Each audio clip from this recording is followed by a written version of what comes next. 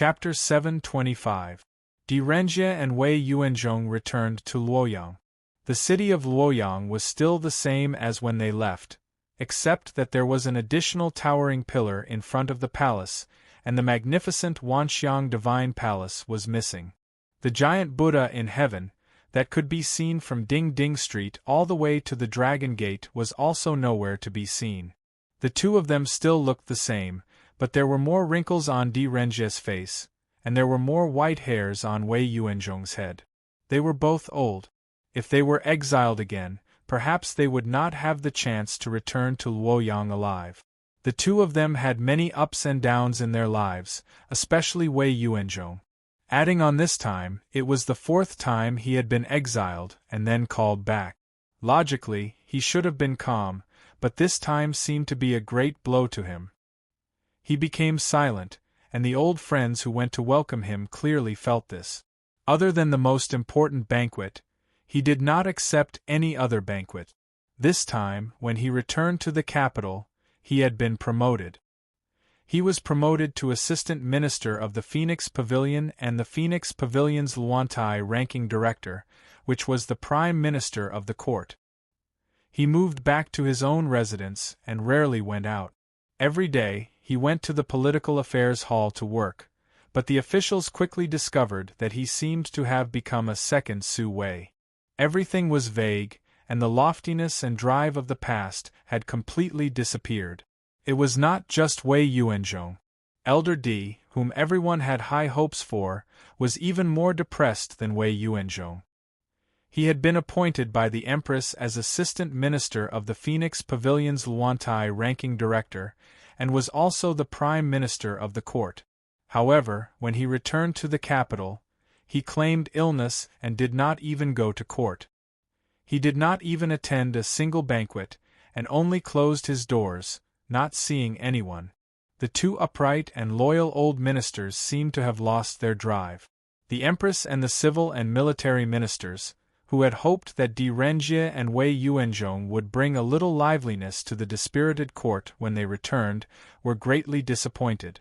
She had summoned these two old officials back to the imperial court and entrusted them with important tasks, but it had no effect on the state affairs at all.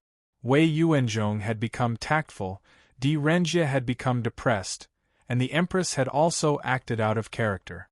She did not reprimand the two of them for this change. On this day, it was time to disperse. Wei Yuanzhong was about to pack up and return home when the newly promoted Prime Minister of the Ministry of War, Yao Chong, suddenly walked into his room. "All of you leave." Yao Chong's eyes were like lightning as he glanced at the servants in the hall and ordered in a deep voice. The servants quickly left the hall. Yao Chong's brows suddenly surged with anger.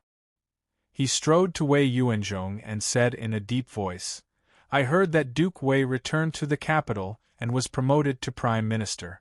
I was overjoyed and couldn't sleep at night.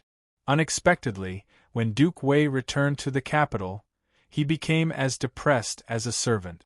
He is even worse than Su Moling was back then. How disappointing!" Wei Yuanzhong, who had been silent and gloomy, sat behind the table and glared at Yao Chong for a while. Suddenly, he laughed. "Ha ha, Yuanji, you are now Prime Minister, but your temperament is still the same.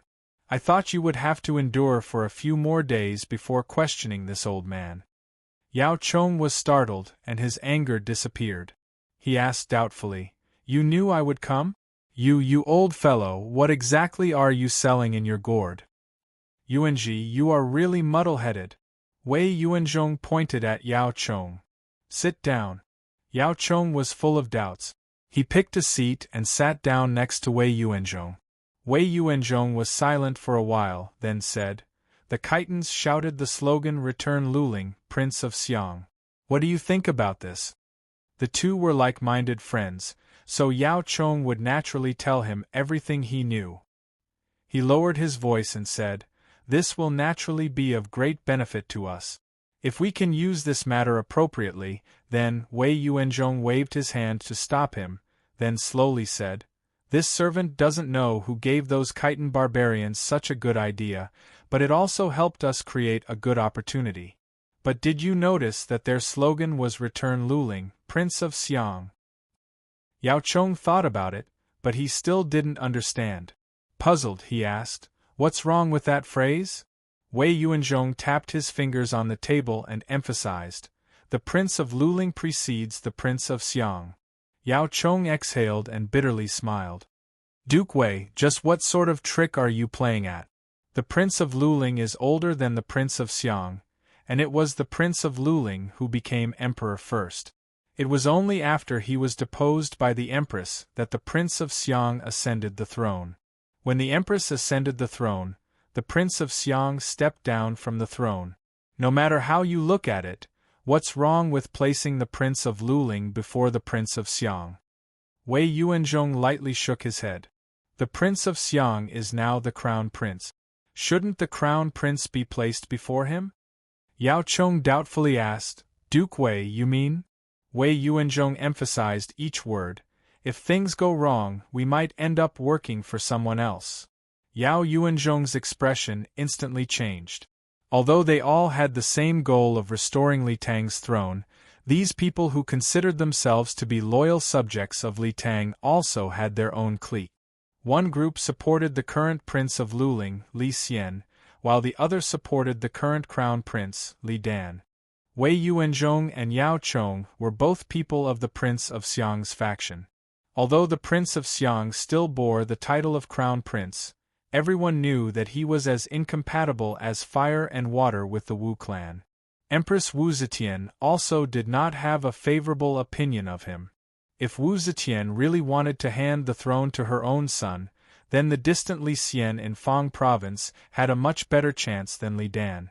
Yao Chong immediately understood Wei Yuanzhong's words, but after thinking it over, he still shook his head. Even so, this is still an excellent chance to restore Li Tang's throne. If we let it go, it won't be good for anyone. If we want to fight, we shouldn't fight now. Wei Yuanzhong replied, "I naturally understand that now is not the time to fight.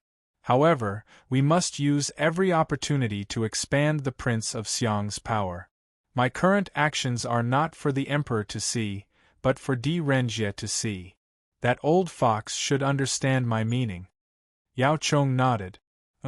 However, we still need to know when to stop. Going too far is as bad as falling short." "That's right, ever since Di Renjie returned to the capital, he's been confined to his sickbed. Could it be that he has the same goal, that he wants to teach us a lesson?" Wei Yuanzhong smiled. "I think he's trying to bargain with the Empress." After Di Renjie's sick pilgrimage, he shut himself in his residence, neither attending court nor meeting with any of his friends. He shut himself in his estate, quietly calculating and pondering the future. He was old and did not have many days left. Many things could not proceed according to his plans. He needed to clearly consider every aspect. He also wanted to restore Li Tang's throne, but he was more inclined toward the Prince of Luling. He had seen Wei Yuanzhong's actions and understood his concerns. After several days of careful consideration, he gradually made up his mind. Restoring Li Tang's throne was only a glimmer of hope, but it was far from the time to share the fruits of victory. All the forces that opposed martial arts had to be united. They could not afford to have a serious disagreement with the Prince of Xiang's party. Thus, how to strengthen the Luling party while also satisfying the Prince of Xiang's party was what he needed to consider the most. In truth, strengthening the Luling party was easy. As long as he could return, given his qualifications and prestige, he was bound to become the chief writer of the Political Affairs Hall. This would be the greatest victory for the Luling party. What he needed to consider was how to satisfy the Prince of Xiang's party and thus have them become his allies. If he wanted to return and become the chief writer of the Political Affairs Hall, the first major test was whether he could deal with the war on the northern frontier and the invasion of the Turks. Wu Sanxi and Wu Qingxi were certain to hold him back, and if the Prince of Xiang's party tried to interfere, no matter how great his abilities were, he would find it difficult to accomplish anything. There were already 2 prime ministers in the political affairs hall that belonged to the Prince of Xiang's party. Thus, he had to first think of the conditions for his compromise with the Prince of Xiang's party. At the same time, although the Empress was old and her control over this massive empire was no longer as strong as before, her fangs and claws had still not fallen off. As for how to treat the Empress, he needed to decide ahead of time what to do. Drunken leisurely strolled along the banks of the River that flowed through the garden, his thoughts gradually becoming clearer. At this moment, the old steward rushed over, panting for breath as he yelled, "Ah Lang! Quickly go and welcome the Emperor. The Emperor has arrived." Shocked, Drunken hurriedly returned to the inner residence, changed into a new set of robes, and then hurried to the drawing room. The Empress was making a private visit incognito. She had changed into men's clothes out of habit, but these men's clothes could no longer set off her grace and grace. In the last few years, she had aged very quickly. Even the well-tailored and well-made robes could not conceal her age. Drunken hurriedly stepped into the drawing room and clasped his hands in greeting. "Your Majesty has graced us with your presence. This subject has been impolite. Please forgive me." Wu Zetian held a folding fan and was quietly admiring a painting on the wall. When she heard Drunken's voice, she withdrew her gaze and turned to sit down. She glanced at Drunken, but did not pretend to ask about his tacit understanding that he was bedridden. Wu Zetian only sighed and whispered, "We have grown increasingly tired these last few years." Drunken bowed but did not reply. Wu Zetian sighed. "Lai Junchen is dead, and he died without a complete corpse. When we heard about it, we were very moved. We feel you are right. The world has already been settled, and we should no longer use harsh laws." "Yes, Your Majesty," Drunken whispered. "Only at the beginning of a dynasty's establishment should a dynasty be bold and decisive. Ruling a large country is like cooking a small fish. Your Majesty has established the great Zhou dynasty for a long time, we should use some gentle methods now. Perhaps in a few years, we will be able to restore the prosperity of the Zhenguan era." Wu Zetian smiled. "We also hope to see that day, but it is not peaceful now. The Khitans are rebelling, the Turks are invading, and the Tubo are beating around the bush. We need to send troops to the north, and we also need to send troops to the west. We can't gather enough rations at the moment. We have always relied on the minister. Can the minister share my worries?" Drunken bowed and replied, "This subject is willing to be loyal to Your Majesty. However, this subject believes that there is only one way to solve the current crisis, and that is to follow the will of the people. With the Crown Prince as the commander, we will recruit troops to fight against the enemy. We will definitely be able to achieve miraculous results." "With the Crown Prince as the commander?" Wu Zetian was slightly moved. She closed her eyes and pondered for a while. She slowly nodded and said, "We agree." Chapter 726. The weather was getting hotter and hotter. The willow branches drooped listlessly. There was not a trace of wind, and those exposed to the sun soon began to sweat profusely. The cloudless sky seemed to have thinned out the clouds due to the heat. It was a vast expanse of whiteness. The sun in the vast expanse of whiteness did not have any reflections. It looked no bigger than a pancake, but its fiery light unbridledly spewed scorching heat onto the earth. Its might was something that even a great fire could not compare to. There was a depression at the edge of the forest, surrounded by a circle of elm trees. It was a rare shade. It had rained a few days ago, and the puddles on the ground looked very deep. Traces of water could be seen on the trunks of the trees, but now there was not a drop of water on the ground. The cracked ground was like tiles, rising up piece by piece. There was a well at the edge of the forest, and the mouth of the well was crowded with Khitan warriors. Buckets of water were easily carried out by them, and the people and horses had already filled their stomachs. Now they were using the ice-cold well water to wash their hair, faces, and horses. The ground around the mouth of the well had been trampled into mud. Under a pergola, Yang Fan carefully wrapped his thigh with a piece of cloth and looked at Fei Mo beside him. Fei Mo's wound was very inelegant. Yang Fan had been shot in the thigh, but Fei Mo had been shot in the buttocks. He was depressed as he lay on a half-new pergola mat. A burly man had just finished dressing his wound. Yang Fan glanced at him and wanted to laugh. That burly man was really not stingy. Beside him were several rolls of white cloth that he had taken from a wealthy family. He used an entire roll of white cloth to wrap Fei Mo's black buttocks tightly. Now, Fei Mo did not need to wear a robe and did not need to worry about his spring scenery being exposed. However, looking at the way the white cloth was wrapped, it would probably be more troublesome if Fei Mo needed to urinate. After the imperial court rejected the Khitan's request for peace, Li Jinzhong and Sun Wanrong led the army out of the mountains to fight in Hebei. They were very good at field battles, but they were not good at sieging cities. It was difficult to take down a slightly larger city, and the rations in a small place could not support such a large army. Helpless, Li Jinzhong could only divide his main force into many small teams and use their powerful mobility to roam around and raid the enemy's rations. Fortunately, ever since they raised the slogan of Return Our Luling and the Prince of Xiang, in order to win over the hearts of the people, they did not dare to go too far. They rarely harassed the poor and small families. After all, those families didn't have much to gain from it. However, those rich families were out of luck. Whether it was grain, cloth, horses, cows, or medicinal herbs, there was nothing they didn't want.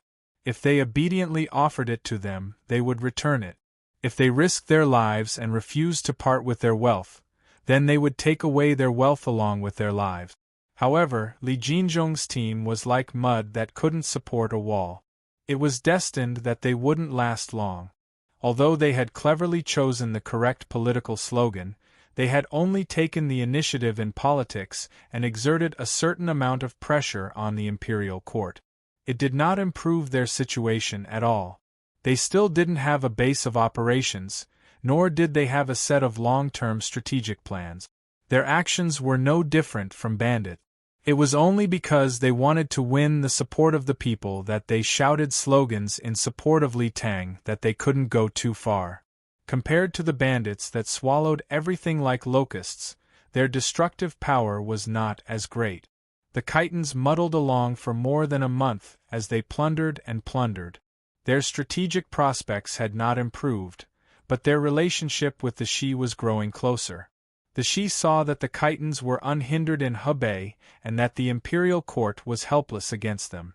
That lion that had once shaken the East was truly getting old and finally agreed to cooperate with them. When the Khitans first came into contact with the Shi, this was still a top secret. However, as the two sides came into contact more and more frequently, and after they confirmed their alliance, this information was made public. Li Jinzhong publicized this news in order to boost the morale of the soldiers. The territory of the Shi bordered the nomadic lands of the Khitans, and the two had always had a close relationship. In the last few years, the imperial court's policies on the border and the ethnic groups had not been good. The Empress's thoughts had always been on the imperial court, on cutting down all opposition and passing on the Wuzhou River mountain.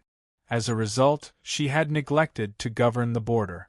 The border generals who had inherited the border also had the authority to govern the border government, collecting taxes and governing the people living on the border. They took the opportunity to collect taxes and drain the resources of the ethnic groups in the border, causing the relationship between the border tribes and the Wuzhou imperial court to grow increasingly tense. The Shi tribe's decision to ally with the Khitans actually had no political agenda. They had no ambition to expand their territory, and they had no delusions of overthrowing the imperial court. After allying with the Khitans, they did not have any political goals. They were fighting purely for the sake of war, and this was the culmination of many years of accumulated grievances. At this time, the army of the king of Jianan, Wu Yuyi, finally arrived. Wu Zetian accepted Di Renjie's conditions. The day after she visited the Di residence, she issued an edict that Di Renjie, assistant minister of Luantai, Tong Fong Pavilions Luantai Pingzhang, as well as Inqin Guanglu Daifu and Na Yen, would be promoted to the chief scribe of the Political Affairs Bureau. He would be given a purple robe and a tortoise belt, and she personally wrote on the purple robe, "Apply political wood, be diligent and diligent, be promoted to prominent position, encourage ministers." At the same time, according to Di Renjie's request, she appointed Crown Prince Li Dan as the Grand Marshal and Di Renjie as the Deputy Marshal.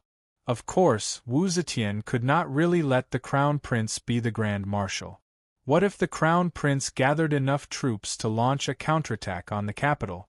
The Crown Prince's Grand Marshal was only a nominal position, and Di Renjie would be the Deputy Marshal. Even so, this action was approved by the Crown Prince Society. The Crown Prince Society also knew that this matter could not be accomplished overnight. It was enough to use this matter to expand the Crown Prince's prestige and influence. Thus, Wei Yuanzhong, Yao Chong, and the other ministers of the Crown Prince's faction changed from non-violent non-cooperation to fully cooperating with Di Renjie, using the Crown Prince's banner to recruit troops. The Crown Prince Society, Luling Society, Taiping Society, and other remnants of Li Tang's imperial family, along with the cooperation of the various aristocratic families, turned the previous resistance into the greatest driving force.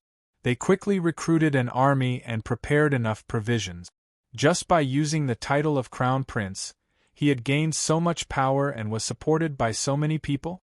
Wu Zetian had no idea how these hidden powers worked, and she was only shocked by the result. Her determination to pass on the empire to the Wu clan's descendants began to waver. She did not want to die like this. She believed that as the only female emperor in history, she was a great emperor on par with Qin Shi Huang and Sui Wen Emperor. Only because of this did she not want to follow in the footsteps of Qin Shi Huang and Sui Wen Emperor. If the successor she had chosen did not have the support of the people, not only would her empire not be able to pass on, even her grave would not be preserved. This matter wavered Wu Zetian's resolve, and she began to reconsider her plans for the future of the empire. She personally gave a farewell dinner to Di Renjie. As the new prime minister of the Wu Zhou Empire, Di Renjie led his army to the western regions, meeting up with the Helong border army and launching a counterattack against the Turkic Khan Moki. As for the northern army, because of the emperor's concession, their political goal had been achieved. The various anti-martial factions in the empire could not allow the Khitans to grow in power in the north and cause even greater harm to the court. Thus, Wu Yi's army finally gathered enough men and began to head for the battlefield in Hebei. However, there were a large number of prisoners and servants in the northern army. These people might be valiant in battle, but their military discipline was simply too poor. Things like stealing chickens and dogs, falsely claiming military merits, and raping women were endless. Compared to the harm the Khitans caused to the local people, they were not inferior in any way. After Wu Yi led his army to Hebei, he was extremely fearful of the Khitans' military strength because his 160,000-strong army had been completely annihilated. At this time, there was also news that King Shi had sent troops to ally with the Khitans. Thus, he adopted a conservative strategy of confrontation.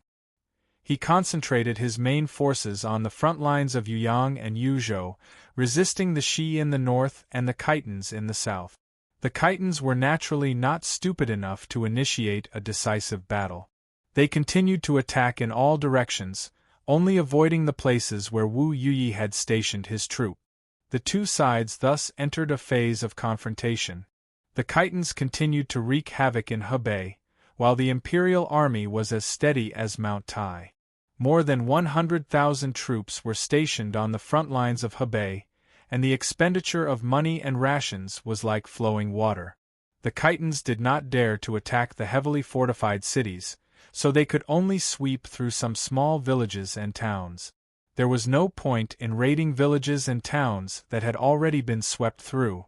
Gradually, there was a severe shortage of rations and fodder. Helpless, Li Jinzhong and Sun Wanrong could only once again set their sights on Lulong. Lulong was an important city, and there were very few other cities in the vicinity that could garrison troops to help defend it. It was the best target. If they could capture this city, the supply problem would immediately be solved. Wu Yi did not dare to sit idly by and watch such an important city fall. After receiving the news, he immediately sent a large number of troops to help. The Khitans could not attack Lulong, and the imperial court's reinforcements had already arrived. They used the same trick again and used the advantage of the cavalry's mobility to travel day and night to attack Danzhou. However, they had already played this trick once. How could the Zhou army fall for it? Danzhou's walls were high and thick. As long as they were prepared, it was wishful thinking for the Khitans' cavalry to attack it. The Khitans were helpless. Due to the lack of rations and fodder, they could not immediately escape back to the mountains, so they could only wander around the vicinity. Now they had captured Guizhou and the surrounding villages and towns. Guizhou was the famous Zhuolu in history. This place was in the middle of the various cities guarded by the Zhou army. All along, the Khitans had been worried that they would be surrounded by the Zhou army if they attacked this place, so they did not dare to attack lightly. However, firstly, they urgently needed to replenish their rations. Secondly, after this period of confrontation, they also understood Wu Yi's strategy. They predicted that Wu Yi would not dare to take the initiative to fight, so they boldly launched an attack on Zhuolu. Zhuolu city was originally guarded by about 3,000 Zhou soldiers. There were also about 2,000 soldiers who had retreated here. Although the city walls were not high, the casualties were not small. Therefore, in the beginning, the Khitans wanted to use the captured Zhou generals as meat shields to easily take down Zhuolu. Unexpectedly, when they escorted the captured Zhou generals to the front of the city, the Zhou army in the city fired arrows and killed all the Zhou generals who were used as meat shields. The captive generals and the Khitans who were escorting them to attack the city were immediately shot into hedgehogs. Yang Fan was also a meat shield. Thankfully, he had sharp eyes and quick reflexes. Just as the Zhou army raised their bows and knocked their arrows, he saw that the situation was amiss and fell to the ground. He rolled towards a slightly undulating mound beside him and kicked Fei Mo to the ground. In the end, only the two of them survived and scrambled to escape. When the imperial court refused to negotiate for peace, Zhang Xuanyu and Ma Renjie, the two generals, had been beheaded by Li Jinzhong to vent his anger. If Sun Wanrong had not stopped them in time and said that these surrendered generals were still useful, the other dozen or so captive generals would have died. Sun Wanrong's idea was to use these captive generals as meat shields, but he was completely wrong. The Tang people did not have the tradition of compromising because of hostages. If someone took hostages, the government would never care about the hostages' lives. They would rather kill them decisively than compromise with the criminals. Although they were in the army and this was no ordinary criminal case, the Zhou army would not cower and wait for death just because of them. Yang Fan had been forced to save Fei Mo. Of the Khitans, only Fei Mo had a good impression of him. If Fei Mo died, even if he managed to escape the crossbows of the Zhou army, he would still be killed by the enraged Khitans. Fei Mo was his protective umbrella. The slogan "Return my Luling and the Prince of Xiang" was a fulcrum, while the Khitan army and the various anti-martial factions in the court were the two ends of the lever. Yang Fan had used this lever to easily alter the political situation that Wu Zetian had painstakingly managed from the moment she ascended to the throne, but he was still helpless in his own situation. Fortunately, this meat shield incident had slightly improved his situation. Because of the attitude that Yang Fan had always displayed toward the Wuzhou imperial court and the fact that he had saved the lives of the Khitan generals, the Khitans no longer held much hostility toward him. Other than still restricting his freedom, they now completely treated him as one of their own. Yang Fan's chances of escaping the enemy camp had greatly increased, but he still needed a chance. He was currently in the center of the Khitans, so escaping was just wishful thinking. Moreover, His leg just happened to be wounded by an arrow, making it even harder for him to move. Fei Mo struggled to get up, but after struggling for a long time, she couldn't move. She couldn't help but angrily curse. How the hell did you bandage it? This old man can't even separate his legs. Yang Fan said, It's really hard on the big man to have him embroider. Lie down and don't move. I'll do it. He propped himself up with both hands and dragged his injured leg closer to Fei Mo. Just as he was thinking about how to untie the knot on Fei Mo's buttocks, a few Khitan soldiers escorted a group of well-dressed people over. One of the Khitan soldiers cupped his fists towards Fei Mo and said, General Fei, we've brought all the gentry of this town. Li Jinzhong and Sun Wanrong had already entered Zhuolu City. As Fei Mo had been injured during the siege, he had been withdrawn and left to guard the town that had already been occupied. Now that Zhuolu City had been conquered, they could only care about the town in front of them. Their only goal in attacking Zhuolu was to resupply, so they naturally wouldn't let this town go. Gathering the aristocrats in the town to intimidate them was the experience the Khitans had accumulated over the past few months of plundering. Some of the landlord's food was hidden extremely well, so it was time-consuming and laborious to search for it themselves. Seeing that the aristocrats had arrived, Fei Mo temporarily stopped Yang Fan's actions. She struggled to sit up, ignoring the fact that her snow-white buttocks were still exposed. She pretended to be fierce and prepared to intimidate them. Yang Fan didn't care about the aristocrats and only casually swept his gaze at them. Therefore, he didn't notice that one of the aristocrats had a strange look of surprise in his eyes when he saw him. Chapter 727. With a ferocious expression, Fei Mo said in an angry voice, You must have heard that we Khitan people are mobilizing because we are fighting for the Li family and to restore Li Tang's empire. Right now, we are under attack by the Zhou army and lack rations. We need you local gentry to help us. If you help us today, in the future, we will help Li Tang restore his empire. You will be meritorious people. At that time, the imperial court will naturally return the money and rations you borrowed today. If you are not willing to hand over the rations, then you are part of the Zhou army, traitors and treacherous officials. This general's saber will not be lenient when it comes to killing people. This town was slightly more affluent than most small towns. There was also a very large manor in the town. There were no luxurious buildings inside, which meant that this was not a local landlord, but one of the local residences of a major landlord from the large city of Dafu. Fei Mo and the others had raided many wealthy families, and were very clear that this meant that this family owned a large amount of land. In that case, their residences might not have much, but they would definitely have a lot of rations. Fei Mo's long experience in raiding made him know that rather than wasting time and energy plundering each family, it was better to intimidate these large families into paying on their own. Fei Mo grabbed the saber on the side of the mat and forcefully stabbed it into the ground. In a stern voice, he said, In a moment, all of you go back and gather rations. This general will say the ugly words first. If any of you dare to hide your rations, once we find them, your entire family will be executed. Not even chickens or dogs will be spared. Do you want money or your life? Think about what to do. Fei Mo's saber was stained with blood. Such a forceful stab had a rather frightening effect.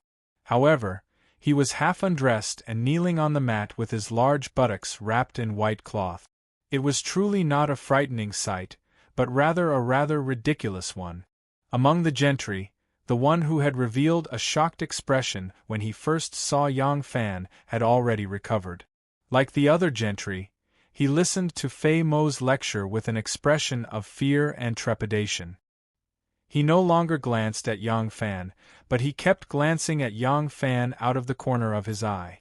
After repeated identification, he was convinced. This person must be Yang Fan. This person who had mingled with the gentry group was called Liang Shuang. He was not a local gentry, but a steward of a wealthy family. The wealthy family he belonged to was the Fanyang Lu family, the uncrowned king of the Hebei region. When Yang Fan returned from the southern border and first entered Chang'an, the second son of the Lu family, Lu Binji, had schemed to deal with him in order to avenge his elder brother, Lu Binmi. At that time, the person who was sent to investigate Yang Fan's background was Lu Binji, so he knew Yang Fan. At that time, Yang Fan was just an imperial envoy of the imperial court. Later on, Yang Fan replaced Lu Binmi and became the head of the succession hall. Following that, he fought with Lu Binmi openly and covertly. To others, this might be a big secret, but to Lu Binji and his confidant Liang Shuang, it was crystal clear. When the news of Lu Binmi committing suicide in Hulao Pass reached the Lu family, everyone in the Lu family hated Yang Fan to the extreme. However, it was obvious that Lu Binmi was in the wrong in this matter, and Yang Fan had already magnanimously let him go. He only saved his daughter, so he didn't do anything wrong. If it was an ordinary family, the Lu family could be unreasonable and use the Lu family's power to kill the other party to vent their anger. But Yang Fan was different. With Yang Fan's current status, and under the circumstances where Yang Fan was reasonable, the Lu family did not dare to act without regard for the consequences. The tragic death of his elder brother caused Lu Binji, who was grounded at home, to be in so much pain that he wished he was dead. Every day, he would grit his teeth and curse Yang Fan to die early. Perhaps it was because sincerity could move metal and stone. Not long ago, the Lu family suddenly received a piece of news that made Lu Binji wild with joy. He thought that the heavens had eyes because Yang Fan had gone missing. Yang Fan had gone missing in the Yellow Deer Valley while accompanying the army on a northern expedition. In this battle, the imperial court's army of 160,000 was wiped out. Less than 20,000 of the wounded and defeated soldiers managed to escape. Corpses covered the entire Yellow Deer Valley, and the road from Yellow Deer Valley to Horse City was also littered with corpses. The corpse refining cauldron in Thousand Gold Smelting City worked day and night, but it had only processed a third of the corpses. There was still no news of Yang Fan in the succession hall. Judging from the death rate of the great Zhou soldiers, Yang Fan was likely dead. The succession hall had been temporarily taken over by the heads of the 7 great clans. All major matters and decisions were jointly decided by the 7 great clans. While this would seriously affect efficiency and delay some urgent matters, as an emergency measure, it was the best they could do. As one of the 7 great clans, the Lu family naturally couldn't hide such matters from them. As the legitimate heir of the Lu family, Lu Binji, who had become the only heir of the Lu family after his elder brother's tragic death, naturally knew everything. As his trusted aide, Liang Shuang was one of the few people in the Lu family who knew. However, he never expected that Yang Fan, whom his young master believed to be dead in battle, was actually alive and well. Furthermore, he was right in front of him, in the midst of the Khitan army. The Lu family had a large manor in the local area that had nearly 1,000 acres of land. More than a third of the townspeople were tenants of the Lu family. Liang Shuang was here on his young master's orders to patrol the area, but the Khitans happened to attack Zhuelu. The town was caught in the crossfire, and he, who couldn't escape in time, was trapped in the manor. Upon seeing Yang Fan, Liang Shuang placed all his attention on Yang Fan. He no longer cared about the grain in his manor's grain cellar. Even if all the grain there had been plundered, it was nothing to the powerful Lu family. Yang Fan was the Lu family's greatest enemy. Liang Shuang's first reaction was that Yang Fan had been captured by the Khitans.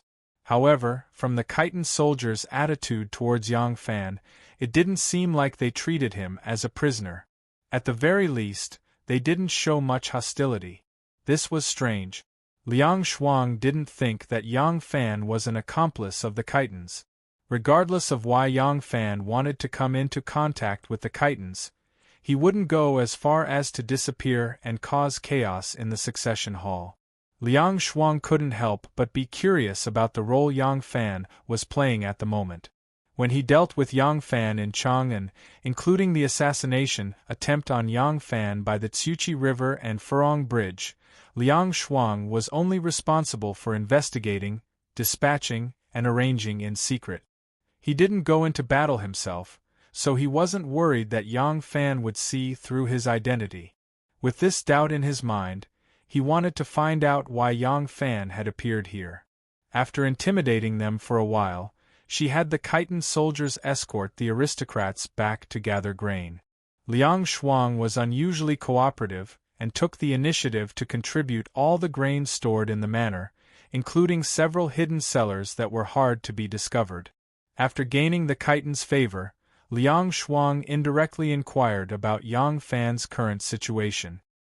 He learned that Yang Fan was indeed a prisoner of the Khitans, but the Khitans had no intention of executing him. Liang Shuang was secretly anxious. He didn't think that the Khitans could achieve great things. In his view, under the attack of the Imperial Army, the Khitans' defeat was only a matter of time. At that time, Yang Fan would inevitably be rescued. Moreover, once the Succession Hall learned of Yang Fan's situation, they would definitely do their best to rescue him. He believed that with the Succession Hall's financial resources, they would definitely use a condition that the Khitans couldn't refuse to make a deal with.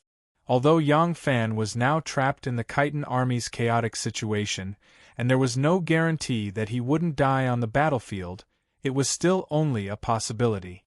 Back then, Wang Xiaojie, who had reclaimed the 4 garrisons of Anxi and rendered an unparalleled service, had been defeated and captured and brought to the Tubo royal city. But in the end, did he not manage to return safe and sound? The second young master deeply hated Yang Fan, but unfortunately, he couldn't do anything to Yang Fan. If he couldn't take advantage of his weakness and kill him, there was no guarantee that he wouldn't escape. Thinking of this, Liang Shuang was burning with anxiety. However, in the hands of the Khitans, Yang Fan had an invisible layer of protection. He couldn't do anything to Yang Fan. After thinking about it, Liang Shuang just wanted to quickly report this news to the second young master and let him decide. However, he was also worried that the Khitans would rob the provisions and leave as usual. If that happened, he would be in a panic and unable to find Yang Fan's whereabouts. What was strange was that this time, the Khitans didn't leave immediately. In the afternoon, Feyamo summoned the town's gentry again and asked them to vacate the houses for her soldiers. It seemed that they were going to stay in the town for a few days. Liang Shuang was secretly happy and quickly arranged for people to sneak out during the night to report to the second young master in Zhuozhou. It wasn't that the Khitans didn't want to move quickly, but they couldn't leave. The Khitans couldn't leave not because Wu Yi suddenly changed his mind and took the initiative to send troops to encircle and suppress them, but because their Supreme Khan Li Jinzhong was critically ill. Last time, Li Jinzhong had been shot in the back by an arrow. Although he had applied medicine and bandaged the wound, it hadn't fully healed. After all, he was an old man in his 60s. His recovery speed was far slower than that of a man in his prime. He hadn't even fully recovered from the arrow wound when he led troops out of the mountains to fight in Hebei. In the process, the arrow wound on his back had burst open. It was a hot summer and he was in the army, fighting everywhere. The arrow wound hadn't been treated well, so it had finally become a fatal problem. In fact, Li Jinzhong was also aware of his own injury. However, there was no food in the army, so he, as Khan, had to lead the troops into battle to solve the food problem. In order to avoid shaking the army's morale, he had been busy discussing the alliance with the Shi people, so he had kept his injury a secret. Li Jinzhong had dragged his sick body to fight everywhere, and his body was already at the end of its tether. In this attack on Zhuolu City, Li Jinzhong personally supervised the battle. A healthy old man couldn't stand the scorching sun for a long time, let alone him. So when Zhuolu City was taken, Li Jinzhong had just entered the city gates when his vision went black and he fell off his horse. Only a few people knew of his injury, and Grand Marshal Sun Wanrong was one of them. Seeing the Khan faint, Sun Wanrong panicked and hurriedly rescued Li Jinzhong. He temporarily placed him in a large family's home. To the outside world, he only said that the Khan had fainted from heat exhaustion and didn't dare reveal the truth. He secretly inquired about the city's famous doctors to treat him. Under these circumstances, they naturally couldn't move immediately. The Khitans occupied Zhuolu and set up camp there. In the face of the Tang army's superior military strength, the Khitans' greatest strength was their mobility. Now that they couldn't leave and the Khan's injury couldn't be announced to the outside world, Sun Wanrong couldn't help but fall into a dilemma. Wu Yi's only mobile force had been sent to Lulong and had yet to return. After learning of the fall of Zhuolu, he was worried that the Shi people would attack him from behind when he sent troops to Zhuolu. If he stayed in the city and defended it, he would be suspected of leaving the Khan to die. Wu Yi and Sun Wanrong immediately became a pair of brothers in the same dilemma. Chapter 728. Zhuolu City wasn't quiet at night. The maddeningly hot summer heat hadn't completely subsided even in the middle of the night. Tens of thousands of soldiers were gathered in Zhuolu City. Even if only 1/10 of the people were woken up by mosquitoes or wanted to get out of bed, the noise created would be like 10,000 flies, making the summer night even more irritating. However, the large manor that Li Jinzhong was temporarily staying in was abnormally quiet. Even the horses that occasionally neighed were led out of the manor. Li Jinzhong and Sun Wanrong's tribe's absolute trusted aides were stationed around the perimeter. The original owner of the manor and all his family members and servants were escorted into the stables to be guarded. Luo Wuzhen, He Xiao, and the other important generals had already rushed over when they heard the news. They crowded around Li Jinzhong's bed. The room was filled with lanterns illuminating the room. However, due to the large number of people, even though the windows were open, the room still felt a little stuffy. When the city's famous doctor, Bao Difu, usually visited, the patients' families would treat him respectfully like a living ancestor. But today, under the Khitans' sabers and swords, he felt Li Jinzhong's pulse. His face was sallow, and he was covered in cold sweat. His body was trembling like a sieve. Those who didn't know better would think that the doctor sitting by the bed was the patient. "Doctor, how is he?" Sun Wanrong waited for a while and finally couldn't help but ask. Bao Difu knew that this person was incurable the moment he felt his pulse. However, due to the Khitans' despotic power, he had no choice but to put on an act and act like he was going all out. Now that Sun Wanrong asked him, he was so frightened that he trembled and answered with a trembling voice, This patient was originally injured by an arrow. The qi and blood in his spine were stagnant, and the heat prevailed over the flesh. Later, before his injuries could heal, he moved violently, causing the arrow wound to relapse, causing blood to flow. Now that it's summer, the heat has entered his body. He Xiao was infuriated when she heard that. She grabbed his collar and lifted the pitiful Dr. Bao up like a bag of herbs. Her feet dangled in the air. "What the **CK are you talking about? Tell me, how is our Khan? Is his illness serious?" Bao Difu was choked by him until he couldn't breathe. His face turned red and he stuttered, "This patient's heart has been attacked by the evil fire, and the heat poison has entered his body. He can't be saved. Everyone should make arrangements for his funeral." "What did you say?" He Xiao glared at him and shouted fiercely. Sun Wanrong waved his hand and ordered, "Put him down!" Sun Wanrong told He Xiao to put Bao Difu down and said kindly, "This little brother of mine is a rough man, please don't blame him, Mr. Bao. Is my elder brother really hopeless? Is there not even a chance?" Bao Difu saw that he was speaking in a friendly manner, and his courage grew a bit. He frankly replied, "Old sir, the patient is not young anymore. After the arrow wound, the wound repeatedly burst open, so that his condition is getting more and more serious.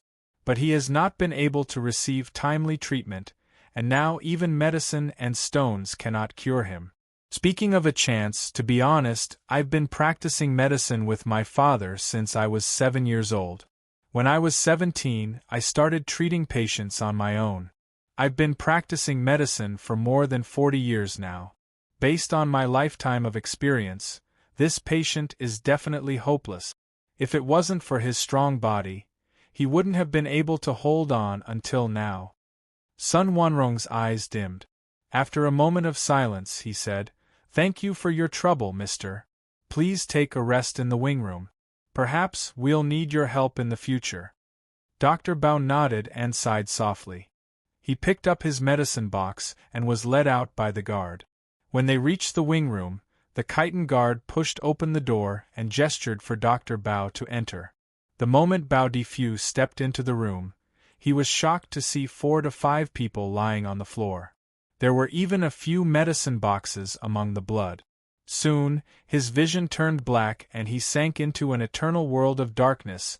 In Li Jinzhong's room, Luo Wuqing said dejectedly, "6 doctors have concluded that the Khan is dead. What should we do?" Sun Wanrong did not speak, only with a gloomy face. He sat down by the bed and gently held Li Jinzhong's hand. Li Jinzhong's palm had a strange dry heat, but looking at his pale face, his body that was still trembling in unconsciousness, he seemed to be in extreme cold. The room gradually quieted down. Only the heavy panting of the chitin leaders could be heard. After a long time, Li Jinzhong groaned and slowly opened his eyes. Sun Wanrong hurriedly leaned forward and called out, "Khan?" Li Jinzhong opened his lifeless eyes and looked at them. He said with difficulty, "Wanrong, am I not going to make it?"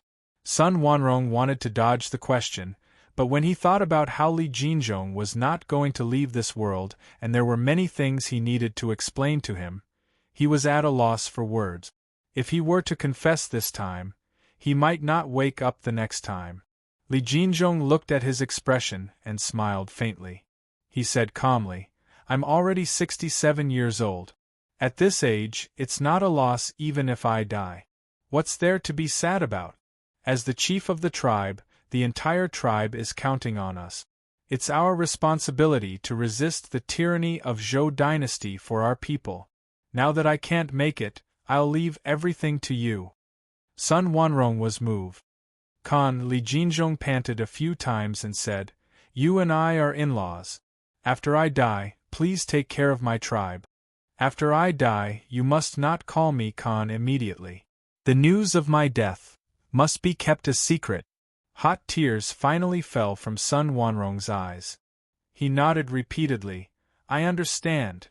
Li Jinzhong said, "After I die, don't be in a hurry to return to the mountains. To the outside world, just say that I'm sick and need to return to the mountains to recuperate. You will continue to command the army. You must lead the people to win a few more battles. Just like Yellow Deer Valley, use this to establish your reputation. Only then will you receive the trust and support of the entire army. Moreover, as long as you win a few more battles, you will be able to make the hesitant King Shi send his troops to join the battle. The Turks will definitely continue to take advantage of the situation to share our pressure." Li Jinzhong closed his eyes as if he was gathering all the strength in his body. After a long while, he opened his eyes again and said with difficulty, "The Turks are ambitious and not kind. They cannot be trusted. But when necessary, there's no harm in forming an alliance with them. We must pave a path of survival for our people." Sun Wanrong nodded vigorously with tears in his eyes. Li Jinzhong looked at Luo Wuzhen, He Xiao and the other chiefs who had mobilized with him.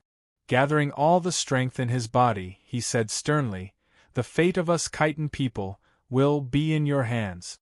All of you should be as loyal to Wanrong as you are to me. For our survival to fight." Luo Wuzhen and the other Khitan generals all knelt on one knee and placed their right hands on their chests.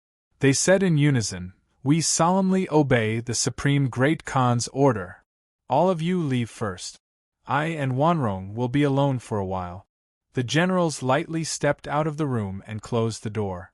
Only Li Jinzhong and Sun Wanrong were left in the room. Li Jinzhong used his weak hand to gently hold Sun Wanrong's hand. He laughed bitterly. Jinzhong is really going to die. Wanrong must not be killed. You must do your best. You must live well. The Lu family's foundation was in Zhuozhou. The north had never been peaceful. As the #1 aristocratic family in the north, for their own safety, the Lu family had spared no effort in managing Zhuozhou for thousands of years. The walls of this city were high and thick, and the river was wide and deep. It was a sturdy city that was very difficult to destroy. Zhuozhou City also had a regimental training troop recruited from the locals. All the major border cities of the north had regimental training troops, and Zhuozhou was where the Lu family's foundation was located. The regimental training here was especially powerful. There were nearly 8,000 soldiers, and whether it was in terms of daily training or equipment, they were superior to the regular troops of the border army. Moreover, this city was the home of these regimental training troops. As the soldiers of this city, if anyone wanted to invade this place, they would swear to fight to the death. Not only were they powerful, their morale was also reliable. Even if this army was not garrisoned by the regular troops of the imperial court, it would not be easy to gnaw at them, let alone the fact that the imperial court had stationed a large force here. If such a powerful aristocratic family were to be plundered by bandits, it would be an unimaginably massive disaster for the imperial court. The political repercussions would be enough to erase all of the Wuzhou imperial court's achievements, even if the Wuzhou imperial court had not accomplished anything other than recovering the 4 garrisons of Anxi. The Khitans also knew that this place was a hard bone to chew, so they had never had any intentions of conquering it. Although Lu Zhongjiao was forced to return to Fanyang by Yang Fan, he had sworn an oath in the name of his ancestors. As a result, even though he was unwilling, he still strictly obeyed the oath and confined Lu Binji to his home. He also withdrew all of the Lu family members who were outside. Lu Binji had been cultivating his mind and character in the Lu clan, reading and practicing calligraphy. He appeared to be extremely leisurely, but he knew everything that was happening outside like the back of his hand. Although the Lu family had already retreated to Fanyang, the Lu family was like a giant spider. They had a giant and invisible web spread outside. Even the slightest sign of trouble would be immediately transmitted to their ears. The news of Zhuolu's fall had been delivered to him together with the news of Yang Fan's appearance. It wasn't a secret that the Khitans were temporarily stationed in Zhuolu. In any case, the Khitans' mounted scouts were dozens of kilometers away. If the imperial court's troops did anything, they would immediately sense it. With their mobility far superior to the imperial court's troops, they could retreat in time, so their defenses weren't strict.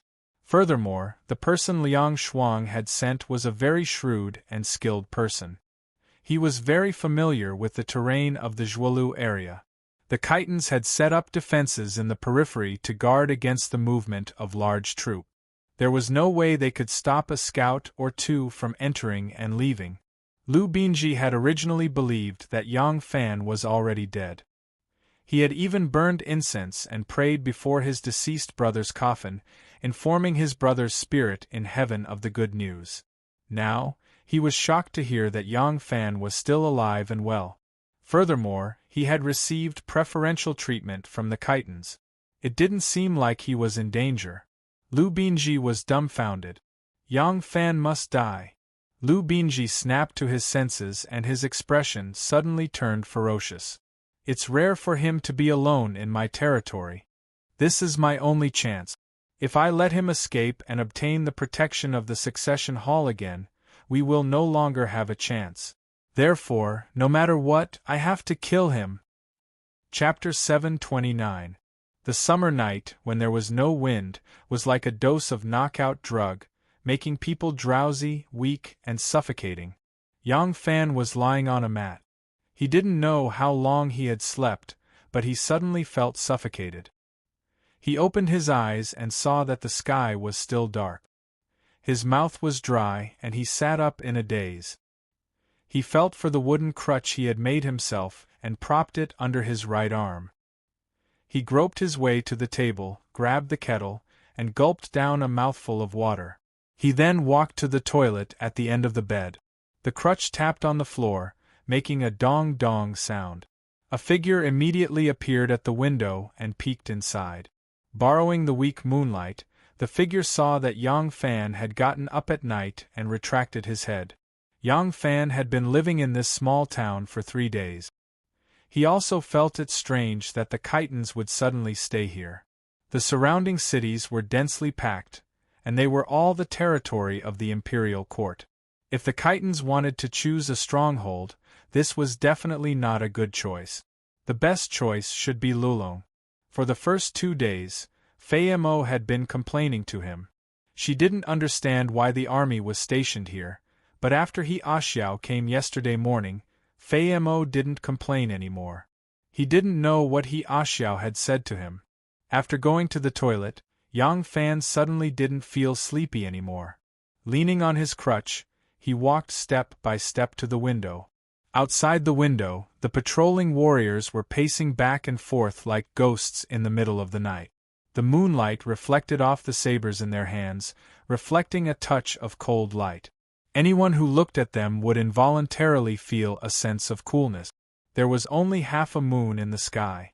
It was covered by a thin mist, so it wasn't bright. Yang Fan let out a soft sigh. He couldn't help but think of his wife and children. Gazing at the half-moon covered by thin clouds, Yang Fan thought in a daze, if the Khitan people stay here, it's not bad. Once my leg injury is better, it'll be easy for me to escape. Once I return to the mountains, it'll be hard for me to escape. In the third courtyard of the mansion, there was a row of rooms on the east wall. It was dark and unlit, but in one of the rooms, there were 2 figures sneaking around each other. One of them was Liang Shuang, and the other was the secret agent he had sent to Zhuozhou. His name was Zhang Shuheo. Liang Shuang lowered her voice and asked, "What instructions does young master have?" Zhang Shuheo said, "Young master said that this is a rare opportunity, and that he must die here." Liang Shuang frowned and said, "I tried my best to curry favor with the Khitans so that they would not make things too difficult for us. But in the end, we are not their people. It's true that Yang Fan is in our territory, but he's not alone. How can we kill him?" Zhang Shuheo said, "Young master has already issued a death order. Once he escapes, there won't be another chance. Young master said that no matter if it's poisoning, assassination, any method is fine. If necessary, we can abandon this manor, set it on fire, and cause chaos. In the chaos, we can take his life. As long as we can accomplish this, young master will not hesitate to reward us handsomely." Liang Shuang carefully calculated for a while, then nodded and said, You go and rest first. I'll make a good plan and see if there's an opportunity to make a move." Zhang Shuheo said, "I haven't shown my face here for the past 2 days. If a new face suddenly appears, won't it arouse their suspicions?" Liang Shuang scoffed and said, "Don't worry. All of us have been locked up in this courtyard. Those Khitan soldiers have never looked us in the eye, nor have they counted our numbers. Who would remember who you are?" Only then did Zhang Shuheo feel relieved. Taking advantage of the darkness, he quietly escaped. Liang Shuang gazed at the hazy moon in the sky and let out a long sigh. The Lu family manor was the largest in the town. The Khitan general named Fei Mo naturally moved here, and so did Yang Fan. However, although he was close at hand, it was easier said than done to kill him. The Khitan soldiers who were guarding against Yang Fan's escape were also his best protection. It would be difficult to carry out young master's order in Zhuolu City, in the mansion where Li Jinzhong was. Li Jinzhong struggled for another 3 days, but in the end, he couldn't hold on. At the 3rd watch, he sadly breathed his last. The generals under him had led their own warriors to guard the perimeter. They had already occupied Zhuolu for many days, so they couldn't ignore the imperial court's troops. Therefore, they weren't guarding by his side. When he breathed his last, there was no one beside him except Sun Wanrong. The room was still filled with the smell of medicine and Li Jinzhong's rotting body. Mosquitoes flew tirelessly in the hazy night. Suddenly, they would sneak attack Sun Wanrong, who was sitting by the bed like a corpse. Sun Wanrong was in a trance and didn't notice them at all. After a long while, he gently wiped the tears from the corners of his eyes and said in a deep voice, "Men." The door opened and a few personal guards quickly walked in. As nomads, every adult man was a warrior. The tribal leader didn't have any special guards on a daily basis. During times of war, the herdsmen of the tribe were his army. As for the most trusted soldiers, they came from the families that had the closest relationship with the tribal leader. The warriors stationed in the manor were Li Jinzhong and Sun Wanrong's absolute trusted aides. The warriors all had heavy expressions.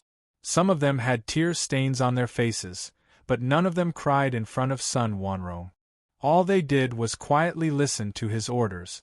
Sun Wanrong instructed in a hoarse voice, "Gather all the herbs and place them with the Khan's body. Don't use a coffin. The news of the Khan's death must not be made public." "Yes." A fierce glint flashed in Sun Wanrong's eyes as he said, "When we leave Zhuelu City, we have to burn this mansion. We have to throw all the corpses of the doctors who were executed inside. We can't let anyone identify them." "Yes." Sun Wanrong's voice was still hoarse, but as he spoke, the faint sound of metal clanging could be heard.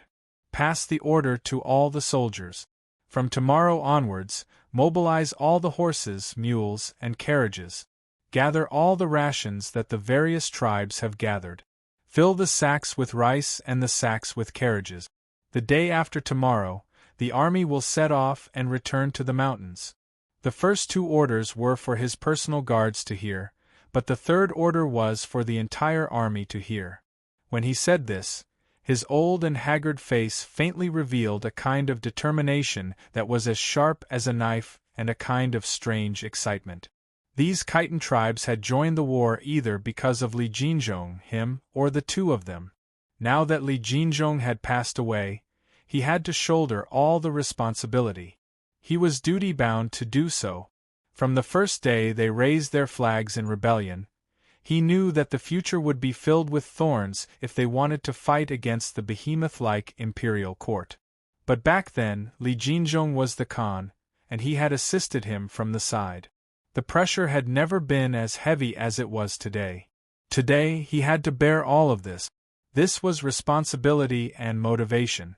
An unprecedented fighting spirit surged in Sun Wanrong's heart. He wanted to fight a victorious battle, a great victory, so that Li Jinzhong's spirit could rest assured and all the clansmen could rest assured. He, Sun Wanrong, could still lead everyone down this path. Near noon the next day, Fei Mo suddenly received a military order. He immediately ordered someone to call Liang Shuang over. Liang Shuang had always tried his best to satisfy the various requests of the Khitan people. Seeing that he was obedient, Fei Mo didn't make things too difficult for him. Being nice to him was equivalent to setting an example for the other gentry. Only then would the gentry try their best to satisfy their requests. The people of the northern lands were fierce, and most of them practiced martial arts. If they were too harsh and even threatened their lives, these villagers would resist with all their might. Although they could suppress them, they would still suffer losses.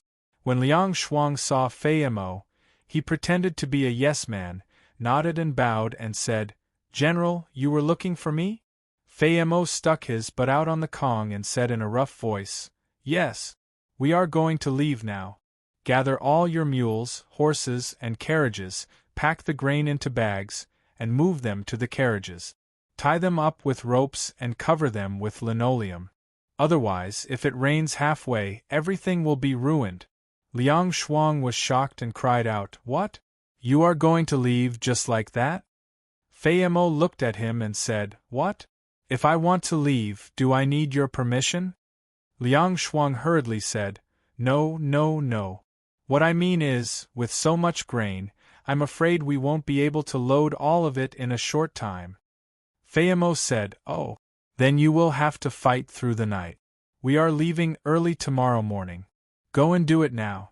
Pack all the oil, salt, sauce, and vinegar and tie them up tightly. As long as you are obedient, I won't make things difficult for you. Otherwise, not only will I confiscate your property, I will also take your life." Hearing that they were leaving tomorrow, Liang Shuang felt slightly more at ease and hurriedly agreed. Fayemo added, "Also, prepare a light carriage and cover it with 2 extra layers of mattresses. I want to use it." The corner of Liang Shuang's mouth twitched twice, and he hurriedly agreed. He went to the back and called out all the servants who were detained in the side courtyard.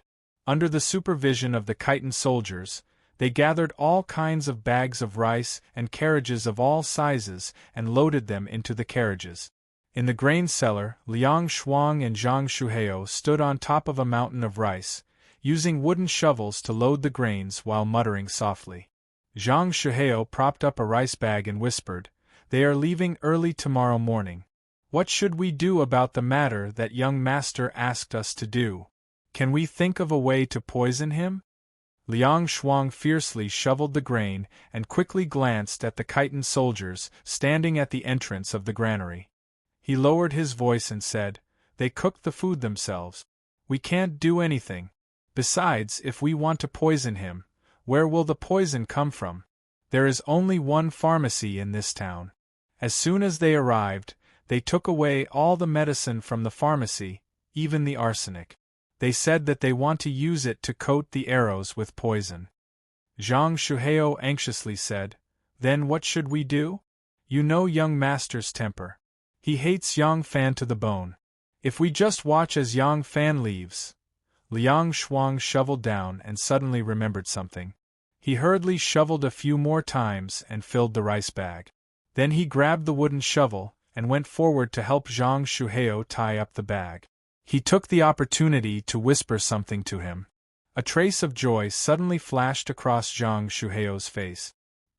He calmly nodded and carried a freshly filled bag of grain out of the grain cellar. Chapter 730.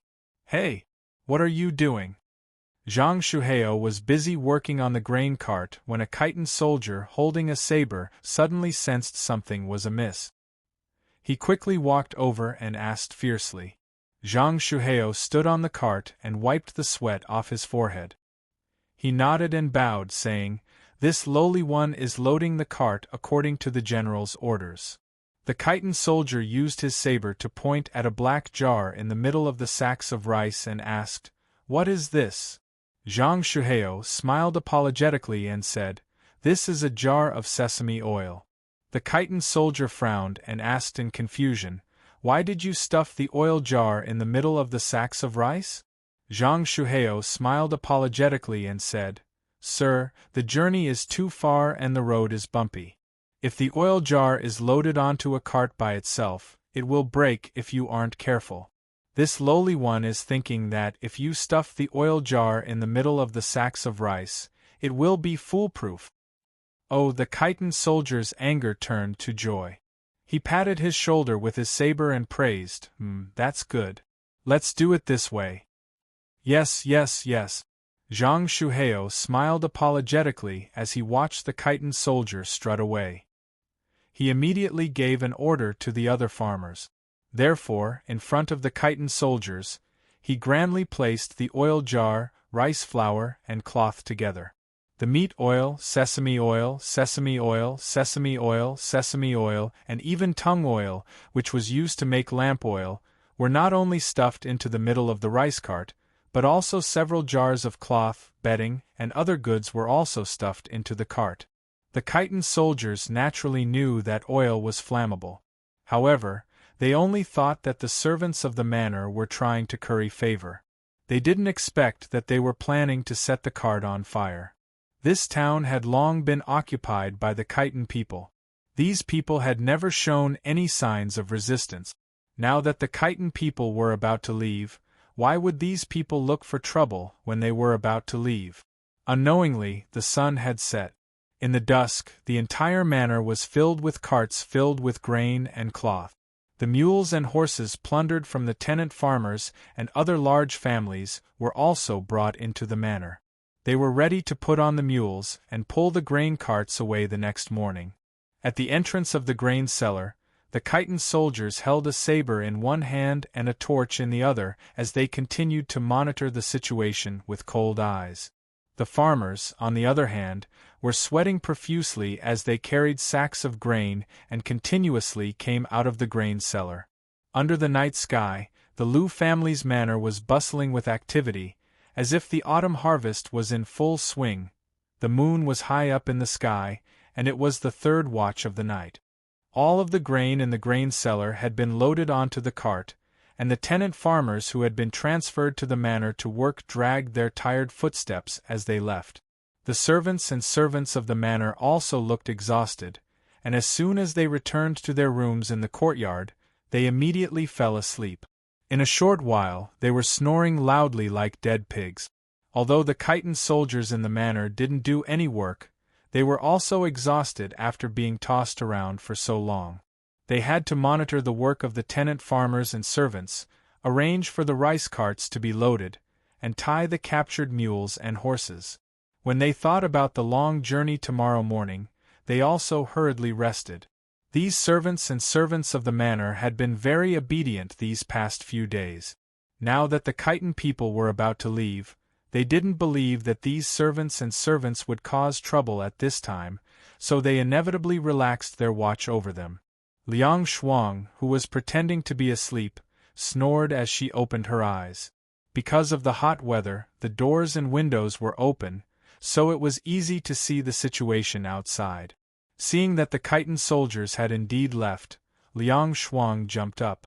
Beside her, Zhang Shuheo, who was also sleeping in his clothes, immediately jumped up. Liang Shuang flashed to the door and quickly circled around in the shadow of the porch. After confirming that there were no Khitan soldiers in the courtyard, she immediately returned. At this time, the servants in the several side rooms in the courtyard were all awakened and gathered in the largest room. Among these people, only Zhang Shuheo and Liang Shuang knew about tonight's operation. The other servants and servants were all quietly awakened by Zhang Shuheo. At this moment, they had a pair of hazy and confused sleepy eyes, not knowing what was going on. Liang Shuang said in a low voice, "Right now there are carriages and horses everywhere in the manor. This is the best opportunity for us to escape. In a while, we'll create a big mess and then take advantage of the chaos to escape." The servant of the manor, Dan, was startled by his words and said slowly, "Steward Liang, they'll leave early tomorrow morning. Why should we provoke them? These Khitan people are like wolves and tigers. If they get angry, we'll all be killed." Before Liang Shuang could say anything, Zhang Shuheo sneered and said, Dan, you also know that they're bandits. Do you really think that after plundering the provisions, they'll leave peacefully?" The servants understood the underlying meaning, and their faces couldn't help but change. Wang De anxiously asked, "Master Zhang, what do you mean by this?" Zhang Shuheo said, "This morning, when their big boss went to find Steward Liang to arrange carriages and horses, Steward Liang overheard their conversation. They plan to kill everyone in the town when they leave early tomorrow morning." Everyone was shocked. Liang Shuang confirmed, "That's right. Their big boss told me to prepare carriages and horses to transport provisions." I agreed, but when I walked out, I remembered that there weren't enough mules and horses in the manor.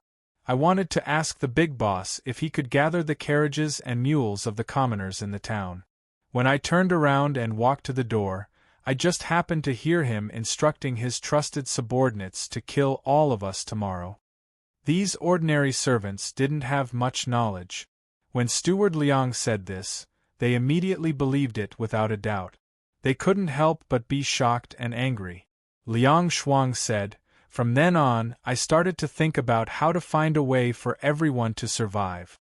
If everyone doesn't dare to fight, then tomorrow morning, everyone will go see the King of Hell. Take advantage of the chaos in the manor tonight, everyone set a fire and create a big mess. Then, split up and break out. Maybe we can still find a way out. Do you understand?"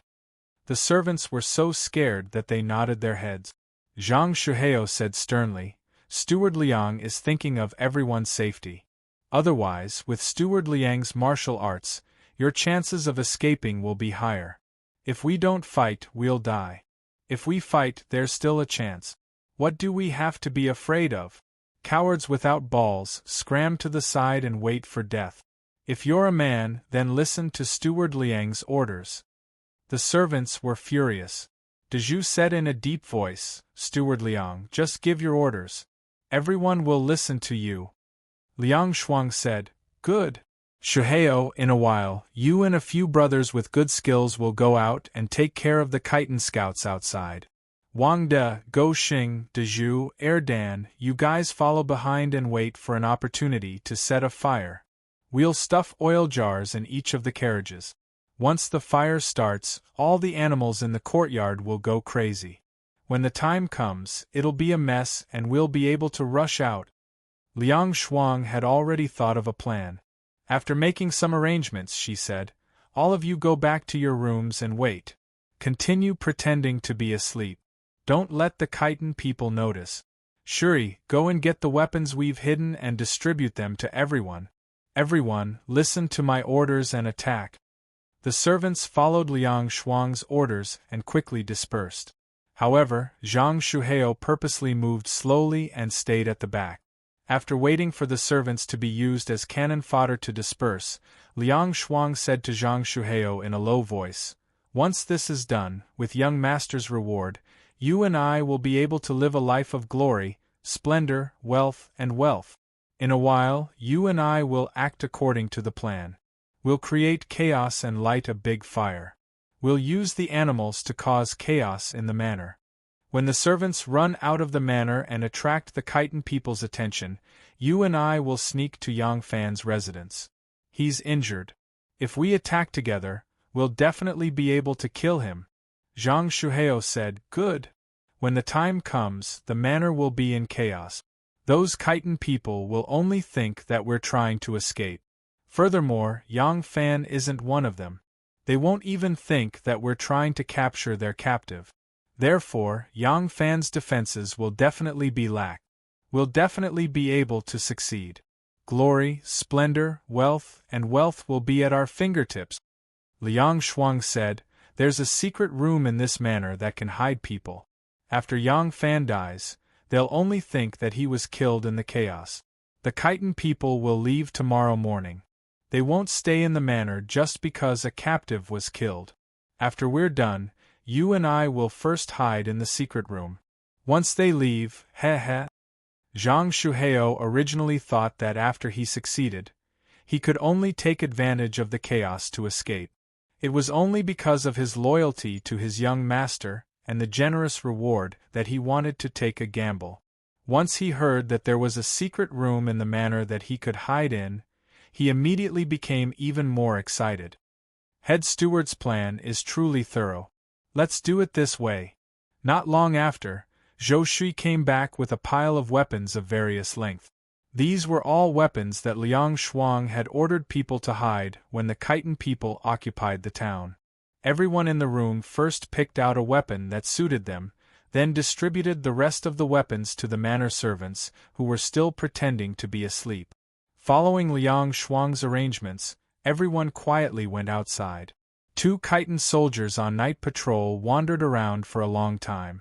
Their bodies were tired, so they found a cart filled with silk cloth and lay down on the soft silk cloth. Facing the starry sky, they hugged their long sabers and began to doze off. Zhang Shuheo and another thug from the Liu family, who had decent martial arts skills, quietly observed for a while. Using the messy grain carts in the courtyard as cover, they quietly approached the 2 of them. Behind them, at the moon gate, a few ordinary manor servants held fire torches in their chests and peeked at them. The 2 chitin soldiers leaned on the 2 sides of the cart, their bodies sleeping on the silk cloth. Their heads rested on the horizontal board beside the cart, their snores shaking the heavens. Zhang Shuheo quietly went around to the other side of the cart, pulled out his short saber, and gestured to his companion. The 2 of them simultaneously covered the chitin soldier's mouth, and without hesitation, the sharp blades slit their throats. The bodies of the two chitin soldiers twitched violently a few times, then quickly went limp. Zhang Shuheo waved his hand at the moon gate, and a few manor servants bent down and sneakily ran over through the gaps between the carts. Zhang Shuheo quietly ordered, "Don't be in a hurry to light the fire. The two of us will first deal with the two chitin people at the courtyard entrance. After we kill them, you guys immediately light the carts one by one, then untie the horses and mules that are tied up in all directions. Find an opportunity to rush out." The manor servants nodded gratefully.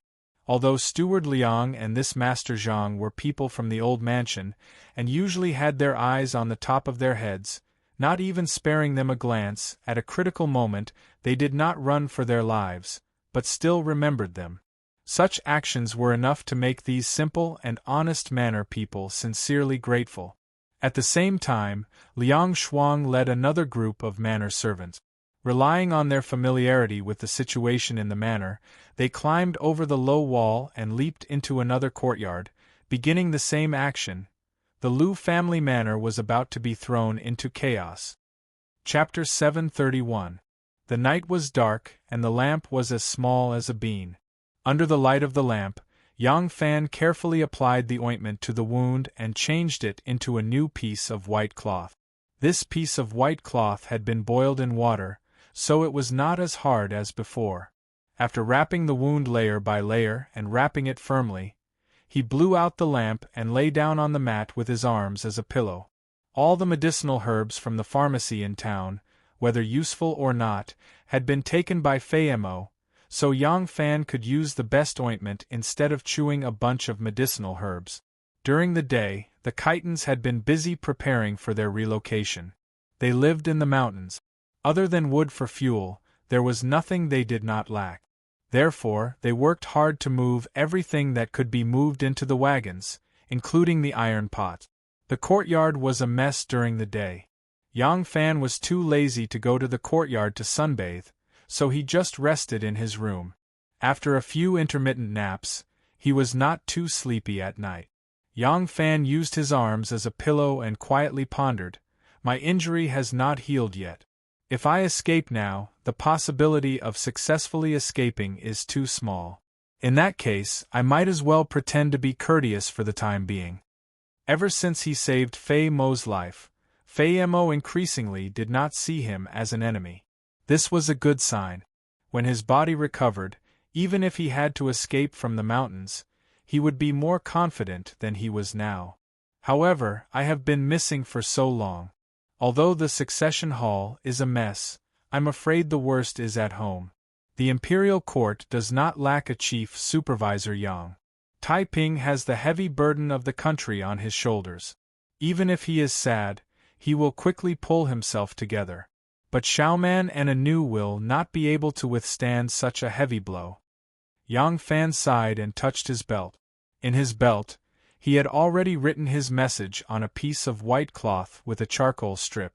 When he left tomorrow, he would find a chance to throw it to the people in town. The cloth promised a large profit.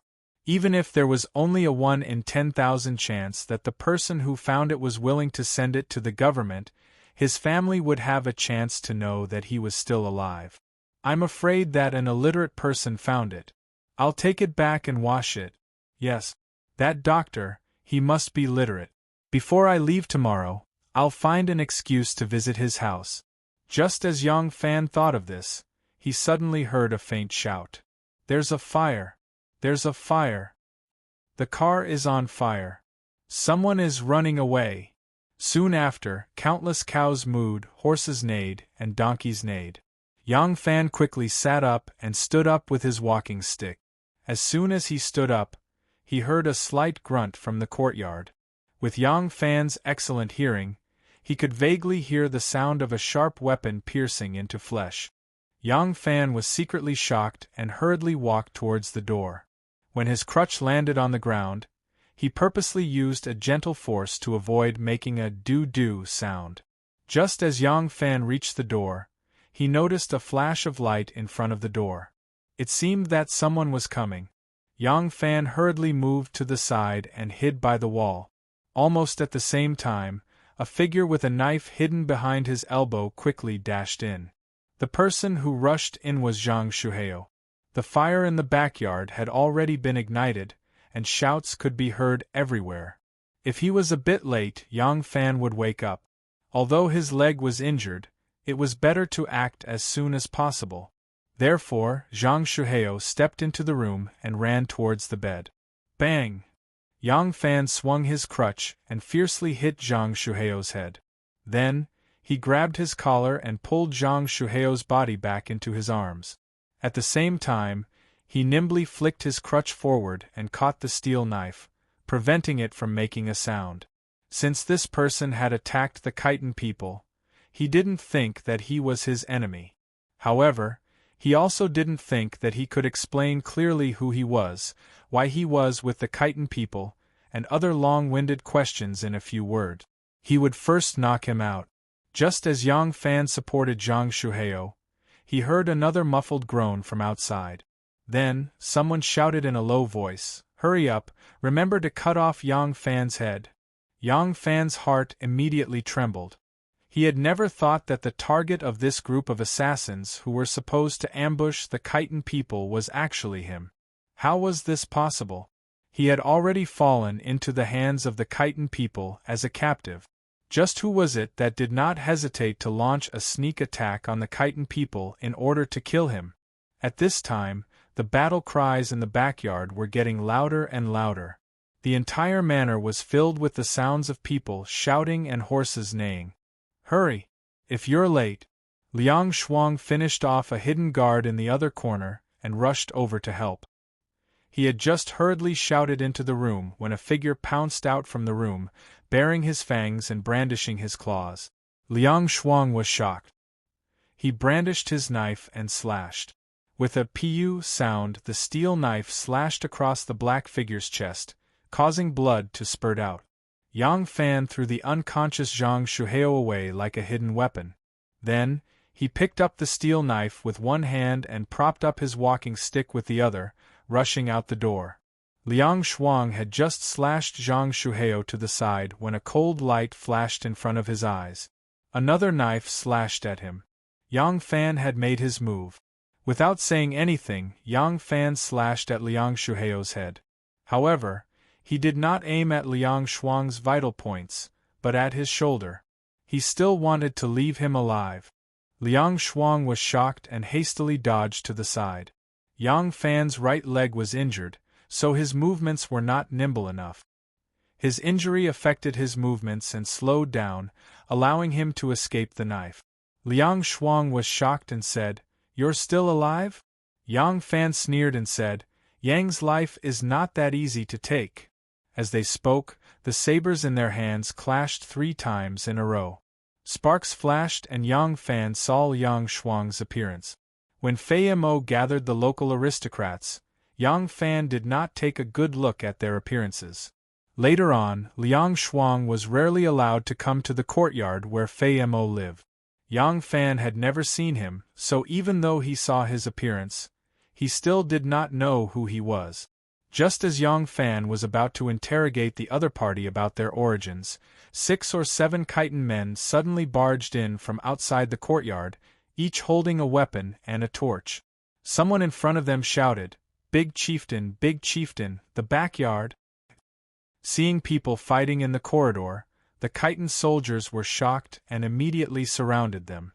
Seeing this, Yang Fan's mind flashed and he suddenly shouted, "Quick! These people want to assassinate Leader Fei." Finished speaking, he kicked Zhang Shuheo's buttocks with his left foot, sending the corpse flying. With a slurp sound, the corpse slid 2 feet away from Fei Mo's door before stopping. Immediately, Yang Fan endured the pain and stood still. The cane in his right hand shot out like a poisonous dragon and struck Liang Shuang's genitals.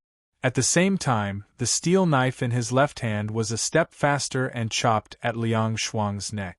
Since things had come to this, he could not be left alive. He could only use him in other ways.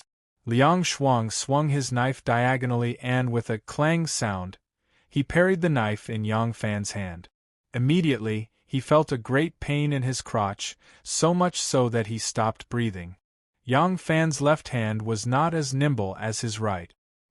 He deliberately used the knife in his left hand as a bait, and the cane turned into a shadow, firmly striking Liang Shuang's genitals. Liang Shuang felt a pain in his balls. He really felt a pain in his balls because his balls were broken. Even the most venomous snake had a weak point. Those who practiced the iron skin technique also had a weak point. Even the strongest man would temporarily lose all his strength after receiving a heavy blow in this area. Liang Shuang's body was bent and his eyes were protruding out.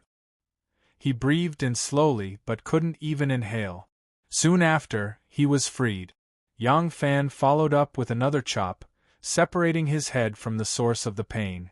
Liang Shuang fell heavily to the ground and stared at his body with wide eyes. He was finally no longer in pain. Yang Fan rushed to the Khitan soldiers in front of him and said, "Quickly go and see Leader Fei." When the Khitan soldiers saw that the assassin had been killed by Yang Fan, they rushed to Fei Mo's residence like a swarm of bees and shouted, "Leader! Leader! I'm here!" Fei Mo heard the shouts of his own people, and only then did he shakily crawl up from the ground. Shouts rang out from outside, followed by the sound of swords clashing in the courtyard. Fei Mo, who was in the middle of a drunken roar, was startled awake. He had been sleeping on his stomach after being shot in the buttock. Yang Fan couldn't move, but he couldn't. When he heard the commotion, he hurriedly flipped over and fell under the bed. His buttocks hit and it hurt like hell. Fei Mo didn't dare make a sound. He hurriedly pulled out his knife from under his pillow and lay there. If someone rushed in, he could only endure the pain and fight. After waiting bitterly for a long time, reinforcements finally came. Fei Mo didn't want his subordinates to see his embarrassing state, so he endured the pain and crawled back to the bed. Only then did he raise his voice and shout.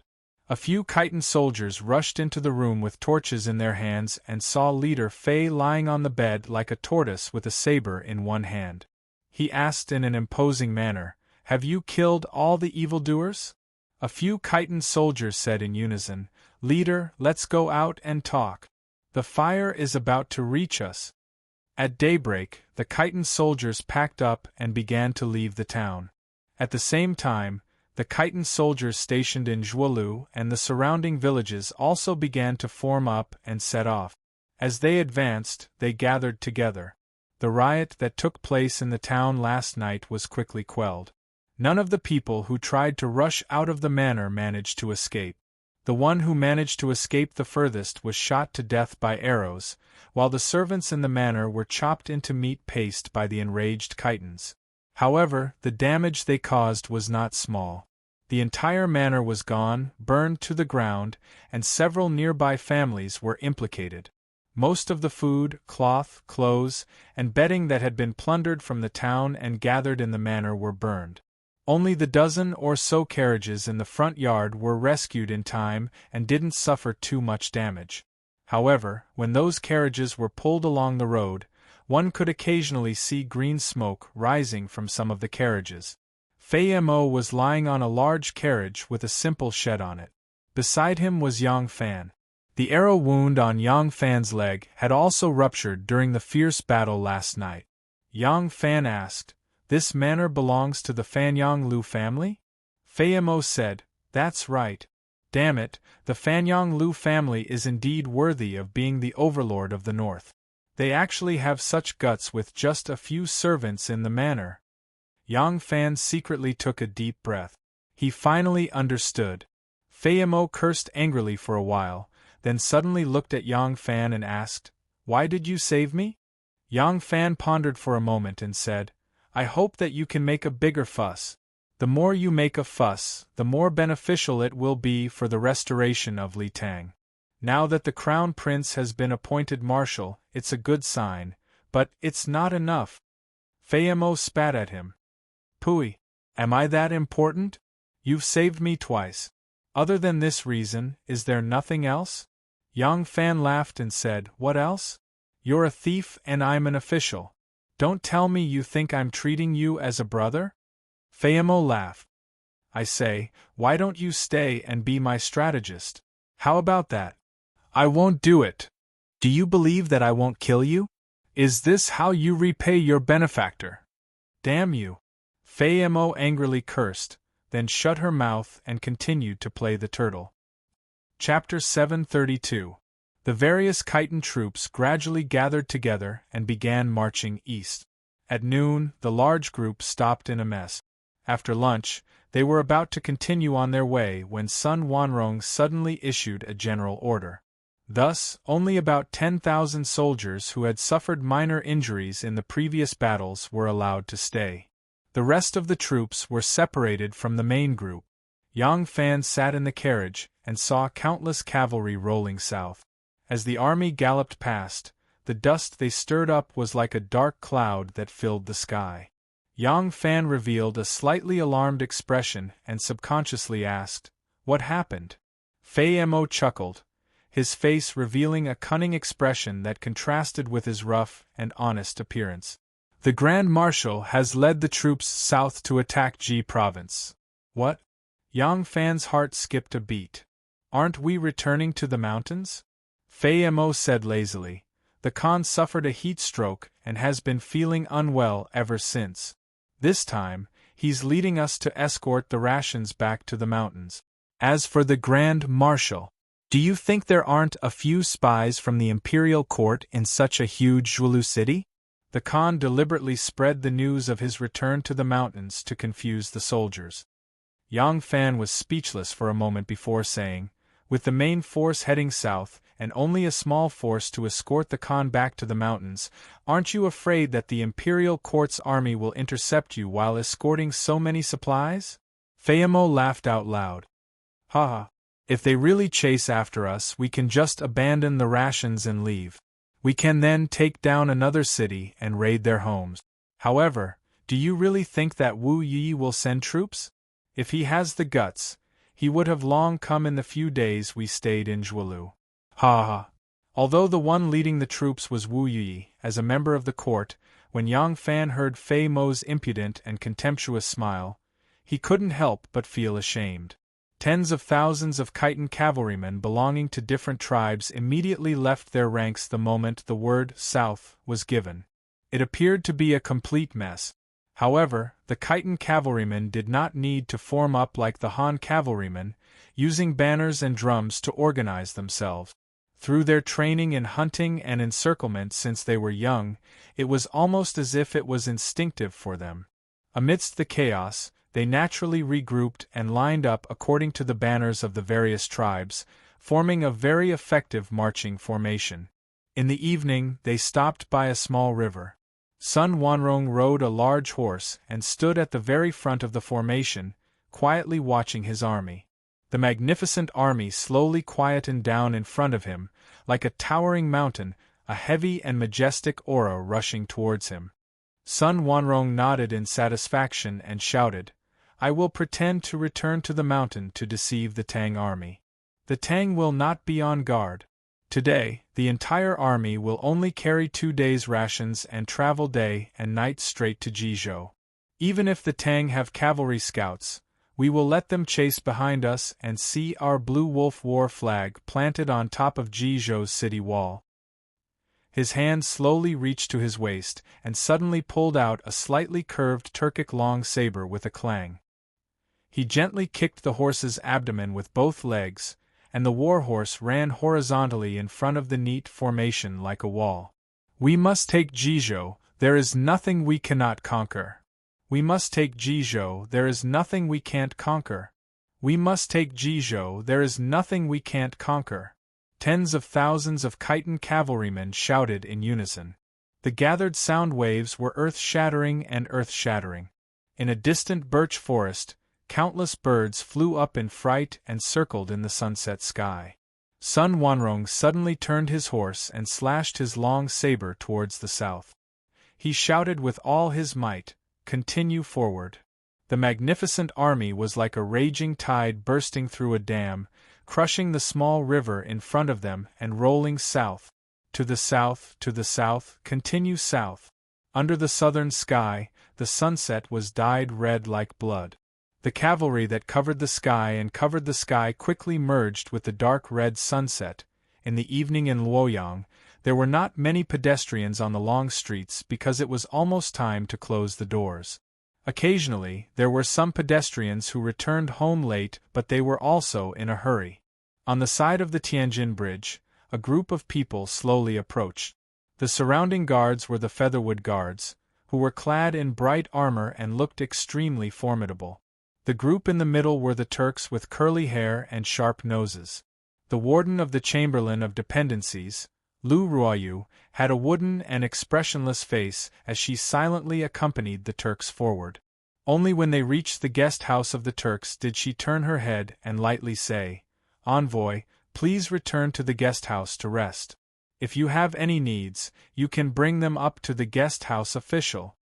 The Turk envoy was a short and burly man in his early 40s. He had a crooked beard and an arrogant expression on his face, but his eyes were shrewd and crafty. In the face of Lu Ruoyu's disrespectful attitude, the Turk envoy was not offended in the slightest. He only smiled faintly and replied in Han with a foreign accent, "Thank you for your trouble, Dienka Lu. We do not have any other needs. We only hope that your esteemed emperor can give us an answer as soon as possible. Our Kagan's patience is not very good." Lu Ruoyu's expression changed. With a heavy snort, she turned her horse around and galloped away. The Turk envoy smiled proudly and dismounted. He walked towards the post-house with legs that were a little worn out from riding. In the hall of martial accomplishment, the prime ministers and several important officials of the court were still seated and had yet to leave the palace. Wu Zetian's face was filled with fatigue, but her extreme anger caused her aged face to be filled with dignity. Preposterous! This is preposterous! Silk, farming tools, seeds, steel, medicinal herbs, agricultural books, medical books, and that's not all. He even wants the surrendered families of the 6 prefectures and the Chanyu Protectorate. This Moshe is truly audacious. I haven't even settled the score with him for the invasion, and he dares to be so greedy. The Qilin Pavilion Junior Supervisor Li Jiao solemnly said, "Your Majesty, if we agree to the Turks' conditions, Moshe will be able to obtain the manpower, farmland and agricultural resources. The Turks will become even more powerful. Furthermore, the Turks are greedy and untrustworthy. Even if we give them these conditions, they will not be able to obtain peace. I believe that we should strengthen our military to prevent their attacks." Li Jiao was also a member of the faction that protected the heir to the throne. He supported the current crown prince, Li Dan. Thus, when Wei Yuanzhong and Yao Chong became prime ministers, he was immediately pulled into the political circle.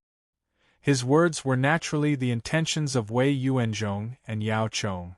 The current situation was still unclear. Although the emperor was furious, his true intentions were still uncertain. It was best for him to make the first move. Wu Zetian appointed Crown Prince Li Dan as the marshal and Di Renjie as the deputy marshal. She sent troops to the western region to suppress the Turks. When the Turks heard that the imperial court had sent more troops, and that it was the highly respected Di Renjie who was the commander, they raised the banner of Crown Prince Li Dan and received the support of their people. Their morale was extremely high, and they were worried that they would be at a disadvantage, so they immediately retreated. Di Renjie could not catch up to them and did not have the confidence to fight a battle.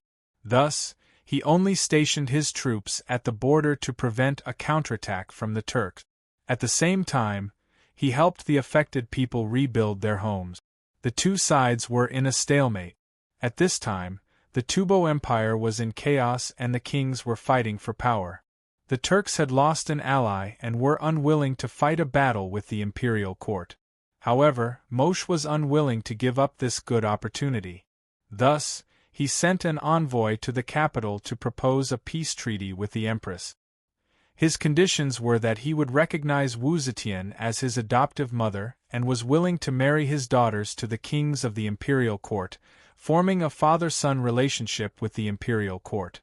At the same time, he also asked for a large amount of silk, farming tools, seeds, ironware and even medical books and herbs from the imperial court. Not only that, he also asked for the Turks who surrendered to the Tang dynasty in the Heku 6 provinces and the territory of the Chanyu Protectorate. There were more than 8,000 households in the Heku 6 provinces. A household had about 5 to 6 people, which meant that there were about 40 to 50,000 people in each household. Each household had at least one strong man, which meant that there were almost 10,000 warriors who were skilled in horsemanship and archery. Most importantly, these Khitans surrendered to the imperial court of their own accord. If they were pushed to Moshe, how would the people of the world view the Great Zhou? There were more than 1 or 2 such dependent tribes. The Chanyu Protectorate was one of the 6 most important protectorates established during the Tang dynasty. It belonged to the Guanyi Road, and its territory was between the Great Desert to the north and the Yellow River to the south. If he really agreed, the Turks would be able to graze sheep right under Wu Zetian's nose. Wu Zetian looked at Yang Zisi and asked, "Yang Zisi, what do you think?" Yang Zisi hurriedly said, I think that Moshe is willing to give his son to his mother and marry his daughter to the kings of the dynasty. He is very respectful towards your majesty. However, they want the 6 provinces to surrender, the Chanyu Protectorate and the Great Zhou to abandon their people. Such a request is simply. The words forfeiting sovereignty and humiliating the country were at the tip of his tongue, but he swallowed them back down and swiftly changed them to, they are simply insatiably greedy. This subject believes that if we agree, it will only encourage the ambitions of the Turks. We should sternly refuse. Yao Chong heard his ambiguous words and could not help but angrily said, not only should we not allow them to abandon their people, we should also not allow them to give us silk, seeds, farming tools, ironware, agricultural books and medical books. This is giving money to the enemy. The Turks have taken advantage of the unrest in the north to invade our borders and kill our people. Now we are talking about peace and not punishing them, but the court wants to give them so many resources. How can there be such a reason in the world? Nyan Lujia worriedly said, what Prime Minister Yao says is reasonable, but although Master D's troops seem strong, they are mostly untrained recruits. Master D himself has never led an army in battle and lacks battle experience. If Moshe decides to invade the east again, with the Khitan bandits running rampant and the smoke of war rising in the northwest, I'm afraid, hearing this, Wu Zetian could not help but frown. She somewhat regretted listening to Zhou Xing's words and killing He Qi Changji. He Qi Changji had never suffered a defeat against the Turks, and the Turks feared him the most. If he was still alive, Moshe would not have dared to demand such an exorbitant price, and the 160,000 soldiers would not have been wiped out by the yellow deer. But that hateful Wu Yi only defended his city in the north, and did not dare to fight the enemy, watching as the Khitans rampaged through Hebei and caused trouble everywhere. Otherwise, he could have transferred troops from the north to join the Helong Corps. At that time, Moshe would not have dared to take advantage of the situation, and the court would not have been forced to let the Turks extort them. After thinking for a long time, Wu Zetian's anger subsided and she deeply sighed, saying, let's first stabilize the Turkic envoys and delay for time. Quickly send an edict to Wu Yi, and have him send troops to fight the enemy and eliminate the Khitan rebels as soon as possible. Chapter 733. The general in charge of escorting the supplies back to the mountain stronghold was called Qi Ding, a trusted aide of the Khitan Supreme Khan Li Jinzhong. Since it was announced that the Khan was ill and needed to return to the mountain to recuperate, it was only normal for him to leave behind a trusted general to protect him. More than 10,000 people, coupled with a large number of horses and mules, was also a mighty procession. Qi Ding needed to command the whole army, especially the carriage in which Li Jinzhong's body was hidden. He almost never left it, so Yang Fan had never seen him. In fact, with more than 10,000 soldiers escorting so many supplies, Wu Yi only needed to send a group of light cavalry. Even if they could not annihilate them, they could still seize the supplies. Even if they could not seize it, they could force the Khitans to burn the supplies, which would be a heavy blow to the Khitans. Fei Mo might have said it casually, saying that things could be seized again if they were lost. In fact, attacking cities and seizing strongholds was not an easy task for a cavalry unit that specialized in roaming and maneuverability. If they could starve the Khitans of food and clothing, they would only have to wait until winter. Just the howling of the north wind would be enough to decimate the Khitans and greatly weaken them. If not for the fact that Sun Wanrong knew that news of the Khan's death could not be hidden for long and that he needed to win a few major battles while the morale of the army was still stable to establish his authority, he would not have taken such a risk and allowed Qi Ding to lead such a weak force to escort the supplies back to the mountain. However, after traveling for 7 to 8 days, they did not encounter a single Zhou army. Fei Mo was immensely proud, but Yang Fan was disgraced. The battle at Huangbua had truly displayed the might of the Khitans. In this battle, they had cleverly exploited the arrogance of the Zhou army, and the advantageous terrain had played an important role. But in the eyes of the Zhou people, they only saw that the Khitans had fought this battle with even more prestige than the Turks and Tubo. The extreme contempt they had for the Khitans immediately turned into extreme panic. They had overestimated the fighting strength of the Khitans. As a result, Wu Yi, who had more than 100,000 soldiers, did not even dare to challenge this easily defeated grain convoy. Gu Zhuting and Anu were still dressed as master and servant, returning from Horse City with a convoy on their way to Thousand Gold City. One of the defeated soldiers got lost in the mountains and wandered for more than half a month before he finally found his way out and escaped to Horse City. These days in the mountains, he could only eat mountain fruits and small animals to fill his stomach. He was not a hunter, so it was not easy for him to catch a small animal. He was so hungry that he was emaciated. He fainted as soon as he reached Horse City. However, before he fainted, he was asked for his name. He said his name was Yang Fan. Gu Zhuting and the men sent by Anu to search for Yang Fan's whereabouts at Horse City treated him as if he had found a treasure and immediately guarded him. Because his body was too weak and in urgent need of treatment, they dared not move him too much and only sent men to Thousand Gold Smelting City to report the news. When Anu and Gu Zhuting heard the news, they immediately rushed from Thousand Gold Smelting City. However, they were disappointed when they saw him. Although this man was exhausted and had lost his body shape, Anu was familiar with Yang Fan. His facial features, height, and physique were not that different, so she could tell that this was just a person with the same name. These days, Anu had met more than one person with the same name as Yang Fan.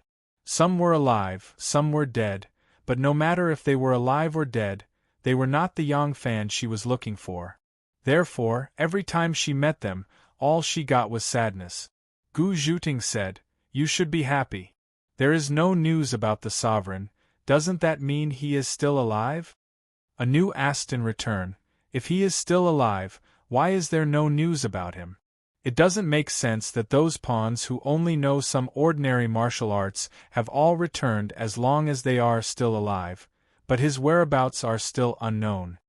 In fact, Anu hoped that Yang Fan was safe and sound more than anyone else, but because of her concern for him, the most terrifying result would always be lingering in her mind. When she was in Thousand Gold Smelting City, every day she would see corpses being sent into the corpse smelting furnace, and her mind would always be filled with the gruesome scenes. It had tortured her to the point that she was emaciated and exhausted. As the caravan moved forward, a steward hired by Gu Zhuting raised his horsewhip and pointed into the distance. "Look, there is a troop coming." Anu and the others went to Horse City, but they could not find Yang Fan. So, on the way back, they bought a batch of coal and urns from Horse City. These things were consumed too quickly. The amount of coal and urns needed for the cremation of more than 100,000 people was huge. Even if the shops they ordered were to produce at full capacity, they would not be able to meet the demand in a short time. After buying these things, they hired a dozen large carriages from the locals, and this steward was the leader of the carriages. Gu Zhuting looked up and saw a group of cavalrymen galloping over from the horizon. She did not pay them any mind and said indifferently, "They are probably the soldiers who are taking in the rebels." In recent days, there were often generals from the imperial court going to the cities and towns to take in the fleeing rebels, so they were not surprised anymore. This place was very close to Thousand Gold Smelting City, and they did not think of any possibility other than the soldiers. However, that group of people was getting closer and closer. They didn't raise any flags, but as they got closer, their clothes could be seen clearly. The workers transporting the coal couldn't help but exclaim, "It's the Khitans! They are the Khitans!" The Khitans transported the supplies eastward. At first, they tried their best to avoid the cities to avoid being harassed by the soldiers. But along the way, they found that the Zhou army was scared out of their wits. Under Wu Yi's strict orders, the cities only held back their troops, so they gradually became bolder. Now, they were getting closer to their destination, and the surroundings were getting more and more desolate. There were only Horse City and Thousand Gold Smelting City, two small cities that could not hold a large number of troops, so they became even more unrestrained and swaggered over. By the time Gu Zhuting and the others realized that the riders were Khitans, it was already too late for them to hide. A few of the charcoal workers were so frightened that they instinctively wanted to run, but it was impossible for them to escape with the charcoal carriages. After a moment of confusion, the carriages and horses blocked the road in disorder, so they were stuck there and could not move. "Everyone, don't move. We are just businessmen. As long as we do not resist, they will not do anything to us." Gu Zhuting raised her voice and ordered loudly. Anu quietly pressed down on the sword at her waist. Seeing these Khitans, she thought of Yang Fan, whose whereabouts were unknown. In her eyes, every Khitan was a mortal enemy. She wanted nothing more than to chop these people into meat paste. Anu! Gu Zhuting saw Anu's strange expression and immediately warned her. Anu slowly let out a breath and loosened her grip on the sword. When the Khitan soldiers saw this caravan, a group of cavalry immediately galloped over and surrounded them. They galloped happily on their horses and laughed at the panicked workers. After a while, a large group of people came over and protected a heavily guarded carriage. They passed right in front of this group of people who were obviously merchants, not even sparing them a glance. A man who looked like a general rode his horse over and shouted, "What are they doing?" A Khitan soldier answered, "It's a group of merchants." The general's face lit up. He waved his hand and said, "Search their carriage and see what they are transporting." "Yes." Immediately, two soldiers dismounted from their horses and walked over with sabers in their hand. They shouted, "All of you, get off the carriage! Get off the horses! What are you doing?" Gu Zhuting patted Anu's arm and took the lead to get off the horse. She put on a flattering smile and said, "Lord General, we are just doing small business. The carriage is transporting some coal and charcoal to Thousand Gold Smelting City. It's nothing valuable. Lord General, please be magnanimous and have mercy on us. Transporting coal." Hearing this, the Khitan man lost interest. The thing they lacked the least in the mountains was firewood, so there was no need for them to waste their energy transporting charcoal into the mountains. He walked around the carts and looked at them.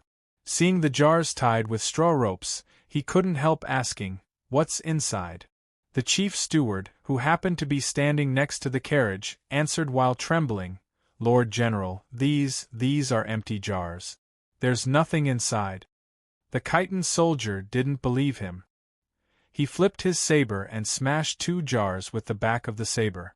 Sure enough, they were empty. He couldn't help but be disappointed and said angrily, "Motherf *Ker, why are you transporting so many empty jars?" The chief steward was cautious.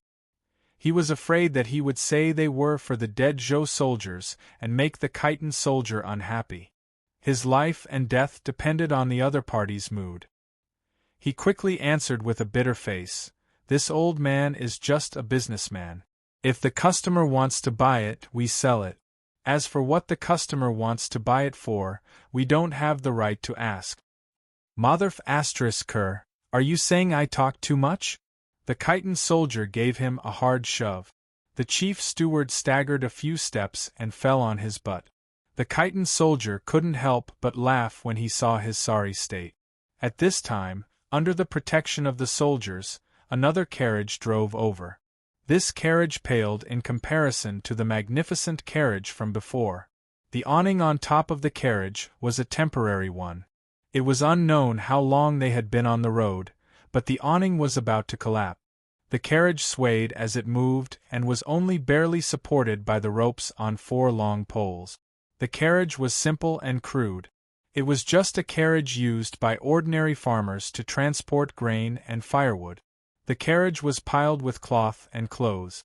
Inside there were 2 people, one sitting and one lying on the ground. One of them was Fayemo. Fayemo could now lie on his side. He was lying on his side with one hand propping up his hairy cheek. He looked like a sleeping Arhat with his eyes closed. Yang Fan was sitting next to him. He had made a nest out of the cloth and was lazily leaning against it. He was looking at the trapped passers-by. Yang Fan saw that the group of people was a group of passing merchants who were surrounded by the Khitan soldiers and looked very pitiful. He raised his voice and called out, "You Fu, why are you fighting with a group of people who are just trying to make a living? They're all poor people and their lives aren't easy. Let them go." These days, Fayemo really didn't treat Yang Fan as an outsider. They ate and slept together. Although he didn't say it out loud, he actually treated Yang Fan as his brother. Yu Fu was the leader of the group of cavalry that trapped Nu and the others. He was Fei Mo's nephew. Because of Fei Mo's attitude towards Yang Fan, his subordinates also became respectful towards Yang Fan. That was why Yang Fan tried to dissuade them. Nu, who was disguised as a servant, stood beside Gu Zhuting. Her eyes were fixed on the ground and she didn't even raise her head. She was afraid that if her eyes revealed uncontrollable hatred, it would attract the attention of these Khitan soldiers.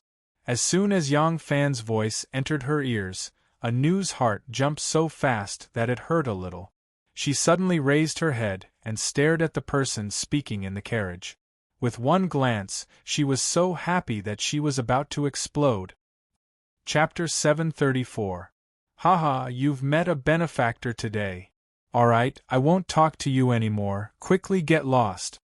Yu Fu saw that these people really didn't have much to gain, and with Yang Fan putting in a good word for them, he generously agreed. As if they had been granted amnesty, the workers hurriedly bowed and expressed their gratitude. However, the Khitan army was crossing the road, so they couldn't leave for a while. At this time, Fei Mo lazily opened his eyes. He had heard everyone's conversation just now, but he was still half asleep and a little sleepy, so he was too lazy to respond. At this time, he looked at the charcoal caravan and lazily ordered, "The people can leave, don't make it difficult for them, but leave the carriages and horses behind. Push all the junk on the carriages down. Yu Fu, move the things on the carriages that are about to fall apart over here." "Yes, uncle." Yu Fu answered, waved the long knife in his hand and glared at the workers. "Did you all hear that? Quickly move the charcoal and jars off the carriages, hurry up." The goods on the carriages all belonged to Gu Zhuting, the big merchant. The workers only wanted to live, so how could they be reluctant? They hurriedly worked hard to move the goods off the carriages. However, they remembered that they had received money from Gu Zhuting, so they couldn't really push the jars down and break them. Thus, they moved the goods carefully. The drivers, on the other hand, had bitter expressions. The carriages and animals were their tools to make a living. If they were taken away, how could they live in the future? But in front of the Khitan swords, how could they have the courage to say anything? Nu stood there and stared at Yang Fan in a daze. She didn't even blink. Tears quickly blurred her eyes, and then large teardrops flowed down her cheeks and gathered on her pointed chin. She didn't think that Yang Fan was still alive. He really was still alive. Seeing Yang Fan sitting in the carriage, Anu was so happy that her heart was about to explode. For a moment, she didn't know where she was, but she let the tears flow freely, venting her longing and infinite joy. Fortunately, Anu was now dressed as a servant. Once a woman dressed as a man, her age immediately seemed to be much younger, so at this time, she looked like a half-grown boy. Therefore, when her tears were seen by others, they only thought that she was shocked and scared, and did not have much suspicion. The car that Yang Fan was in did not stop. When he called out to Yu Fu, the car was crossing the main road. When Fei Mo finished, the car had already gone down the wilderness. Although Yang Fan wanted to save these pitiful passers-by, he couldn't say anything since Fei Mo had given the order. Even if the disguised Anu stood in front of him at this time, if she did not take the initiative to reveal her identity, he would at most feel a strange sense of familiarity from her, but he would never recognize that she was Anu. Not to mention that he did not seriously look at Anu from the beginning to the end. However, Anu's eyes seemed to be pulled by a pair of invisible threads, constantly chasing after his figure. When the car that Yang Fan was in left the main road, Anu subconsciously wanted to chase after it, but her arm was immediately grabbed by Gu Zhuting. Anu raised her blurred and teary eyes. Gu Zhuting shook her head at her with a solemn expression, and said in a low voice, "Sovereign is still alive, this is a joyous occasion. It will be easier for us if we know where he went, but at this time we must not act rashly." Anu also knew that this was not the time to go forward and recognize him. Now it seemed that Yang Fan's life was not in danger, and his relationship with the Khitan people was quite good. She did not know how he formed a friendship with the enemy of life and death. However, if she wanted to act rashly, she was afraid that she would harm him. At least, the Khitan people would raise their vigilance, and it would not be easy to rescue him again. She could only suppress her anxiety and stand still. The carriage rumbled. Sitting in the carriage, Yang Fan secretly sighed in his heart. He estimated that in another half a month's time, his leg injury would be completely healed, but by that time, he would definitely be deep in the mountains. Yang Fan thought to himself, the road into the mountains took a total of 3 days. When I recover from my injury, as long as I bring enough food, I may not be unable to walk out. Although it is easy to get lost in the mountains, it will not be easy for them to chase after me. On the main road, the charcoal and jars on the carriage were all moved down. Under the orders of the Khitan people, the workers used all their strength to move the grain and cloth from the carriages that were about to fall apart from the long journey onto these carriages. They could only watch helplessly as the Khitan people drove the carriages and quickly chased after the main group of people. The chief steward and the other carriage handlers made some calculations and walked together to Gu Zhuting's side. The chief steward rubbed his hands and said with an embarrassed expression, "Boss, look at this mess. They have thousands of men and horses, and they have sabers and swords in their hands. We don't dare to resist, but in the end..." Gu Zhuting coldly watched the Khitan troops leave into the distance. She casually said to the chief steward, "Don't worry, this matter cannot be blamed on you. I won't mind." The chief steward's expression stiffened. He was so embarrassed that he didn't know what to say. One of the handlers was impatient. Seeing the chief steward's embarrassment, he couldn't help but say, "Boss, your things are all on the ground. When we moved them, we were very careful and didn't damage much. Later on, we can find some more carriages to move them away. But our carriages and our horses, boss, what do you think?" Another handler also said with a sullen face, "That's right, boss. Those are our livelihood. We were transported goods for boss, and that's why we were robbed by the Khitan people. We poor people all have parents, wives, and children to support. What should we do now?" He also knew that there was no reason for them to be responsible for his losses. He just felt that this boss was very generous. Moreover, he was doing good deeds in 1,000 gold smelting city.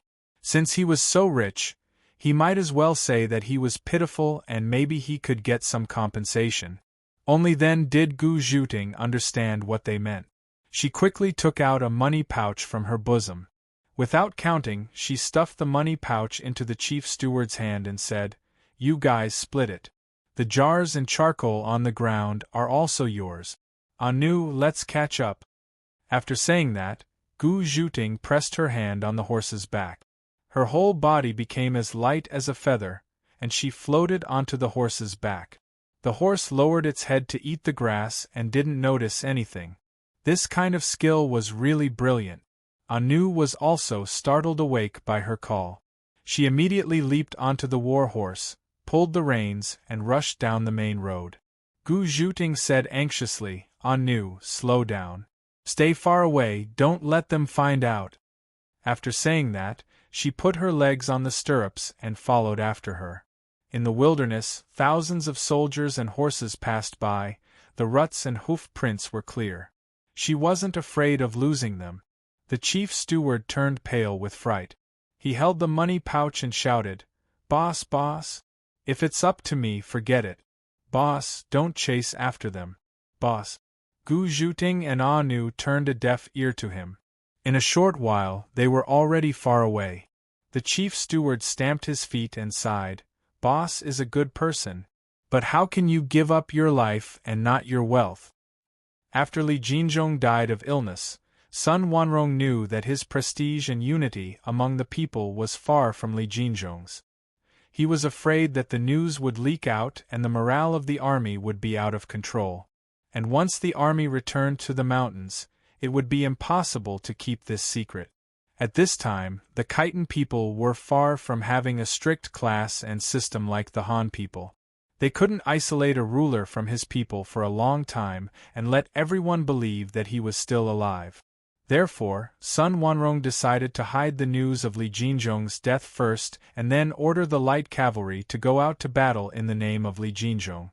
Therefore, after he released the news that he had seized the grain and returned to the mountains, he only led the light cavalry to quickly travel south day and night and took down Jizhou as fast as lightning. After conquering Jizhou, in order to expand his influence, he ordered a massacre. Liu Baoji, the provincial governor of Jizhou, and thousands of officers and soldiers were killed. The provisions could not be transported away, so they were all burned. Then, without stopping, he went to attack Hejian County. The whole of Hebei was shocked. The news was quickly reported to the capital. Wu Zetian was also shocked when she heard the news. At this time, the court and the Turks were negotiating for peace. In fact, the Turks were not optimistic about the Khitan people. Now that the court was fighting in the north, they couldn't keep up with the latest battle reports. Therefore, they didn't dare to push the court too hard and were anxious to complete the peace negotiations. With both sides having their own concerns, the basic conditions for the peace negotiations had been agreed. Wu Zetian agreed that Prince Wuzhou would marry Moshe's daughter as his princess consort. Moshe would be given the title of Great General of the Left Guards and Qianshan Khan. In addition, he would be given gold, jewels, jade, silk, grain, and farming tools. However, he would never agree to the condition of ceding land to the abandoned people. Now, the two sides were only divided on the amount of gift. When the news that Sun Wanrong had taken down Jizhou came, Wu Zetian panicked. She quickly instructed the office of the Grand Herald and the Turks to discuss again. At the same time, she tightly sealed off the news that the court had suffered another defeat. The officer from the office of the Grand Herald knew that if he suddenly changed his attitude and agreed to the Turks' conditions, it would arouse their suspicions. These barbarians were cunning and not easy to deceive. Thus, he patiently negotiated with the Turks for 2 more days, slowly making concessions before finally agreeing to the other side's conditions. The court agreed to the terms of the truce: 40,000 dendrograms of grain, 50,000 bolts of silk, 3,000 farming tools, 40,000 jean of iron, a batch of agricultural and medical books, 20 carts of medicinal herbs, 1,000 taels of gold and 10 buckets of pearls as betrothal gift. The Turk envoy obtained his wish, and the two sides signed a letter of credence. Soon after, the envoy gleefully accompanied Wu Yanxiu, who was preparing to become the Turk's son-in-law, back to the Turks with all the gifts. After the Turk envoy was sent away, the court immediately began to discuss the matter of sending more troops to Hebei. The news of the Khitans' constant invasion of the south made the entire court feel threatened. The Turks and Tibetans, in particular, were constantly using the carrot and stick to extort benefits from the court, causing the court to be greatly troubled. All the factions believed that the Khitan rebellion should be swiftly quelled. In these circumstances, the entire Wuzhou imperial court could be said to be of one mind, unprecedentedly united. Wu Zetian appointed the new Minister of War and Prime Minister Wang Xiaojie, whom she had originally intended to send back to the 4 garrisons of Anxi to deal with the Tibetans, as the marshal of the northern expedition. General Su Honghu of the Featherwood Guard was appointed as the deputy marshal, and she began to mobilize troops against the Khitans. This time, because the imperial court had made peace with the Turks, Wu Zetian believed that there was no more fighting on the Western Front. As a result, she transferred nearly 80,000 soldiers from the various regions of Heilong, as well as from the prefectural army and another portion of soldiers. In the end, she assembled an army of 180,000 soldiers. Wang Xiaojie's army was the third army the Wuzhou imperial court had dispatched to the northern frontier. In order to quell the rebellion of the tiny Khitan, the first army, Chao Rinshi, had been completely wiped out, and the second army, Wu Yi, had closed the city walls. The imperial court could only place its hopes on this famous general who had reclaimed the 4 garrisons of Anxi. Wang Xiaojie, with his 180,000 soldiers and the hopes of the empress and all the officials of the court, raised the war banner and set off for Hebei. At this time, the geese were returning to the south, the golden wind was refreshing, and the chill of autumn was beginning to set in. Chapter 735. In the mountains, there was a small stream winding down from the cloud-shrouded summit. In the dense forest, there were many weeds and shrubs growing on both sides of the stream. The wild branches of the shrubs weighed heavily on the surface of the water, swaying uncontrollably. A little girl tied a tattered red dress around her waist and carried a basket in her hand as she followed an older boy upstream. In some places, the water was very shallow, and in some places, there was a small waterfall. The water would flow faster, and the bottom of the waterfall would also be deeper. The little girl's dress clearly did not fit her. It was probably taken back by the Khitan soldiers when they attacked the city. It was a young girl's dress, and it was a little loose on her body. After being splashed by the water, her movements became even more clumsy, but she still carefully protected the small basket in her hand. This scene was leisurely and beautiful, like a paradise that stood aloof from worldly affairs. Yang Fan and Fei Mo sat on a large rock by the river, smiling at them. The bandage on Yang Fan's leg had already been removed, and he was lifting up his robe to let the sun shine on his thigh. The arrow wound had basically healed, and there was a tender red scar on it. Only the center of the wound still had a black scab that had not fallen off. "Your wound is almost healed, right?" Fei Mo's gaze fell on Yang Fan's wound, and she suddenly smiled inexplicably. "You don't need to always observe how many open and hidden sentries we have on the periphery, and you don't need to beat around the bush to find out the way from those children. When you recover, I'll send you off." Yang Fan suddenly turned his head and looked at her in shock. Fei Mo said with a smile, "Do you think I'm a fool and can't see that you want to escape?" Yang Fan sighed and said, "Aren't you afraid that your Kagan will cause trouble for you if you let me go?" Fei Mo rubbed the back of her neck and smiled. "What's the use of keeping you alive? You've saved my life twice, and I've spared your life. This is called distinguishing kindness and hatred. Khan won't chop off my head for this, will he?" Yang Fan was silent for a moment before he smiled bitterly. "That's because I'm a vile person in vain. If I had known that you would let me go, I wouldn't have needed to make so many preparations.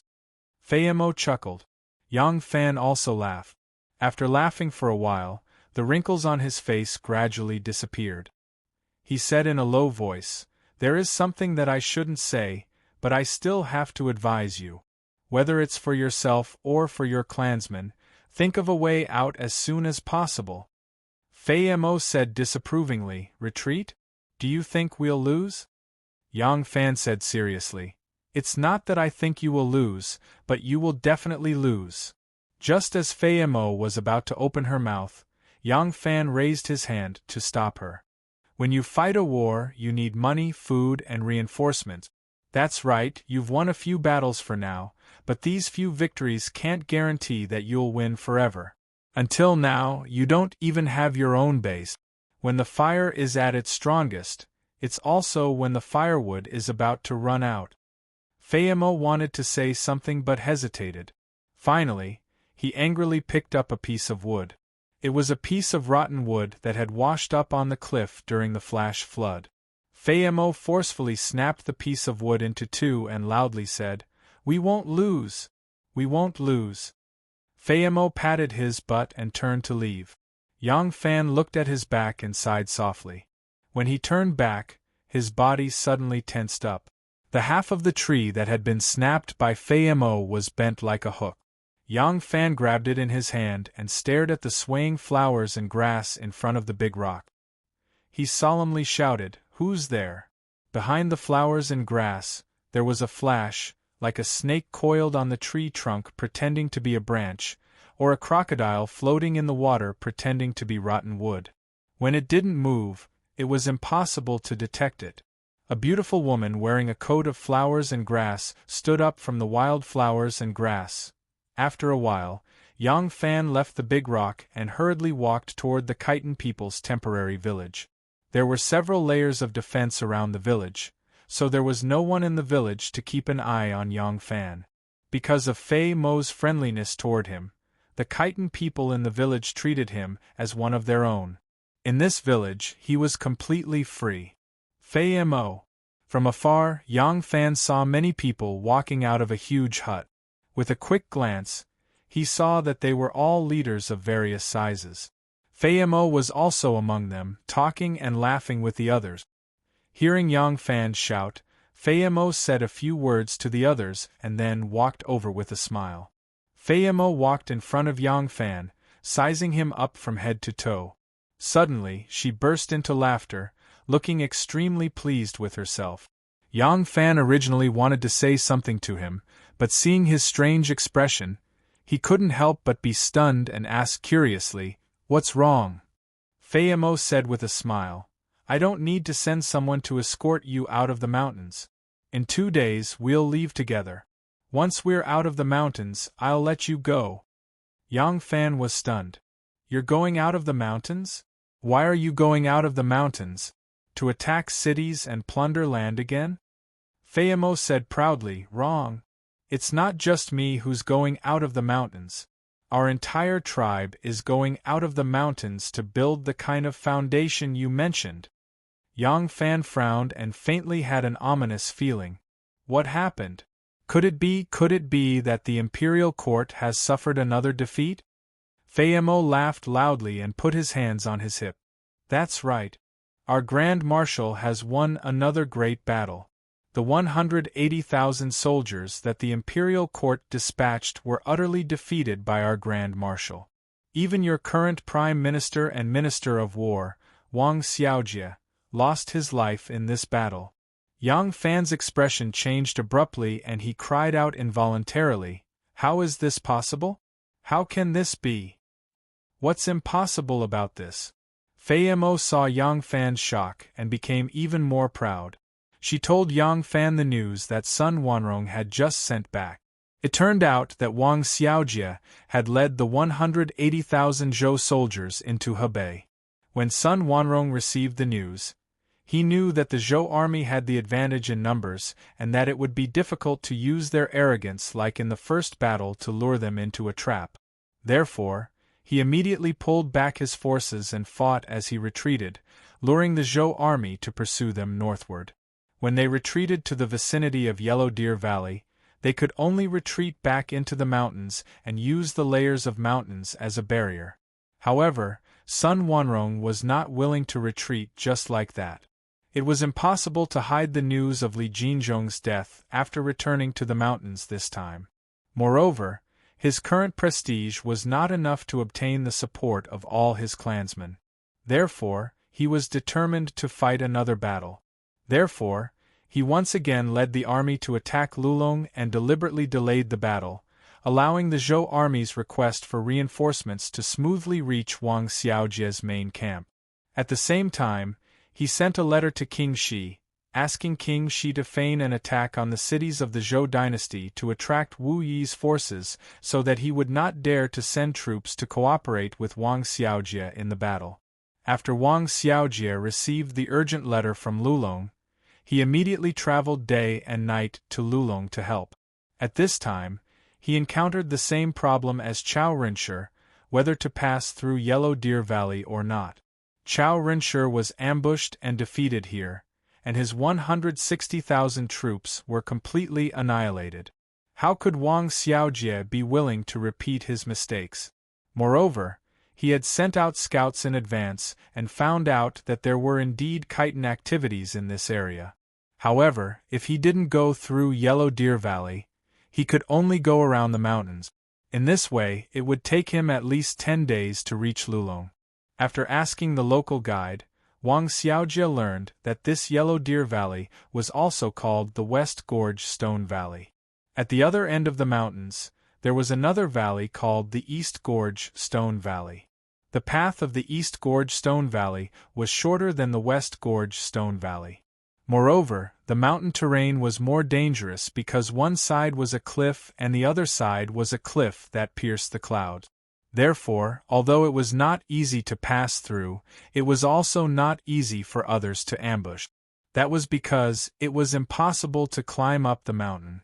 Even if someone could climb up, the precipitous mountain walls were bare. It was impossible to carry rolling logs and stones up, and only a few people could stand on top of it. This completely ruled out the possibility of the chitins laying an ambush on the mountain. In view of this, Wang Xiaojie decided to transport his troops through the East Gorge Stone Valley.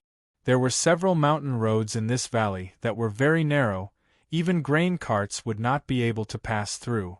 However, Wang Xiaojie's purpose was to solve the siege of Lulong. At worst, he could abandon the grain carts.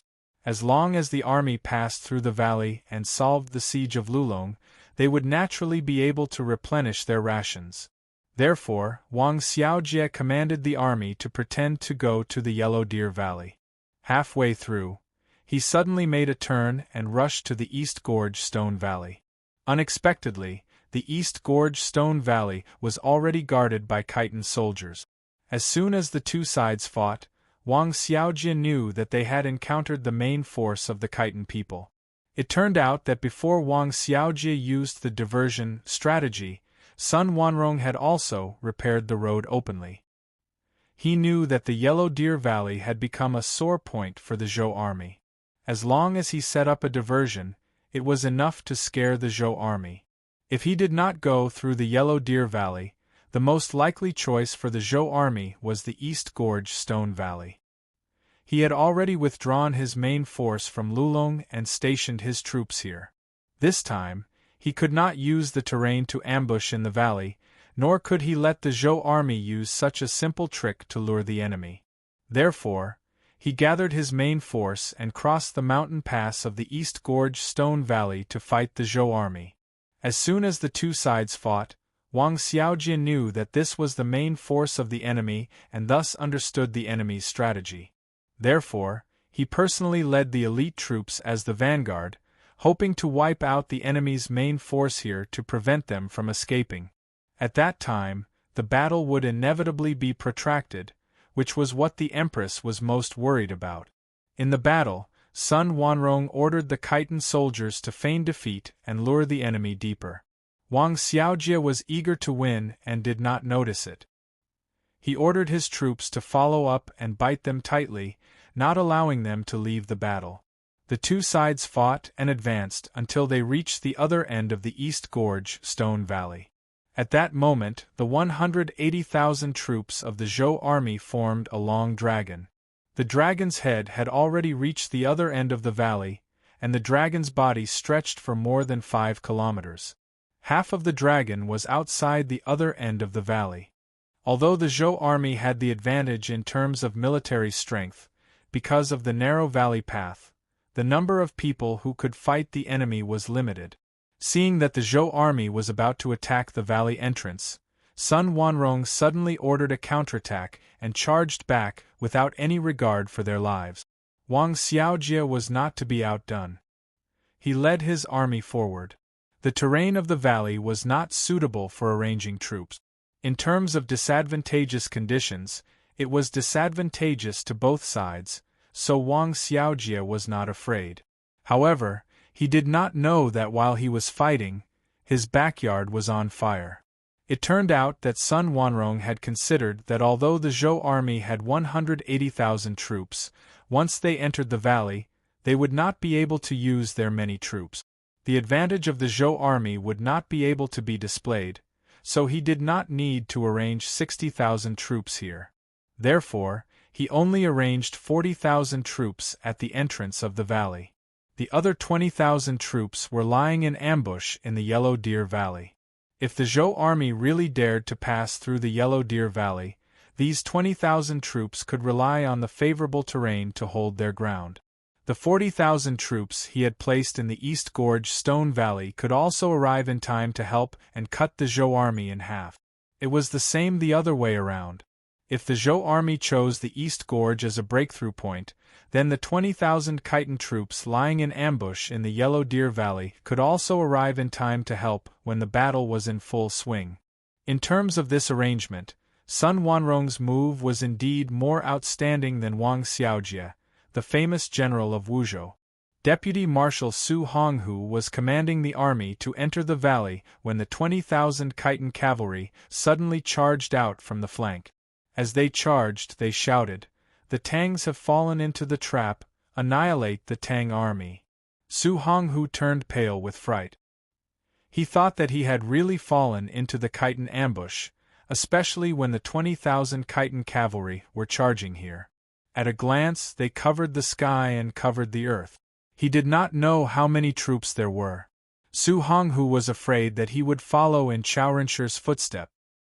He actually led half of the Zhou army that had not entered the valley and fled. The Khitan reinforcements scared Su Honghu away and immediately attacked the back of the Zhou army.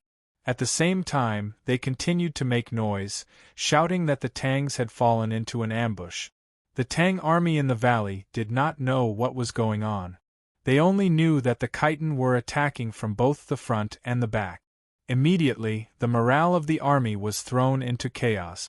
Poor Wang Xiaojie, a famous general in the chaos, was squeezed by his own troops and fell off the cliff with his horse. With Wang Xiaojie's death, the Zhou army had even less desire to continue fighting. They were in such a mess that they could not form a battle force. The Khitan attacked from both sides and slaughtered them. Sun Wanrong then led the army to chase after Su Honghu. Su Honghu was so frightened that he ran for his life. He was utterly defeated and had no way to launch a counterattack. In this battle, the Tang army's third army to subdue the rebels finally failed. The Khitan's morale was high. Hearing the news, King Shi's confidence also increased. He had only been feigning an attack, but now it became a real attack on the Zhou cities. When Wu Yi heard that Wang Xiaojie's 180,000-strong army had been halved in one battle and the remaining half had fled, he was so shocked that he did not dare to leave the city. He could only rely on the city to defend against the Shi's attack. In the entire Hebei region, there was no longer a Zhou army that could threaten them. Under these circumstances, Sun Wanrong finally decided to start building his own base. The news of the Supreme Khan Li Jinzhong's death could also be announced at this time. The joy of victory had indeed diluted the impact of Li Jinzhong's death. His authority was also established because of this battle. When Yang Fan heard this, his heart was filled with sorrow. When did my Tang dynasty become so weak? There's no need to talk about Taizong Li Shimin, but Gaozong Li Ji's martial arts are also outstanding. This man, known for being afraid of his wife, has never shown weakness in the face of foreign enemies. He was the one who brought the Tsong Mountains into the territory of the Tang dynasty. He was the one who extended the borders of the Tang dynasty to the waters of Wuhu. He was the one who destroyed Tiela, the Western Turks, Beech, Goguryeo, defeated the Wa kingdom at the Battle of Baimen River, pacified Fujian and Guangdong Jiaozhi. It's only been a few years. How could the military strength of the dynasty have weakened to this extent? At the hands of a puny Khitan, we've lost again and again, and lost so miserably? In contrast to Yang Fan's desolation, Fei Mo was in high spirit. That's right, why did you call me? Only now did Yang Fan remember that he still had an important matter to attend to. For the moment, he had no time to be sentimental about the dynasty. He hurriedly said, I feel that my body is a little hot. I'm afraid it's not right. Get me some medicine. Fei Mo could be considered half a native doctor and knew some medical skills. The medicinal herbs that they had gathered were all kept by her. Fei Mo curiously asked, Are you feeling a little hot? She raised her hand to touch his forehead. Yang Fan blocked her hand and impatiently said, You think I can't feel it? Hurry up and get the medicine. Don't tell me you can't bear to part with me? Fei Mo chuckled and said, I know you're in a bad mood. I won't argue with you. Then she hummed an unknown song and went to get the medicine for him. Chapter 736. Fei Mo scratched her head and inspected the herbs in the crude warehouse. I don't have a lot of herbs. Anna Marina, reed root, Rehmannia, forsythia, yellow lotus, just these. Fei Mo picked up a few herbs and said to Yang Fan, I'll boil some for you. Eat it and see the effect. In fact, Fei Mo only knew medicinal properties and which herbs could cure which diseases. She didn't know how to feel a person's pulse, nor could she make a prescription. She was purely a Mongolian doctor. Yang Fan said, Look at your rough hands and feet. I'll make it myself. He snatched the medicine bag and also took away the medicine jar that was placed by the door. He didn't expect that Anu and Gu Zhuting would actually find him and find this place. But he, who was overjoyed, immediately heard a piece of shocking news. Anu was sick. Anu and Gu Zhuting had been following closely behind the Khitans. After entering the mountain, a large group of people passed by in front of them, and it was easy for the two of them to keep up with them. After wandering for about a day, both of them lost their way back, but they didn't care. They just followed the large group of people forward. When the Khitans returned to their nest in the mountains and set up camp, they began to look for Yang Fan's whereabouts. Along the way, they didn't bring much food. Although they could easily catch some small animals in the forest with their skills, they didn't dare to light a fire while chasing the Khitans, so they could only find some wild fruits to fill their stomach. When the Khitans returned to their camp, the two secretly stole something from them to fill their stomach. The Khitans' tents were all over the mountain, and the sentries on the periphery were mainly to prevent a sneak attack from a large group of soldiers. Although the possibility was very small, they had to guard against it. Because the defense line was not tight, it was easy for them to sneak in with their skills. But it was difficult for them to find Yang Fan among so many scattered thatched huts. The two temporarily hid in a cave in the shade of the mountain outside the Khitans' camp. They rested at night and sneaked into the Khitans' camp to look for Yang Fan during the day. After searching for 3 days, Gu Zhuting finally found Yang Fan today. According to their original plan, after finding Yang Fan, the three of them would leave this place. Although the mountains were high and the forests were dense, there would be a time when they could get out. With the three of them supporting each other, the chances of them escaping would increase greatly. But since the night before yesterday, Anu had been feeling unwell. Her body kept on having a low fever, and by yesterday morning, it had developed into a high fever, as if she was suffering from malaria. Sometimes, she would even talk nonsense and become delirious, which frightened Gu Zhuting. In the evening, Anu's high fever gradually subsided and she woke up a little. Hearing that Gu Zhuting didn't go to Yangfan for a whole day to take care of her, Anu couldn't help but be anxious. Under the repeated urging, Gu Zhuting had to abandon her today and continue to look for Yangfan. But this morning, Anu's temperature rose again, but it wasn't as serious as yesterday. In this era, having a headache and fever was not a minor illness that could be ignored casually. A little carelessness could turn into a life-threatening problem. After hearing that, Yang Fan immediately thought of Fei Mo, the Mongolian doctor, and had to go to him in a hurry to get the medicine. Although Fei Mo had promised to let him go and behaved like a man, Yang Fan's current situation was different, and he had to be vigilant. Both Anu and Gu Zhuting were beauties. If the other party really had any evil ideas, it would be like sending sheep into the tiger's mouth. So he didn't dare to reveal the existence of Anu and Gu Zhuting. The cave where Anu was hiding was on the side of the mountain, outside the Khitan camp. This side was close to a jungle on a steep slope. The jungle was so dense that probably only snakes could get through. Therefore, the security on this side was lacked. It was impossible to hunt here, and there was nothing to pick. Therefore, ordinary Khitan people rarely appeared here. Yang Fan was skilled in martial arts, and with the guidance of Gu Zhuting, a master of concealment, the two easily passed through the Khitan sentries on the periphery, quietly turned to the side of the mountain, and entered the cave. The cave was damp and cold, and the cave on the side of the mountain was even colder. As soon as they entered, there was a bone-chilling cold. There was a fire in the cave. The flame was already very weak. Above the fire, there was an ember that was still in the shape of a thick tree trunk. It was faintly glowing with a hint of red. There was a pile of fur next to the fire. It was a wolfskin mattress and a few sheepskin jackets that Gu Zhuting stole from the Khitan people. When Yang Fan saw a pile of messy hair on the sheepskin jacket, he hurriedly handed the herbs and medicine jar to Gu Zhuting and quickly rushed over. Anu! Yang Fan called softly and gently lifted the sheepskin jacket. Anu was curled up under the sheepskin jacket. Her face, which had returned to its original appearance, looked very pale. Her lips were chapped, and her pale lips had lost their color, but her cheeks were flushed. Before his hand touched her cheeks, he could already feel a burning sensation. She was probably unconscious from the fever, and had no idea that Yang Fan had come to her side.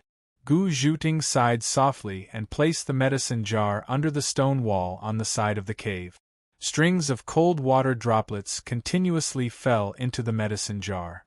She went outside the cave to cut down 2 small trees and came back. She chopped the small trees with her sword and put them on top of the fire. The fire burned fiercely, and the branches crackled as they burned. Looking at Anu's haggard appearance, Yang Fan held her head in his arms, and tears welled up in his eyes. Anu slowly woke up and murmured like a moan, "Master Gu, you're back. Did you find him?" Yang Fan said repeatedly, I found him. Anu, I'm right here." As he spoke, his tears finally flowed down, and big drops fell on the corner of Anu's chapped lips. Anu's consciousness was obviously much slower than usual. She was drowsy and half-conscious. When she heard Yang Fan's words, she weakly opened her eyes and stared at Yang Fan for a long time. Her eyes suddenly showed a touch of surprise, and she tightly grabbed onto Yang Fan's clothes and shouted, "Lang Jun! Lang Jun?" Yang Fan looked at her red and swollen eyes and nodded hard. It's me. I'm right beside you." Lang Jun. Anu tightly threw herself into Yang Fan's arms, and choked with tears gushed out like a spring. "Lang Jun is safe and sound. I'm so happy." During the days when Yang Fan was missing, she was the one who suffered the most. Whether it was physically or mentally, she was constantly being tortured. Doing good deeds and refining corpses was indeed the fastest way for her to get news of Yang Fan, but it also meant that she was trapped in fear and sorrow all the time. Her energy and physical strength had long been overdrawn, and she relied entirely on her mental strength to support herself. When she finally found the whereabouts of Yang Fan and saw that Yang Fan was still alive, her mental strength relaxed, and her body and spirit that should have collapsed long ago could no longer hold on. Her current physical condition was completely a reaction of her anxious and nervous mind and exhausted body to repair itself. At this moment, she was in Yang Fan's arms, and she cried to her heart's content. Her tears wetted Yang Fan's chest, and as the tears gushed out, her spirit and complexion miraculously improved. All of this made Gu Zhuting, who did not know what was going on, secretly amazed. In her opinion, Anu's current state of weakness would not improve without at least 10 days to half a month's rest, but when Yang Fan came, she actually improved so quickly. Her eyes were obviously filled with spirit, and the gray complexion on her face was also glowing. Her body that was so weak that she could not even speak a word could actually sit up. A miracle! It was simply a miracle! Is the sovereign the reincarnation of a ginseng baby? Gu Zhuting stared at the side with her eyes wide open. She only felt that Yang Fan was 10,000 times more magical than the smelly herbs that were being boiled in the urn. If the sovereign was stuffed into the urn and boiled, would he be able to cure all kinds of diseases? Lang Jun, let's leave quickly. If they find out that you have gone missing, they will definitely search everywhere. Anu said a lot to Yang Fan while crying and laughing. Her words were messy. The first sentence was still talking about this, and the next sentence was talking about something else. After such a long period of longing and pain, she had too many things to say, but as her thoughts gradually became clear, she finally thought of an important problem: we have to leave immediately. Yang Fan shook his head lightly and said, "How can you leave in your current condition? You should focus on recuperating first. Don't worry, I have saved the life of one of their leaders, so they no longer see me as an enemy. They originally planned to let me go when they left this place." Yang Fan sighed, hugged Anu's body and said softly, "The Imperial Court has suffered another defeat. The Khitans plan to fight their way back to their hometown to establish their base. Since Taizong and Gaozong, when has the Imperial Court suffered such a big loss? Now the Imperial Court is like the Buddha in heaven, it looks magnificent on the outside, but empty on the inside." Anu said blankly, "Then, what should we do now?" Yang Fan sighed, "I am not a god, what can I do?" He lovingly stroked Anu's hair, kissed her forehead lightly and said softly, "I will go home with you." At this time, Wu Yanxiu, the future son-in-law of the Wu Zhou dynasty, had already brought a large number of wedding gifts from the south to the black sand of the Turkic Khaganate. But the news of the Imperial Court's Third Army being defeated again, and the death of the Prime Minister and Minister of War Wang Xiaojia had also reached the Turkic Khaganate from the east. Moshe did not expect that the once insufferably arrogant Tang dynasty had actually declined to such a state, and was defeated again and again in the hands of a small Khitan.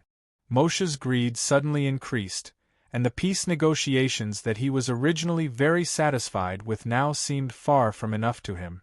Therefore, Moshe immediately turned hostile, and declared that his daughter should be married to the Li royal family, not the Wu family. The Turkic Khaganate did not recognize the Wu Zhou regime, so he detained Wu Yanxiu, imitated the Khitans, and raised the slogan of "Follow the Tang to conquer the Zhou," and sent out 100,000 cavalry. Because of the Khitans' rebellion, the border of the eastern part of Hebei, which was originally a barrier, was empty, and the Turkic Khaganate killed their way in from here. The Turkic Khaganate's military force was far superior to the Khitans, and they already knew how to use various siege weapons. Under their attack, the armies of Jingnan, Pingdi, and Qing Yi were immediately defeated, and Guizhou, Tanzhou, Dingzhou, and Zhaozhou fell one after another. Following the Khitans and the Shi tribe, the Turkic Khaganate also killed their way into this land, and wantonly looted. Chapter 737. Yu Fu, bring another jar of wine over. Qi Ding gave an order, and a burly man swaggered out of the shack and rushed to a large thatched hut not far away. It was already very late, and the entire mountain camp had fallen into a deep sleep. Only the hut where the Khitan generals held their daily meetings was still ablaze. A bonfire was burning in the center of the hut, and a large pot was placed over it. Water was boiling in the pot, and the rich aroma of meat spread far and wide. There were more than 10 large huts built around the meeting hut. Some were used to store grain, some were used to store clothes, bedding, and other supplies. There was also a hut that was specially used to store captured wine. The huts were not locked, and there was no need to lock them. Furthermore, there was no one watching over them. The entire camp was sealed off, and no one would dare to steal anything from them. Yu Fu's head was heavy and his feet were light. He opened the door of the hut and walked in the dark. As soon as he entered, he saw a few rows of wine jars piled high. He didn't need to light a lamp to know where they were. Yu Fu, who was in a drunken stupor, casually touched a jar of wine. He excitedly picked it up, turned around, and walked out. Yang Fan stood in the dark, and he was secretly shocked and broke out in a cold sweat. Yu Fu had almost touched him just now, so Yang Fan was quick-witted. He grabbed a jar of wine and handed it over. Fortunately, Yu Fu had just come in through the light, and his eyes were dark. In addition, he drank a little too much, so he thought that he had touched a jar from a pile of wine jars. Yu Fu walked out of the hut, and with a hook of his foot, he closed the door and ran back into the hut while humming a folk song. Yang Fan secretly sighed. When the sound of his footsteps faded away, he also quietly came out of the hut. He came tonight to search for tonics in the hut next door. Although he didn't know most of the herbs, he had practiced martial arts since he was a child, and in order to strengthen his muscles and bones, his master had given him many tonics to strengthen his body. He knew all of these herbs. Half of Anu's illness was depression in her heart, and the other half was her body's haggardness. After knowing that Yang Fan was safe and sound, her heart had been cured without medicine, but the weakness of the body could not be cured by mental strength. Yang Fan saw that she was weak, had no appetite for meat, and couldn't replenish her strength with porridge, so he wanted to get some tonics for her. With the tonics in hand, Yang Fan thought of using wine to help the medicine spread, so he went into the wine hut and quietly drank a water pouch. Now that he had the things in hand, he was about to leave. Glancing at the hut that was ablaze with flames, he suddenly had a strange feeling. Are these Khitans just having a normal drinking party tonight? Yang Fan had lived here for a long time, and he had never seen them stay up late at night. If it was a celebration, they had already announced the news this afternoon, and the whole camp had celebrated. Could it be that they were still in high spirits? A hint of doubt rose in Yang Fan's heart, and he subconsciously rushed to the hut. In the hut, Qi Ding was sitting at the head, with Fei Mo and several generals on his left and right respectively. In front of each of them was a plate of hand-grabbed mutton, wild vegetables, dried fruits, and glutinous rice cake. Fei Mo was holding a piece of fat and juicy mutton, and was chewing it with her mouth open. She chewed until her cheeks were greasy and her hands were full of grease. Yu Fu returned to the hut, broke the mud seal, and removed the cover. He poured a large bowl of wine in front of each chief, leaving only a little wine base. He happily returned to his table, and seeing that there was no more meat on the table, he took the basin to the pot of boiling water and scooped a few more pieces. The mutton was not completely cooked, and when he took a bite it was bloody, but he ate it with relish. Qi Ding sat at the head, waiting for an excited general to finish singing. He raised the bowl of wine and took a big gulp, then said loudly, "Everyone, quiet down." The hut was in a mess, and only quieted down after a while. Qi Ding said, "Heaven bless the Khitans. Although the Supreme Khan has returned to the Temple of the Gods, we still have the Great Marshal, and we are still invincible. With this defeat, the Tang army no longer has enough power to fight against us." The generals immediately clamored. Qi Ding pressed his hands together and said in a deep voice, "The Great Marshal has sent back an order, ordering us to move our entire tribe from the deep mountains to the Eagle's Mouth, 400 miles northwest of Yingzhou, and build our city there. Everyone, drink to your heart's content today, and start preparing tomorrow. We will depart the day after tomorrow." Qi Ding took another gulp of wine and said, "The great marshal has not returned yet, and he plans to fight a few more battles. Since we are going to build a city, the wealth we have now is far from enough, and we need to plunder more things." Yu Fu shouted, "Brother Qi, I thought that the Tang dynasty was very powerful, but I didn't expect them to be so weak. They are really a bunch of useless chickens and dogs. If they are so useless, why should we be afraid of them? Why go to the eagle's mouth to build a city? It is a waste of time and energy. Why don't we conquer a big city and occupy it?" As soon as Yu Fu said this, several chiefs immediately responded. Qi Ding glared at them and said, "Do not underestimate the enemy. If Chao-Renshi's army did not underestimate the enemy, how could they be so easily killed by us? Do you know how big the Tang dynasty is? The Tang dynasty still has soldiers and horses, but they are scattered all over the country and can't be drawn out. Based on our current strength, although we have hurt them, we are still far from being able to fight them head-on. Even if the imperial court has lost hundreds of thousands of soldiers, as long as they want to fight, they can still send out troops. But even if we only lose 30 to 50,000 soldiers, will there still be people left?" Yu Fu coldly stared at these hot-headed generals and said, "We have stolen a city's worth of rations, and it is almost enough for our entire clan to eat for a whole winter. But to the Tang dynasty, how big of a loss is this?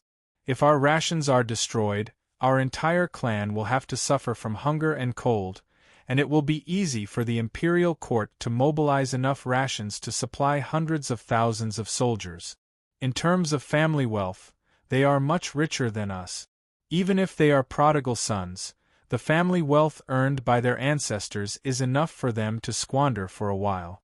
But our foundation is too weak, we can't even take a crushing defeat. How can we be careless?" The generals were silent. Only now did they remember how big the Tang dynasty's family wealth was. Although they had won a few battles, they had only just gained the courage and determination to build their own foundation. They had not even built the city yet. To say that they could completely defeat the Tang dynasty was still a long way off in the indefinite future. They couldn't help but fall silent. Although Qi Ding didn't want them to be too arrogant, he also didn't want to hurt their morale. Seeing that they were silent, he laughed and encouraged them. Was the great Qin powerful in the past? Was the great Han powerful in the past? Was the great Sui powerful in the past?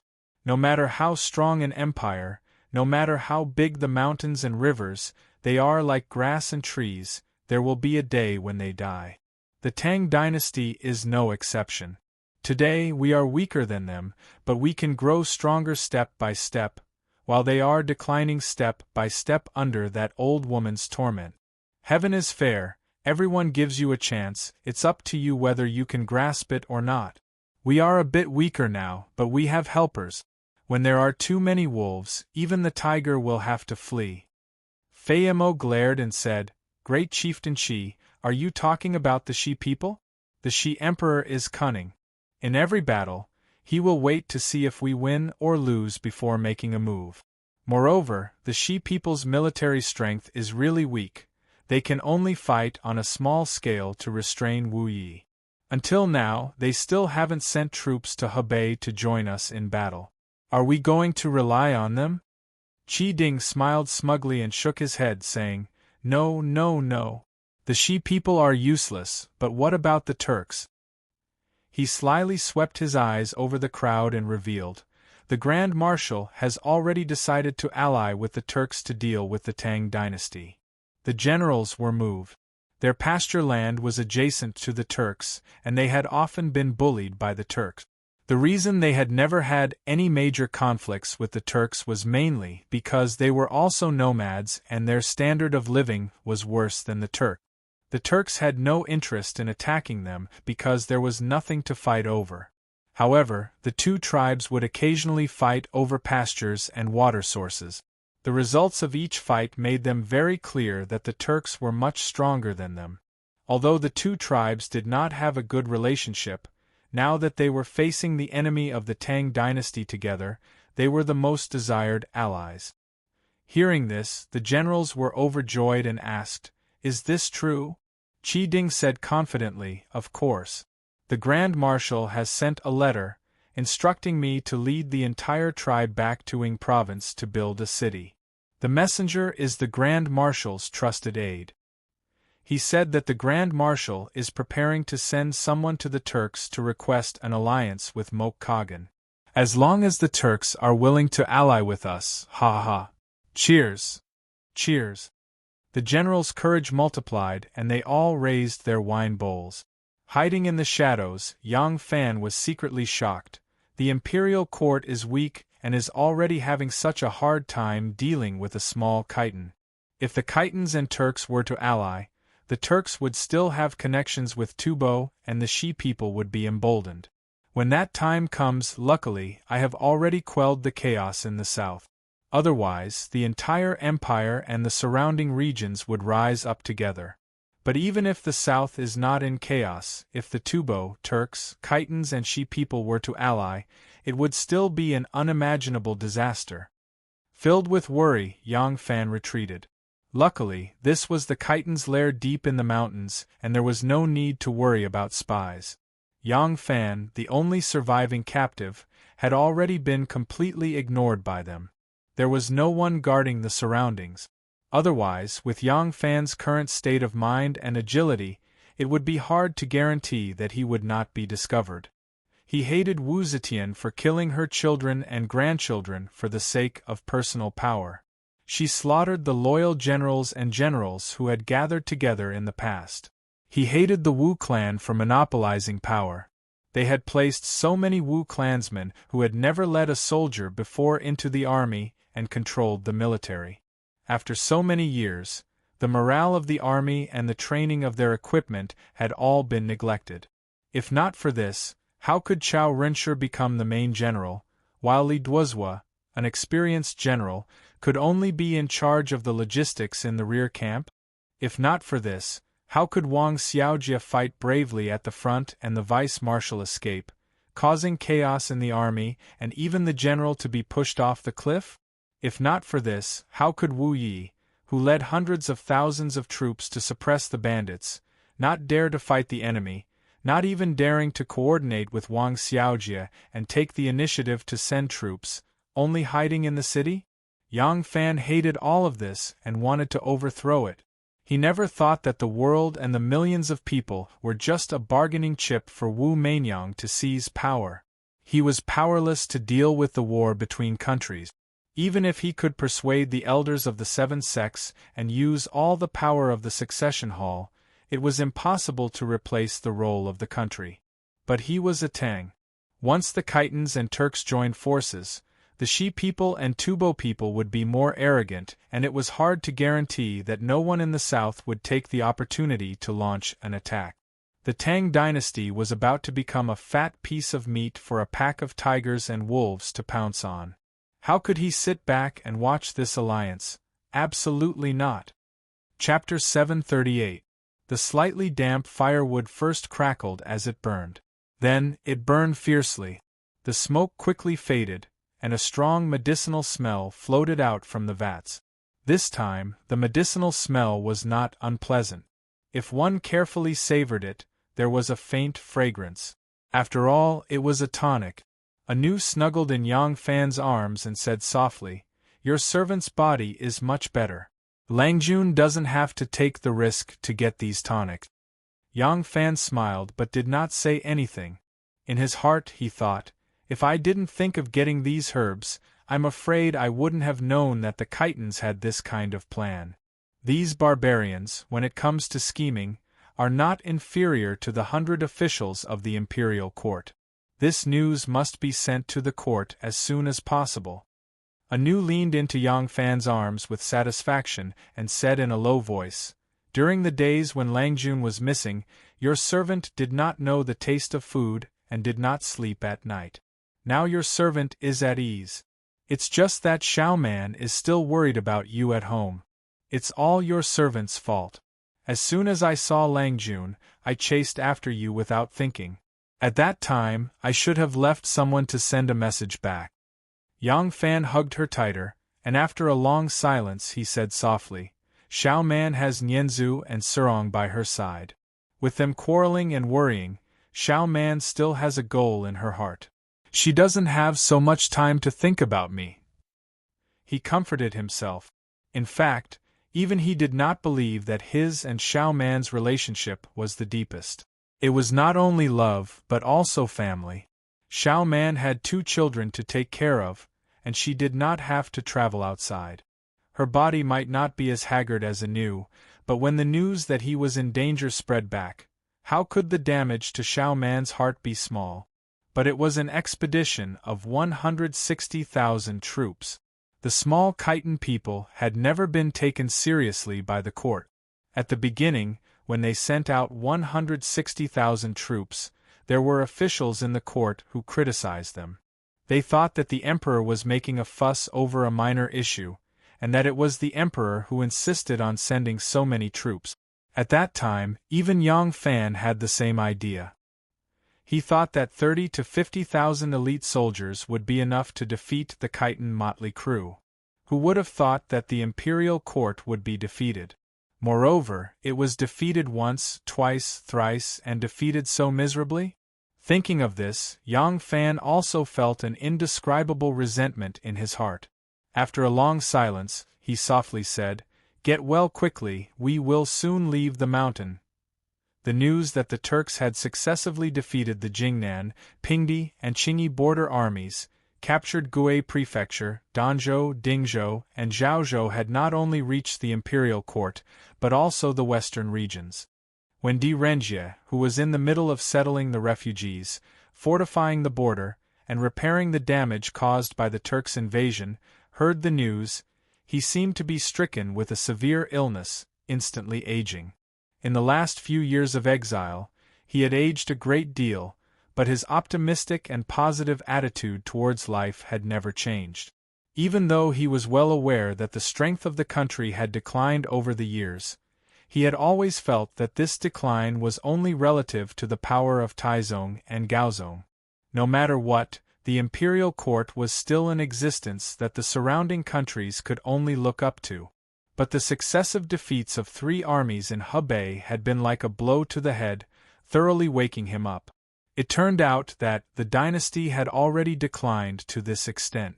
Once those enemies who had temporarily laid in ambush because of the strength of the Tang dynasty realized that this was a paper tiger, could their ambitions still be contained? The night was deep, but Di Renjie had no desire to sleep. After pacing outside for a long time, he returned to his tent and silently drank. After a few cups of wine, he began to feel tipsy. He was an old official who had lived through the reign of Taizong and Gaozong. He had personally watched as the Tang dynasty grew stronger step by step. Now, he had gone from a youth to a man of his prime, and now he was in his twilight years. His hair and beard were as white as snow, and the Tang dynasty, was it also beginning to decline? Marshal D. Great General Lu Shurta requests an audience. Di Renjie's drunken eyes indifferently glanced at the guard and waved his hand, ordering, "Invite him in." Lu Shurta slowly walked in, dragging his crippled leg. He clasped his hands to Di Renjie and said, "Lu Shurta pays respects to Marshal." Di Renjie didn't even raise his head. He only poured some more hot water into the basin and then carefully placed the tin wine pot in the middle of the hot water. "Sit, let's drink a cup or 2 together." Lu Shurta had only come to find Di Renjie to discuss countermeasures after hearing the news that the Turks had marched out of Hebei. He knew that Di Renjie had always rejected him, but he didn't know that when Di Renjie was in dire straits, he had repeatedly recommended Di Renjie to the imperial court, and Wu Zetian had already shown Di Renjie. Thus, he was rather surprised by Di Renjie's attitude. Lu Shurta saw that Di Renjie was so focused on the wine pot that he didn't raise his head, so he could only walk up and sit down on the stool across from Di Renjie. His body was extremely fat, and the moment his plump buttocks pressed against the stool, it immediately squealed as if it was about to fall apart. Drunken couldn't help but laugh. "You old fool, how can you still be so fat at such an old age? I've never seen you lose any weight." Drunken's words were somewhat intimate, and Lu Shirda's heart warmed. He also couldn't help but laugh. "This servant actually doesn't eat much. It's just that I was born with this kind of physique. There's really nothing I can do about it." Drunken raised the wine pot and poured him a cup. "Come, drink," Lu Shirda said. "Marshal, this servant has come today because," Drunken said, "I know why you have come." "Haha, this matter, what else is there to say? Come, drink, drink." Lu Shirda sighed. He had no choice but to raise his cup and toast Drunken before downing it in one gulp. Lu Shirda usually didn't drink, and with his temperament, it was even more impossible for him to drink like this. His current action was enough to show the depression in his heart. Drunken chuckled and immediately poured him another cup. The two of them drank one cup after another, and gradually they became tipsy. At this time, the wind outside began to blow faster, and sporadic snowflakes began to fall. Although they melted before they hit the ground, the dampness on their faces told them that it had already begun to snow. Winter was coming very soon. Moshe can be considered an ambitious and ruthless character. He knows when to bow and submit, and he can fight and escape. In the morning, he beheads you and becomes sworn brothers. In the afternoon, he can stab you in the back. One moment, he can strut around arrogantly, and the next moment, he can kneel and beg for mercy while kowtowing like pounding garlic. I, old D, don't bow to anyone, but I don't dare to bow to someone like this. Drunken scolded him with a smile as he drank a mouthful of wine. Lu Shirda's eyes began to moisten as he held his wine cup. Sigh. Don't talk about him. To forge iron, one must be strong. If we are strong enough, no matter how cunning or tyrannical he is, what can he do? Black-Tooth Changji, Quan Xianqing, Cheng Wading, they died too early. If any of these famous generals were still alive, the situation in Hebei wouldn't be so rotten. The Empress Dowager really shouldn't have killed them. Perhaps Lu Shirda was drunk, but he actually referred to the Empress Dowager as the Empress Dowager. Drunken seemed to be even more drunk than him. He actually didn't hear it at all and continued. The Empress Dowager was originally not good at military affairs, especially when she was the regent as a woman. There were many obstacles in the court, causing the Empress Dowager to place too much importance on military power. She gave it all to the Wu clansmen, but which one of the Wu clansmen knows how to lead an army? Lu Shirda sneered and said, "It's fine if they're not good at military affairs, but are they good at national politics? Fighting for power and profit is equivalent to national politics? Being good at scheming and scheming is the way to rule a country? It's better to use the strategy of restraining barbarians. This is a national policy that has been effective since Taizong's time. Why can't it be persisted? Why should it be changed according to one's own preferences? To deal with barbarians, you have to make them fear the power of the imperial court, but you can't oppress them too much. Not to mention foreign tribes, even if they are from the same tribe, if you oppress them too much and don't treat them as one of your own, who would be willing to serve you and bow to you. But what has the imperial court been doing all these years? In the third year of Shuigong, the imperial court launched a punitive campaign against the Tubo 9 tribes, which had first attached themselves to and then rebelled. They ordered the Western Turkic tribes to send troops to help. The Turkic tribes provided their own troops, horses, and money. After 6 months on the battlefield, they finally defeated the rebels and raised the prestige of the nation. In the end, the military campaign was over. It was fine if the imperial court didn't reward them with money, but there wasn't even a word of praise. Instead, the Empress Dowager used the reason that they attacked a Uyghur tribe without permission as an excuse. She reprimanded them and forbade them from entering the imperial court. She ordered them to be dispatched to Liangzhou and returned to their tribes. Are their sons not raised by their parents? Do they not have wives and children? They shed their blood for the imperial court, and this is the result they got. Who wouldn't be angry at being burned after crossing the river?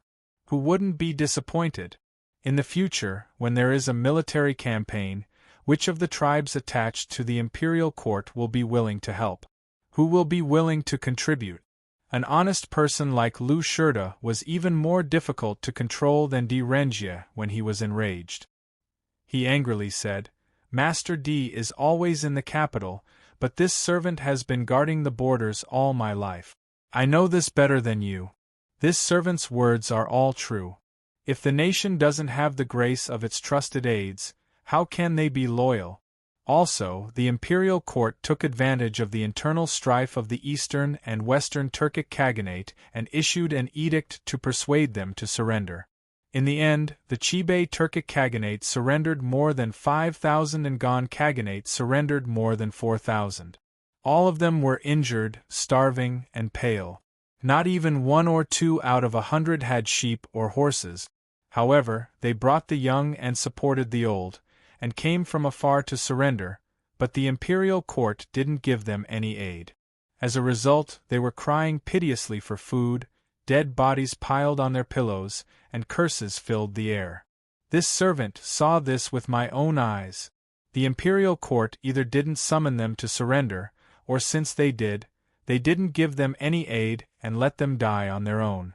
Where would the prestige of the imperial court go? What's more, the tribes were originally poorer than the imperial court. The majestic imperial court often extorted them, forged the great Zhou's 10,000 kingdoms praise Tianshu, and forced the rulers of the 4 barbarians to contribute. 10,000 kingdoms praise Tianshu? Bah! On the day the Tianshu was forged, how many of the tribes secretly cursed? Now the imperial court is forging the 9 cauldrons, and I heard that Wu Sanxi is plundering the barbarians for donations. If it wasn't for the incident in Hebei, he wouldn't have stopped. The barbarians aren't fools. If you treat them like this, they won't be of one mind. Let's talk about the Turkic disaster. Back then, the Turkic Khan Ashina Funyan had surrendered to the imperial court. Prime Minister Pei Xinjiang had promised on behalf of the imperial court that as long as he surrendered and personally went to the imperial court to ask for forgiveness, the imperial court wouldn't kill him. In the end, Funyan was executed when he arrived at the imperial court. The great Prime Minister Pei was betrayed by his own imperial court. If Funyan hadn't died that day, how could the disaster have happened today? Di Renjie naturally knew what Lu Shirda was talking about. These were all major mistakes made in the administration of the nation, but what could he do? Every time Lu Shirda said something, Di Renjie would drink a cup, and soon he was drunk. Di Renjie, who was filled with resentment and anger, could no longer hold it in and vented. This time, the imperial court sent 28 generals and 160,000 soldiers for the northern expedition. Everyone felt that it was like killing a chicken with a butcher's knife. Since the imperial court looks down on the Khitans, why did they send so many soldiers? Lu Shirda said, "Isn't it because most of the generals are from the Wu clan, and what they lack the most right now is military merits?" The imperial court also wanted to appease the ambassador with Wu Sanxi, and their intentions couldn't be clearer. It's a pity that the army was defeated too quickly, and Wu Sanxi didn't even have time to set off. Di Renjie smiled bitterly. All these years, the imperial court has neglected military equipment, and the military power is controlled by the Wu clan's many prefectural princes who don't know how to use troops. The soldiers aren't well trained, and their military power is far from what it used to be. With a group of generals who aren't good at fighting, how could they not be defeated? In the end, after a huge defeat, the Empress Dowager was still not satisfied and sent a second army, which was still led by the Wu clan's nephew. This army reached Hebei, but other than wasting money and rations, they didn't achieve anything. They had no choice but to send Wang Xiaojie and let Su Honghu, who's affiliated with the Wu clan, be the deputy marshal. In the end, the more Di Renjie spoke, the more pained he felt. He was skilled in politics and knew that Wu Zetian didn't give up on using the Wu clan's power to lead the army in the face of repeated defeat. This was to share military merits after a great victory and establish the Wu clan's prestige. In other words, Wu Zetian was now inclined to make the Wu clan's nephew the heir to the throne. This was to prepare for the transition of the Wu clan's regime.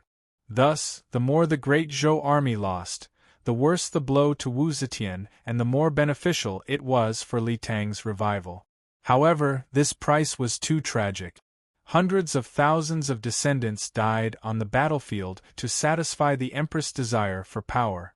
Di Renjie was worried that the Khitans would let go of their old grudges and ally with the Khitans. If that happened, the imperial court wouldn't just have to suffer a few defeats and lose a lot of strength. It would also have to deal with the southwest Tubo, the northwest Turks, the North Khitans, and the Shi people forming an anti-Zhou alliance. Once this happened, with the current strength of the imperial court, how would they deal with it? The snow outside the tent grew heavier and heavier. Unknowingly, the ground was covered in snow. At a glance, it was a vast expanse of whiteness. In the snow, several fast horses galloped over from afar and entered Di Renjie's camp. The messenger jumped off the horse, still panting, and said, "There's a copy of the Ministry of War that requires Marshal D's perusal." Di Renjie's bodyguard accompanied him through the heavy snow to the commander's tent. As they walked, he asked, "Brother, why are you in such a hurry? Is there some important military news?" The messenger replied, "I'm here to deliver the transfer order. The imperial court has appointed Great General Liu as the deputy chief and Great General Shatsa as the chief of the vanguard. They're going to send troops to Hebei to suppress the rebels. Marshal D is now the commander of the Western Army. If we want to transfer troops from here, of course we have to report to Marshal D first." The bodyguard was surprised and said, "They want to transfer these two great generals? They are old generals who are good at fighting. Is the war in the north so urgent that they actually want to transfer two great generals to the north? I wonder who the commander of this army is?" A look of disdain flashed across the messenger's eyes. However, his tone was extremely respectful and said, "The commander is the Jun Wang of Hanoi, Great General of the Right Jin Wu Guards, Wu Yizong." In the tent, the two old officials vented their complaints more and more. The more they spoke, the more resentful they became.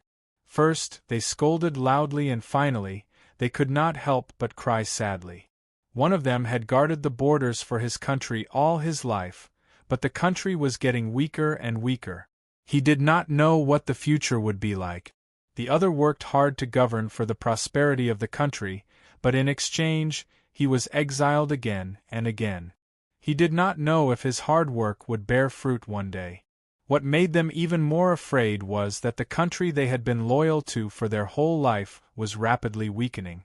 They did not know if there would be a day when the country would rise from the dead. The two old men scolded and cried and were drunk into a pool of mud.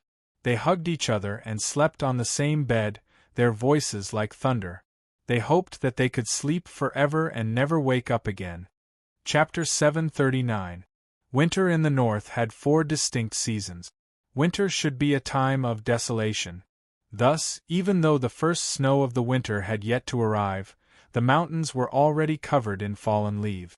Only a few short trees still had a few yellow leaves hanging on them, waiting for the north wind to blow and sweep them away.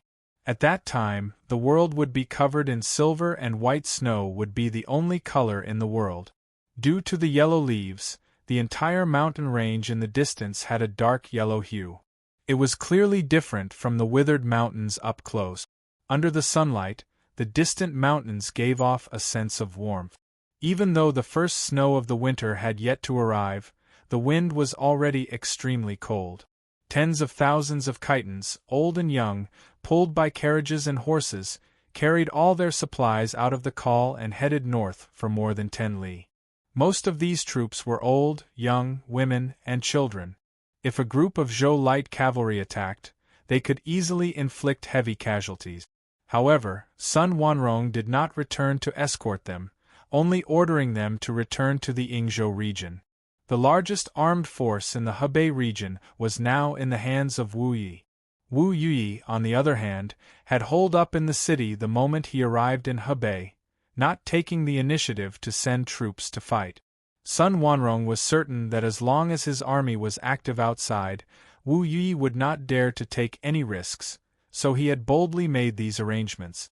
At this time, the Khitans were as arrogant as Chao Renshi and Zhang Xuanyu when they had first arrived in Hebei. Fei Mo led his tribesmen and deliberately dragged his feet at the back. When all the troops had left the call, Fei Mo reined in his horse and turned to look at Yang Fan. Because the weather was getting colder, Yang Fan had also put on a chitin leather robe. Just from his appearance, he looked no different from them.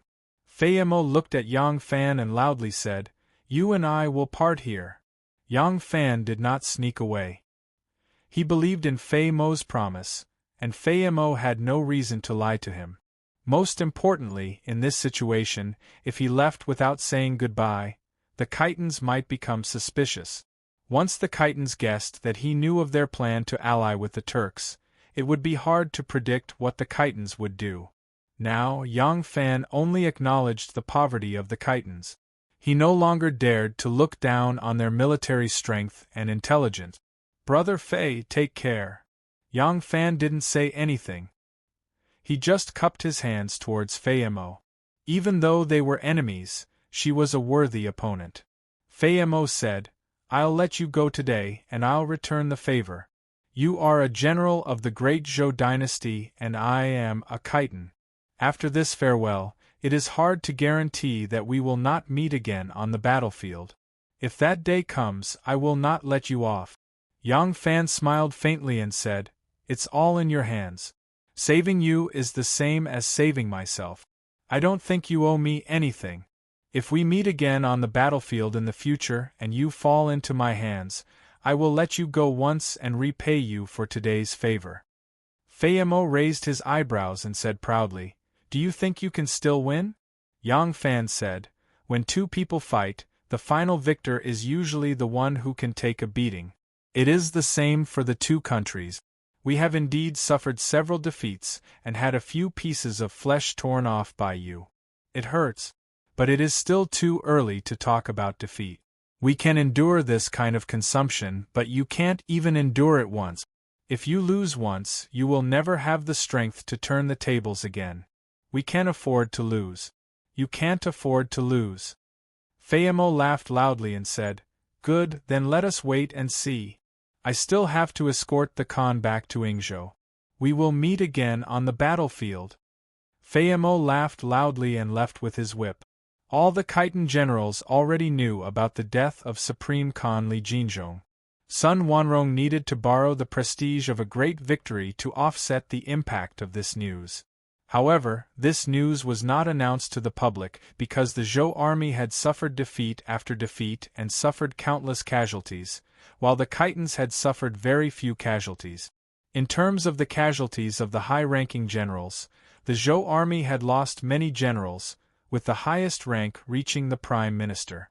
As for the Khitans, not only were the casualties of their soldiers extremely low, they did not lose a single high-ranking general, except for the secret death of Li Jinzhong.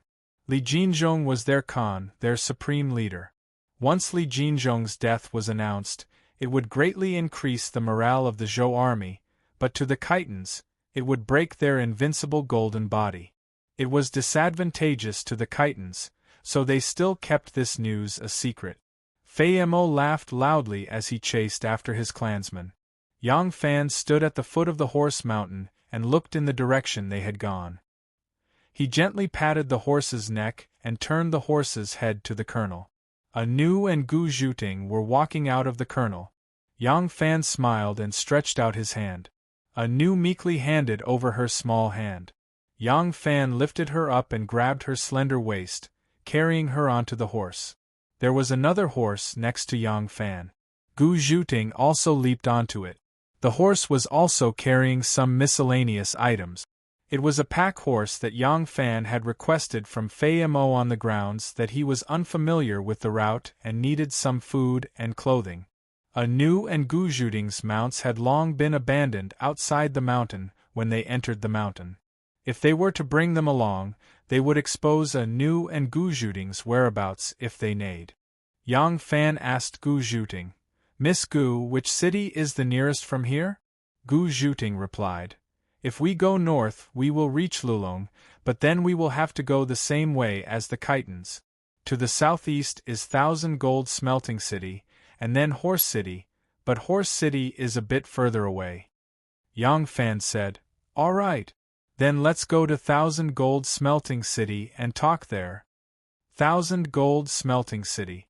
On top of the city gate tower, Ma Qiao walked out from the city gate tower.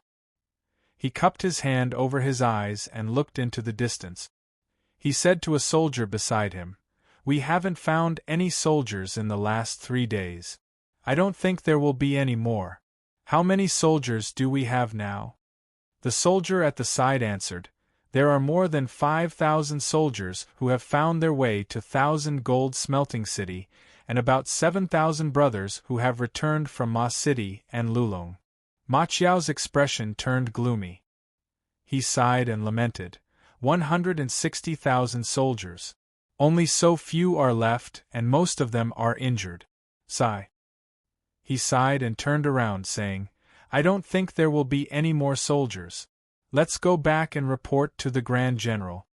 The soldier suddenly said, "Someone is coming, riding 2 horses." Ma Qiao turned around and squinted his eyes to look at the sky. After a few glances, he said with slight disappointment, "They should be commoners." The soldier also looked at them with his hand on the awning and praised, "Hm? They seem to be commoners, and they're 2 women." In this chaos, 2 women actually dared to walk around outside. The women of the northern lands are really bold. "Is it a woman?" Yes, it's a woman." "No, that's not right, there are 3 of them." Ma Qiao narrowed his eyes and looked at them with some doubts in his heart. Recently, not to mention the commoners who visited their relatives and friends, even the merchants didn't dare to walk outside easily. These 2 women and a man actually dared to walk outside in such a manner. Were they really ordinary commoners? Ma Qiao thought for a moment and ordered, "Tell the city to stop them and ask them who they are." When Ma Qiao said this, his body suddenly froze. Not only did his voice stop abruptly, even his body stopped moving. The soldier asked curiously, "Brigade Commander? What's wrong with you?" Ma Qiao suddenly let out a strange cry and jumped high into the air. He laughed wildly and said, "It's Brother Fan! Ha ha ha, it's Brother Fan! He's still alive!" The soldier jumped in fright and said, "Brigade Commander, what are you talking about? Who's still alive?" Ma Qiao ignored him and rushed over. He leaned on the wall and shouted, "Brother Fan, I'm here. I'm Ma Qiao." He shouted twice, but seeing that Yang Fan wasn't paying attention, Ma Qiao became anxious. He leaped onto the city wall, stretched out his hand, pulled a large flag, and waved it in the wind. The large flag fluttered in the wind. Ma Qiao laughed and shouted, tears of joy flowing down his thin, dark cheeks and hanging on his long, untrimmed, messy beard. "Brother Qiao! Brother Fan!" The 2 brothers who had survived the calamity hugged each other tightly, tears streaming down their faces. Anu stood beside them, smiling as she looked at the 2 brothers who were revealing their true feelings, gently wiping the corners of her eyes. In fact, neither Yang Fan nor Ma Qiao knew that the other had participated in the northern expedition. Although Yang Fan was personally appointed by the Empress, his rank was too low, and the various armies didn't know of his existence. As for Ma Qiao's expedition to the north, Yang Fan also didn't know about it. This was because the Empress had drawn troops from all kinds of arms and services, and the composition of the entire army was abnormally chaotic. Yang Fan didn't expect that Ma Qiao would also go on an expedition to the north, so he naturally wouldn't deliberately inquire about his news. However, after Yang Fan disappeared, the imperial court ordered Yang Fan's name to be found on the list of missing generals and academies. Princess Taiping, Wu Sanxi, and various other forces had also searched for him, especially after the propaganda of those commoners who had been asking about Yang Fan in the surrounding cities. How could Ma Qiao, who had been taking in the rebels in the 1,000-gold smelting factory these days, not know that his brother had also participated in this battle? The two of them laughed and cried for a long time before their emotions gradually stabilized. Only then did Yang Fan remember two urgent matters. He asked, "I need to immediately report to my family that I'm safe. At the same time, there is an important piece of news that I need to report to the imperial court. Is there any way?" Ma Qiao said, "The fastest way to report to Luoyang is through a military relay station. Now that you've disappeared, I don't know how worried your sister-in-law will be. Let's go, quickly follow me into the city. A military relay station has just been set up in the city, and there will be news coming and going every day. We'll go find a courier and promise him some benefits so that he can make this trip on the way." Yang Fan said, "Of course we have to send a message to my family, but I still have an important military matter to report to the imperial court. I heard that after our army was defeated, the imperial court sent troops one after another. Is there a general stationed nearby?" Hearing this, Ma Qiao sneered and said, "Don't mention it. Our army was completely wiped out, and the imperial court sent Wu Yi. Wu Yi hid like a tortoise as soon as he arrived. Helpless, the imperial court sent Wang Xiaojie. Great General Wang was ambushed, and the deputy marshal escaped, burying Great General Wang's life. Right now, there is only General Li in the vicinity." Yang Fan asked curiously, "General Li? Which General Li?" Ma Qiao said, "It's the great general of the Right Guard, Li Duozhua. He's in charge of escorting provisions for our army." He laughed self-deprecatingly and said, "A 160,000-strong army. Let's not say completely wiped out. At the very least, the supply camp led by General Li is safe." Chapter 740. Inside Li Duozhua's temporary commander-in-chief's tent in 1,000-gold smelting city. Li Duozhua looked at an official letter that had just been delivered by a soldier and slammed it heavily on the table. A trace of grief and anger uncontrollably surged between his brows. He really wanted to curse. If it wasn't for the identity of that person, he would have already started cursing. On the day of the Yellow Deer battle, he was responsible for escorting the rations. The Khitan cavalry first dealt with the vanguard of the Yellow Deer Valley and then launched a surprise attack, destroying the cavalry and infantry of the Zhou army. Soon after, they charged towards his supply camp. Li Duozhua saw that the enemy was too powerful. If he continued to persevere, not only would he not be able to protect the rations, but he would also be completely annihilated. He set the rations on fire and led his troops to break out of the encirclement. The Khitans were anxious to obtain the rations and did not split up their troops to chase after them. Therefore, his supply camp became the only group of troops in the First Army to survive. Li Duozhua's troops, other than the coachmen and workers who transported the rations, had 15,000 soldiers and horses guarding the rations. That night, more than 2,000 people died in battle. Most of them were killed while defending against the Khitans' surprise attack. The rest, about 13,000 people, escaped safely.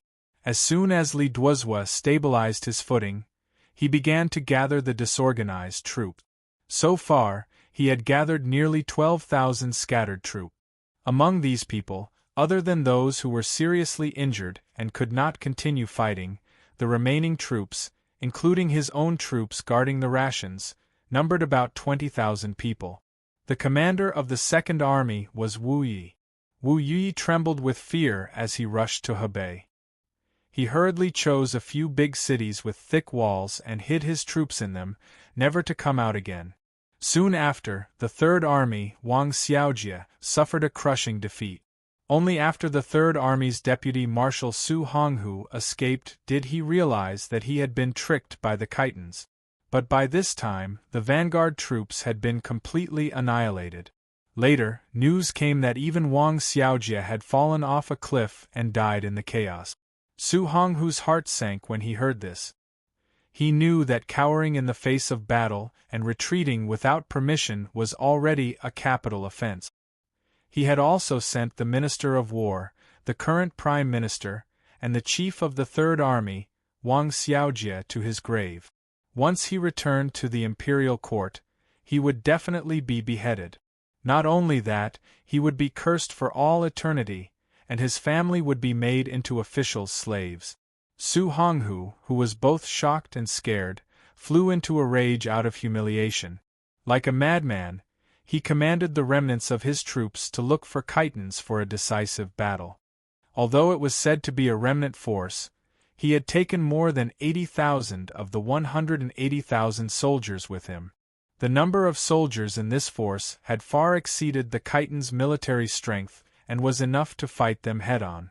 Right now, Su Honghu only hoped to defeat the chiton army. It would be best if he could completely annihilate the chitons and use this great achievement to atone for his crimes. Even if he was defeated, as long as he could die in battle, the imperial court would remember his loyalty and would have the opportunity to punish him for his crimes and not implicate his family. At this time, as the remnants of the Chao Rincher Corps of the First Army, Li Duozhua did not know what to do. His troops were too few, and half of them were transport troops with limited combat strength. If he continued to fight the chitons alone, it was very likely that this force would be buried. It would also be difficult to meet up with Su Honghu because he could not contact him at all. As a result, Li Duozhua continued to gather the remnants of the defeated army while writing a letter to Wu Yi, hoping to meet up with him. Unexpectedly, Wu Yi refused with the reason that the provisions were limited and could not support more soldiers. He wanted him to meet up with the remnants of the Third Army, Su Honghu. With one look, Li Duozhua understood Wu Yi's sinister intentions. Li Duozhua was from the Baian. His father was a leader of the Baian tribe. After the Tang Empire was established, his father submitted to the Tang dynasty. Li Duozhua had been brave and good at fighting since he was young and had made many military achievements for the Tang dynasty. Coupled with his father's care, he became the general of the Right Yulin Royal Guards at a very young age and had been in charge of the Imperial Army and the North Gate for more than 10 years. With such an important position, he was naturally coveted. Wu Qingxi and Wu Sanxi had tried to rope him in more than once, but Li Duozhua was unmoved. He had no intention of interfering in politics. He would be loyal to whoever was the emperor. Wu Zetian had seen through his attitude, so when the generals of the various armed forces were eliminated, he did not touch him. Wu Yi, Wu Sanxi, and Wu Qingxi were both distant. He knew that with his prestige in the family, it was impossible for him to become the crown prince. However, he was already a prince and was in charge of the most important imperial army, the Yulin Royal Guards. There was no benefit for him to take the risk of getting involved in the battle between the two. Thus, he had always maintained a neutral position, waiting for the right price. Under such circumstances, he had always hoped to be able to grasp the entire Yulin Guard in his hands. This way, regardless of whether Wu Qingxi or Wu Sanxi won, if they wanted to sit firmly on the throne, they would have to rely heavily on him. In this way, Li Duozhua of the Right Yulin Guard would become a thorn in his side. Li Duozhua was brave and skilled in battle, and had always been popular in the army. Moreover, he was unwilling to accept any party's enticement, including Wu Yi. The Yulin Guard was divided into the left and right Yulin Guard. In this way, Li Duozhua was equivalent to taking away half of his military power, causing the bargaining chips in his hands to be greatly discounted. Thus, he had always viewed Li Duozhua as a thorn in his side. However, Wu Yi had always appeared to be loyal and devoted to Wu Zetian, obediently obeying her orders. He had never had the intention to establish his own force, so he could not slander and exclude Li Duozhua in front of Wu Zetian. With Wu Zetian's shrewdness, his thoughts might not necessarily be hidden from her. Moreover, the Empress trusted Li Duozhua very much, so his slander might not be effective. Thus, Wu Yi could only look on helplessly as Li Duozhua, this thorn in his side, could not be removed.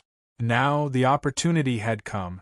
Li Duozhua had less than 20,000 troops in his hands, and half of them were supply troops, so their battle prowess was limited. In Wu Yi's calculations, since the Khitans were so vicious, as long as Li Duozhua's 20,000 troops encountered the Khitans, they would be no different from delivering themselves to the Khitans. They would definitely not return. He had tactfully refused Li Duozhua's approach because he wanted to borrow the Khitan's knife to remove this thorn in his side.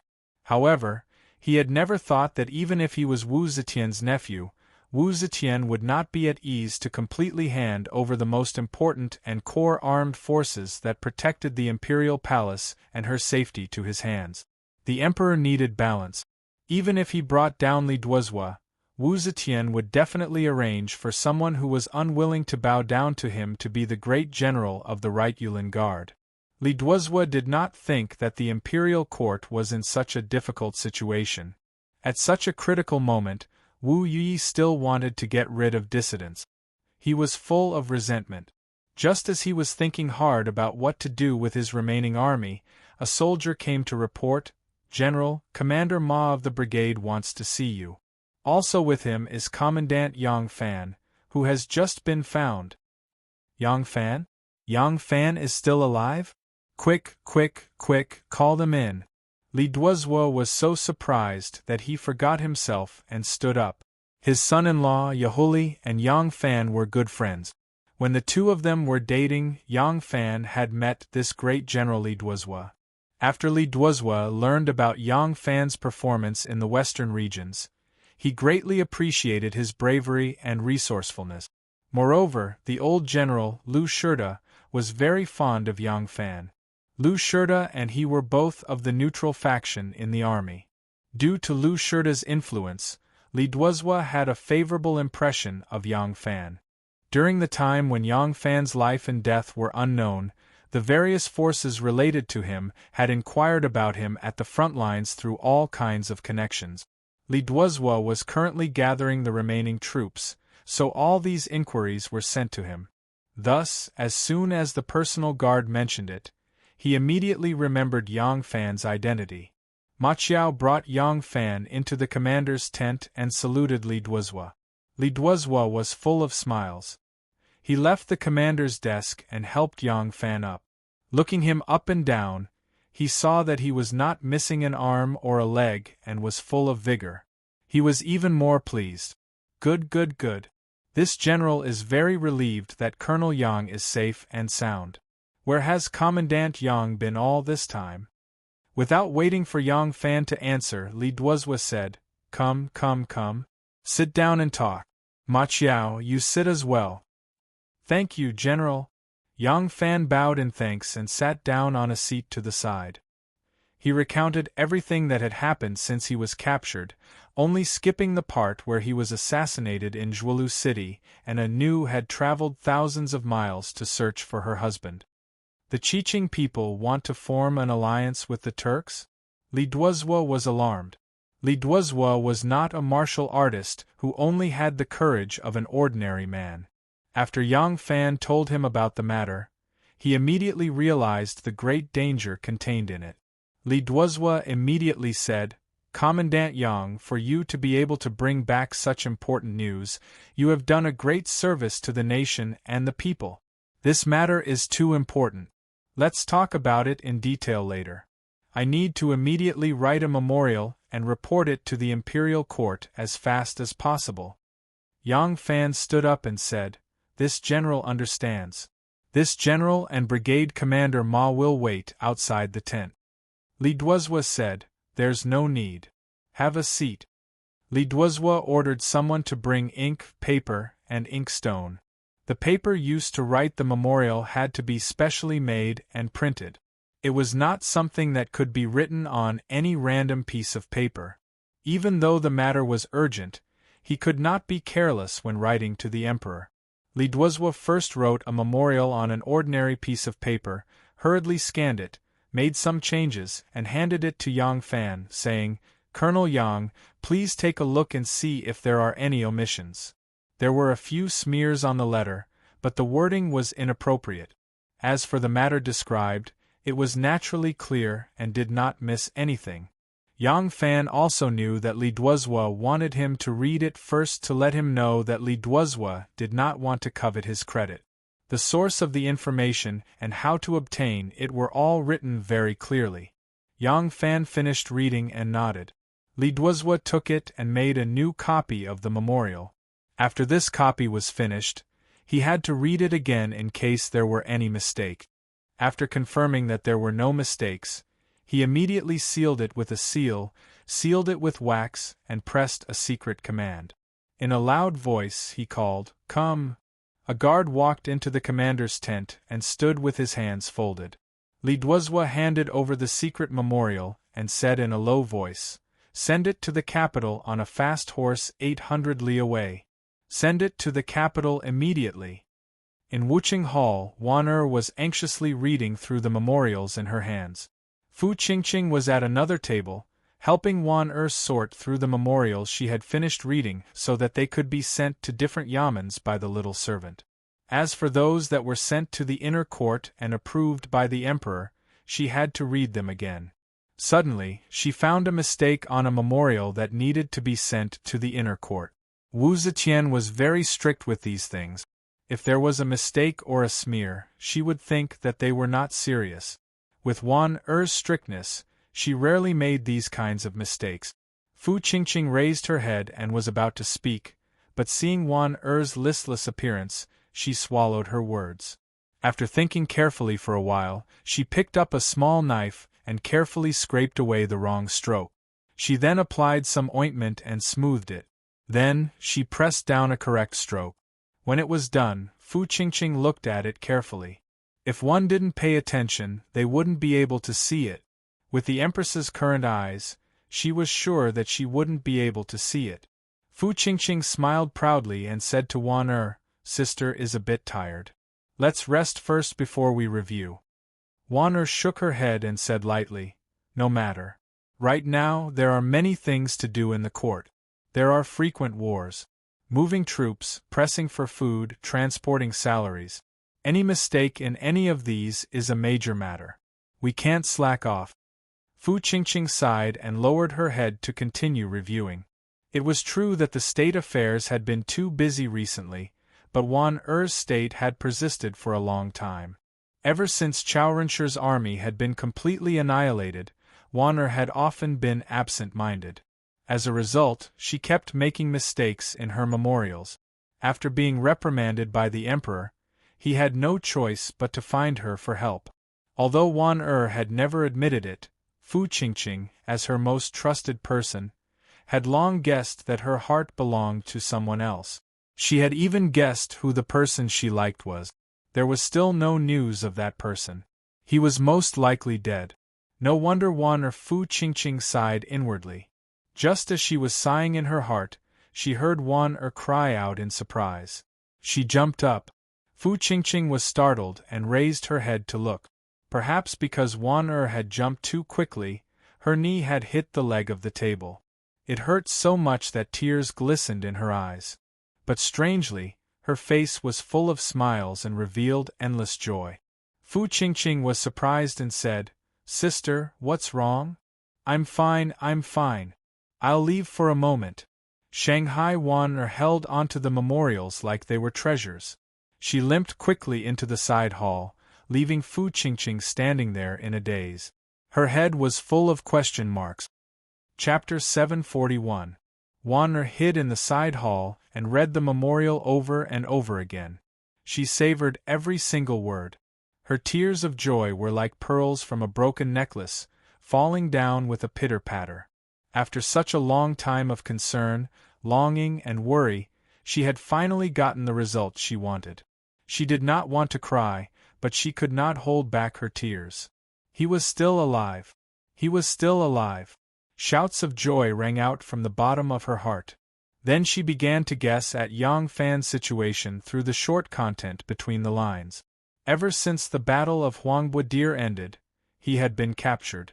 He must have suffered a lot in these days. His leg had been hit by an arrow. She did not know if the wound had healed. He had heard from the Khitan that the Khitan wanted to form an alliance with the Turk. He had spent so much effort to escape deep in the mountains. It must have been very dangerous. Those Khitans, with only tens of thousands of people, had defeated the imperial court's army of more than 100,000 twice, and each time, they had won a complete victory. Even so many great generals had not been able to escape, so each of them must be like fiends. How difficult would it be for Lang Jun to escape from their hands? Wan Er's thoughts ran wild. After a long time, she finally controlled her joyful heart. She gently wiped away her tears and hid away the thread of longing that she could not cut off. She walked out of the side hall. Sister Wan Er. Fu Qingqing stood up. She was surprised to find that Wan Er seemed to be different. She could not say what was different, but she seemed to be different. She was like a blade of grass that had been dry for a long time. Suddenly, it was full of water and once again stood up with its slender, beautiful, and weak body. I am going to see His Majesty. There is an important military report. Wan Er said sternly to Fu Qingqing with a stern face. After Wan Er finished speaking, she quickly walked out of the hall. Her shoulders did not move, and her dress did not sway. She was like the clouds and flowing water. She was still elegant, but she was less calm than before. She had to walk very fast. Otherwise, she would not be able to hold back the smile on her lips and the smile that came from her heart. On the lovely spring stage, Wu Zetian's face was gloomy. She was in a very bad mood, so much so that even Zhang Changzong and Zhang Yiji's flattery couldn't make her smile. Right now, the second Zhang had also quietly left out of fear. Hearing that the Turks were also taking advantage of the chaos in the Khitans to plunder as they pleased in Hebei, even going so far as to declare that they were attacking the Zhou in place of the Tang, Wu Zetian, who had just formed a marriage alliance with the Turks, felt like she had been struck by a blow to the head. She was enraged. Disregarding the consequences, she mobilized troops from the western regions, from the southern frontier, and from the prefectural armies in various regions. She assembled a large army and charged toward Hebei. The crafty Turks retreated. In the great desert plains, the empire couldn't afford to drag things out. That despairing pursuit was enough to drag the empire into the abyss of collapse, but were they just going to let them come and go like this? Wu Zetian found it hard to swallow this anger. However, that shameless Moshe didn't care about what she thought. When he retreated, because he didn't have the time to take all those slaves with him, he killed all the tens of thousands of men and women he had plundered from Zhaozhou and Dingzhou. Even so, this shameless man sent people to court and, in a serious manner, suggested that the reason they had attacked Hebei was because the imperial court hadn't agreed to all of their conditions. As long as the imperial court agreed to cede the Chanyu Protector General and return the surrendered territories of the Heku 6 provinces, not only would they not attack Zhou, they would also be willing to cooperate with Wuzhou in attacking the Khitans. Wu Zetian knew that they were talking nonsense, but the situation was stronger than the people. Did Wu Zhou have the strength to fight on both sides? Now that Moshe had 400,000 soldiers and occupied tens of thousands of li of land, most of the tribes in the northwest feared his power and abandoned Wuzhou to submit to the Turks. What could the imperial court do to this powerful scoundrel? Sage, Li Duozhua has an urgent report. Shanghai Wan Er quickly walked into the lovely spring stage. Wu Zetian, who had been lying tiredly on the chair, sat up in shock and urgently asked, "What happened in Hebei? Your Majesty, please take a look." Shanghai Wan Er handed the report to Wu Zetian. Wu Zetian took the report and struggled to read a few lines. She shook her head and said, "Read it to me." Yes. Wan Er took the report and read the information Yang Fan had gathered to Wu Zetian. When Wu Zetian finished listening, she completely forgot that Yang Fan was her daughter's lover. She also forgot that he had contributed greatly to her in the western regions. Not to mention other things, just his plan to sow discord in Tubo had borne fruit today. If it wasn't for the Tubo's internal struggle for power and the fierce fighting, Tubo would not be so peaceful today, and Wuzhou would be in an even more difficult situation. She only paid attention to the news that the Khitans wanted to form an alliance with the Turks. If this news was true, once the Turks and the Khitans worked together, wouldn't the chaos in Hebei be pacified indefinitely? Wu Zetian weakly lay back on the chair and closed her eyes in pain. Don't tell me. I have to agree to the Turks' conditions? Returning the surrendered tribes is not as simple as returning the surrendered tribes. Once these surrendered tribes are returned to the Turks, will the other tribes still be willing to submit to Wuzhou? Don't tell me I have to give the Chanyu Protectorate to the Turks? Since ancient times, has there ever been a king who did not expand his territory but ceded it? What should I do? What should I do? When the Turks heard the news that Wuzhou was sending troops to Hebei, they quickly retreated back to their territory. Although they retreated in a hurry and did not bring the male and female slaves with them, they still plundered a large amount of wealth. Those carts of goods were as good as raiding a Han's house. There was nothing they did not rob. Great Khan, the current Tang dynasty is no longer the Tang dynasty of the past.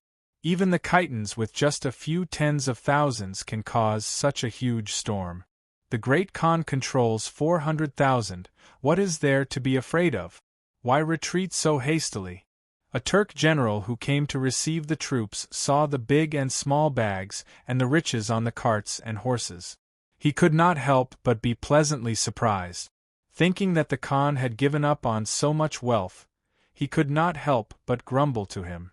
Moshe smiled slyly. Fool, you're only staring at the little profit in front of you. You need to look further.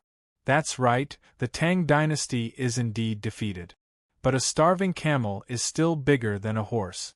We can bully this colossus once in a while, but to swallow it whole, we don't have that big of an appetite. If we fight with the Tang dynasty and both sides suffer heavy losses, even if the Tang dynasty falls, our strength will be depleted. At that time, do you think that the Hueha and Tubo will let go of the chance to swallow us up? Friends are only temporary. Moshe stroked his beard and smiled. Pleased with himself, he said, now we need to strengthen ourselves as much as possible. We need to strengthen ourselves without hurting our strength. We can't swallow the Tang dynasty right now, but we can still swallow a small Khitan. If we fight to the death with the Tang dynasty now, the Khitans will also take the chance to rise. This little brother is also a nomad like us. The grasslands are also connected. It is not a good thing to let it grow stronger. That general came to a sudden realization and said, I understand. The Khan is saying that we should watch the Tang dynasty and the Khitans fight to the death.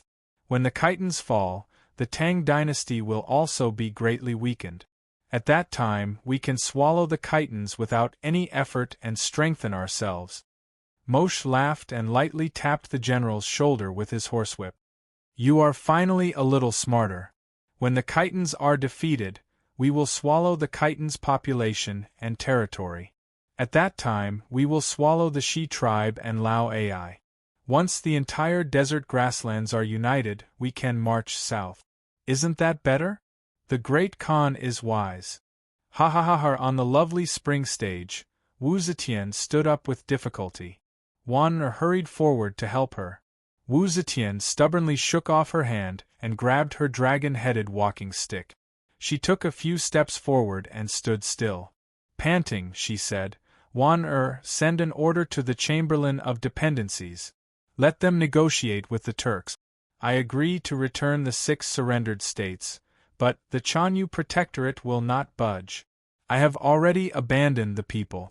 I cannot give up land and be cursed by the world.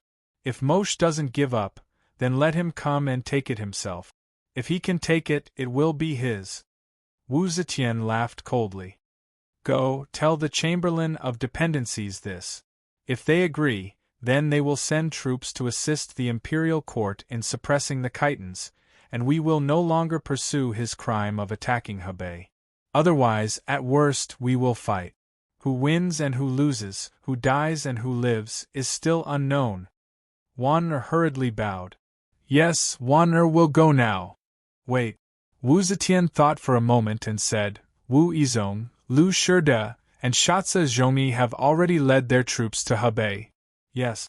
Send an order to that idiot Wu Yi to immediately lead his troops out of the city. He will coordinate with Wu Yizong in the north and south. He will take the initiative to fight the enemy. If he dares to hide in the city again, I will not let him off lightly. Yes. Send another order to Zhejiang's King Wu Yi to the east of Luoyang and fortify the capital's defenses. Yes. Send an order to the Helong Kingdom to appoint Di Renjie as the ambassador of Hebei. He is to quickly set out and pacify Hebei. Send an order to the Ministry of War to set up cavalry units to the north and south of the Yellow River. Assistant Minister of the Phoenix Pavilion, Wei Yuanzhong, will be the head of Bingzhou and the chief commander of the Heavenly Army. We will repel the Khitans in the north and the Turks in the west. Yes. Wu Zetian issued 5 imperial edicts in one breath. She panted heavily and waved at Wan'er. Wan'er quickly bowed and retreated. Wu Zetian slowly walked to the stone railing outside the hall with her walking stick. The palace eunuchs standing outside the hall quickly bowed to greet her. Wu Zetian did not speak. She stood in front of the stone railing and let the wind blow her white hair. She squinted her eyes and looked to the north. Her old hand gripped the dragon head of her walking stick tightly and slammed it on the ground 3 times. She gritted her teeth and said, Hebei, Hebei, in Thousand Gold Smelting City. Li Duozhua smiled bitterly and said to Yang Fan, It is like this now. Wu Yi is not moving and does not allow us to get close to him. Su Honghu is always chasing after the Khitans. We have no way of contacting him. Right now, we only have 20,000 people. Half of them are heavy troop. Our fighting power is limited. Just as he said this, a soldier suddenly rushed in and knelt on one knee. He cupped his fists and reporting, Great General, we have just received an urgent military report. The Khitans have suddenly appeared northwest of Horse City. It looks like they want to attack Horse City. The magistrate of Horse City has sent people over to ask Great General for help.